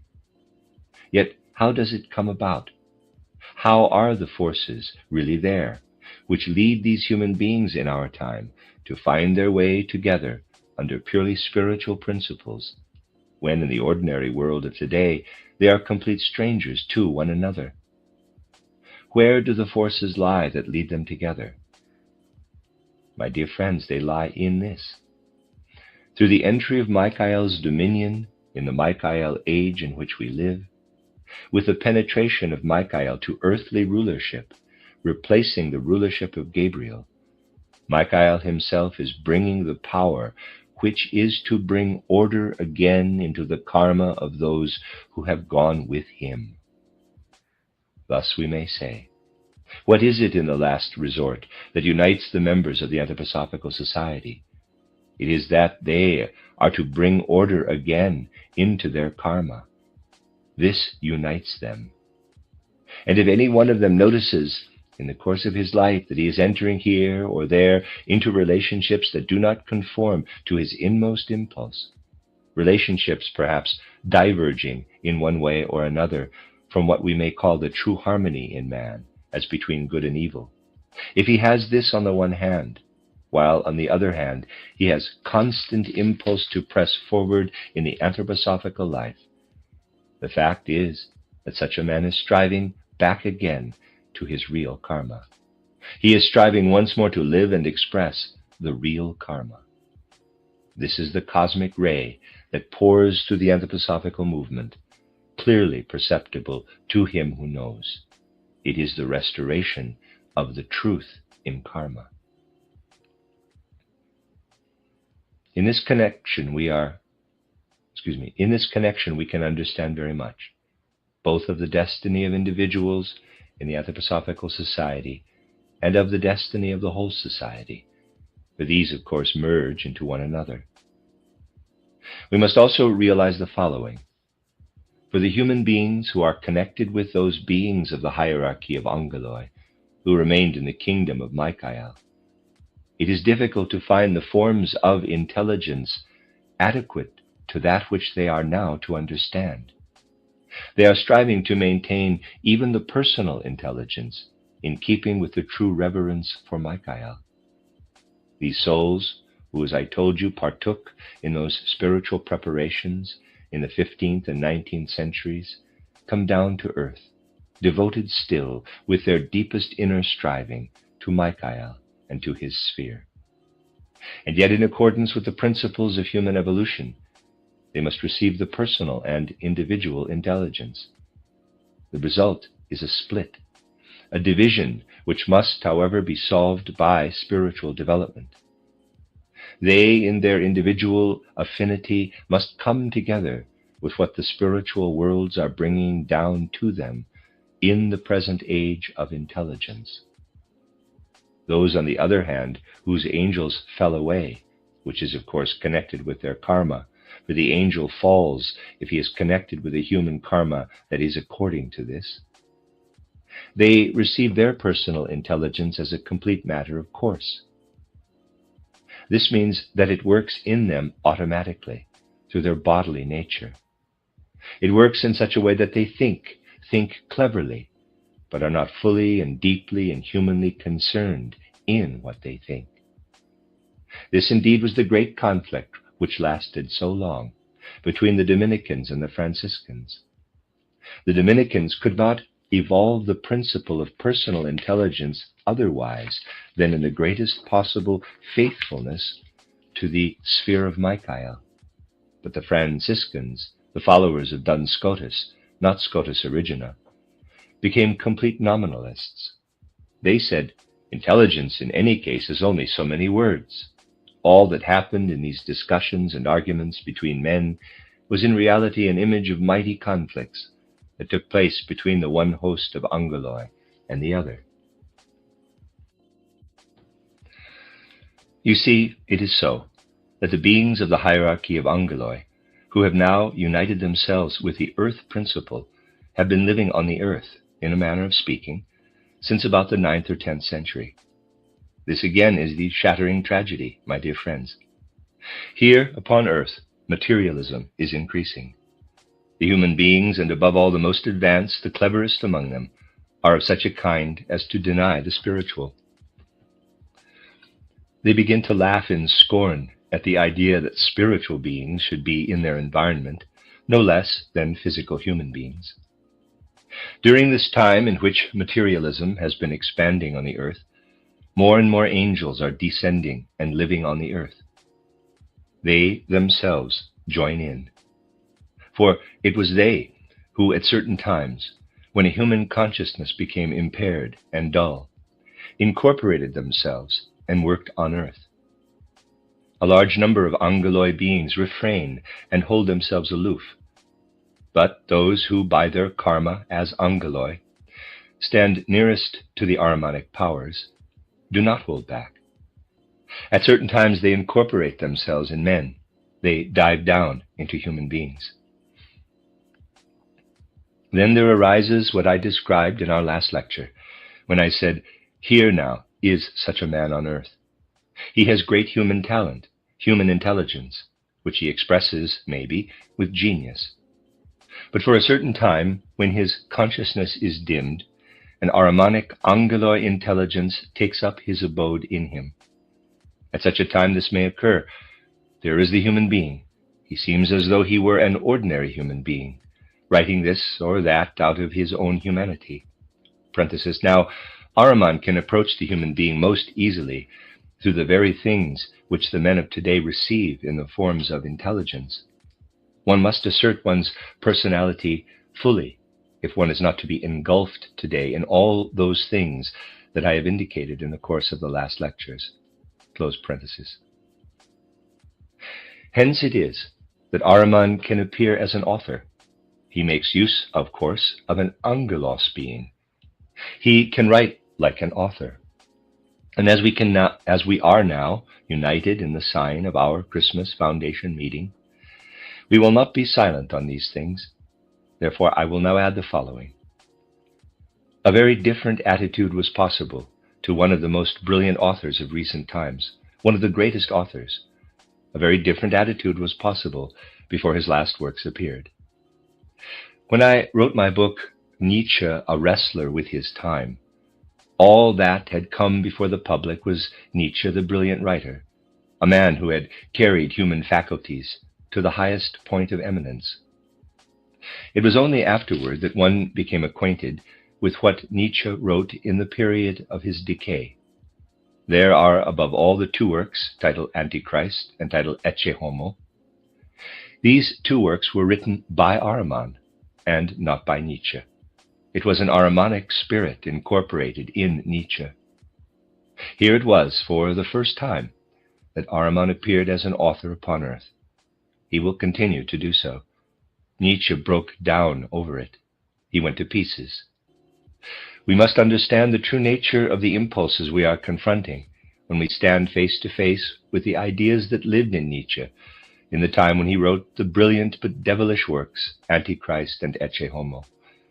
Intelligent works indeed. I have spoken of the great and all-embracing intelligence of Ahriman. For greatness, majesty, and brilliance, we do not decry a work in calling it Ahrimanic. Only simpletons could think so, who do not know the greatness there can be in Ahriman. We do not blame when we speak of Ahriman. Very much on earth depends on him. I can truly say that in my soul I bled when for the first time I read Nietzsche's writings on the will to power, which was then published in such a way that men could gain no right conception of it. But if at the same time one is able to look is able to look into those kingdoms which, since the dominion of Michael, since the 80s of last century, were severed by the thinnest of thin walls from the earth kingdom, if one knows how immediately this kingdom adjoins the physical, so that we may say, quote, it is a kingdom similar to that which man passes through after his death, close quote. If one can gaze into these things and see how great the strivings are in this direction, then too one knows with what impulsive power they are coming to expression in such a thing as the Ecce Homo and the Antichrist.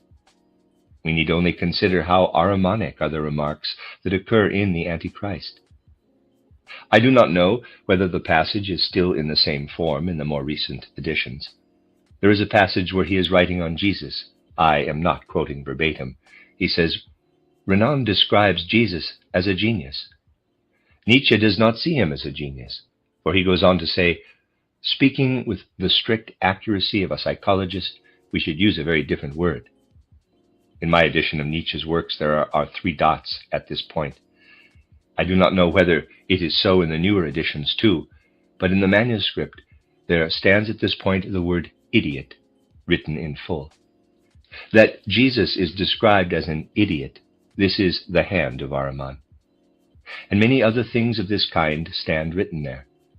We must remember that at the very time when he was writing these things, there were tendencies in Nietzsche's soul toward Catholicism. We must not forget that these things went parallel with one another. Who, knowing this, could fail to think that a deep riddle lies hidden there? And what are the concluding words of the Antichrist? They are somewhat as follows, though, again, I am not quoting verbatim, quote, as it were, I would like to write it on every wall, and I have the materials to write it in radiant letters shining far and wide. I would fain write that Christianity is what Christianity is. It is the greatest curse of mankind. And close quote. Thus ends the book. Surely here lies a problem. We must see indeed how that kingdom which was separated by a thin wall only from our own, and where all the spiritual battles took place toward the end and a little beyond the end of Kali Yuga, we must see how that kingdom is striving to penetrate into the physical domain of earth. To these things we must look if we would understand what can be the position of mankind today toward the things that must emerge in civilization through the dawn of the age of Michael. At the transition of the Kali Yuga, the transition from the dark to the light age, one did indeed have to see things clearly, graphically, in the spiritual and in the physical together. If one would describe, as I did in the introduction to my title, Mysticism at the Dawn of the Modern Spiritual Life, the necessary feeling at that time toward the spiritual and the material. From all directions one would like to gather the means of expression to describe the mighty transition that takes place at the dawn of the Michael age. And with all that the anthroposophical movement is, we must feel ourselves within these things. For all these mighty, overwhelming facts express themselves, to begin with, in the human karma which has now come into disorder. We must think of the great and universal truth that lies inherent in the karmic relationships. Yet, the world today is such that even into these general karmic laws and relationships, exceptions could enter through the course of many centuries. And now the requirement is to bring these cosmic exceptions back into their true course. If we think of these things, that this is the task, the mission of the anthroposophical movement, we shall feel something of the great and far-reaching significance of this movement. This, my dear friends, shall now rest in your souls. You must say to yourselves, those who, out of these great decisions, feel in themselves the impulse to come to the anthroposophical life today, will be called again at the end of the 20th century. when at the culminating point, the greatest possible expansion of the anthroposophical movement will be attained. But it will only happen if these things can really live in us, if there can live in us the perception of what penetrates cosmically, spiritually, into the earthly physical domain.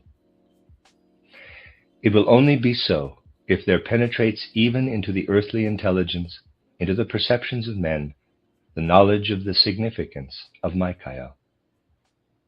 This impulse must be the very soul of our anthroposophical striving.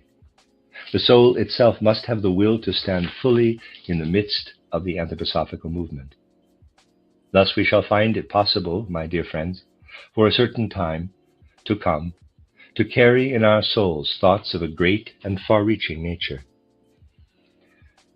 But we shall not only preserve them, we shall make them living in our souls. And through these thoughts our souls will grow and develop anthroposophically, so that the soul will become what it was intended to become through its own unconscious impulse to come to anthroposophy. I say again, so that the soul may be taken hold of by the mission of anthroposophy. I have spoken these earnest words to you in this last hour, so that you may let them work in you quietly and in silence for a time, that the soul shall really be taken hold of by the mission of anthroposophy. We shall continue these lessons when we come together again. That will be in the first days of September. For the intervening time, I would like to have laid on all your hearts what I have had to say this evening in connection with the karma of individual anthroposophists and of the Anthroposophical Society. This is the end of Lecture 11, which is chronologically Lecture 63, and it is also the end of Volume 3 of the Karmic Relationships by Rudolf Steiner. Welcome to the Under Armour Halo project. Halo is not simply another sneaker, but rather a fleet of innovative footwear crafted to maneuver the complex biomechanics of running, training, and, well, everything in between. Doritos Golden Sriracha. Spicy.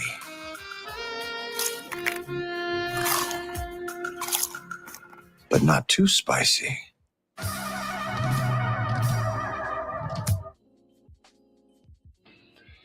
You are listening to RudolfSteinerAudio.com. This is a reading of Karmic Relationships, Esoteric Studies by Rudolf Steiner. This is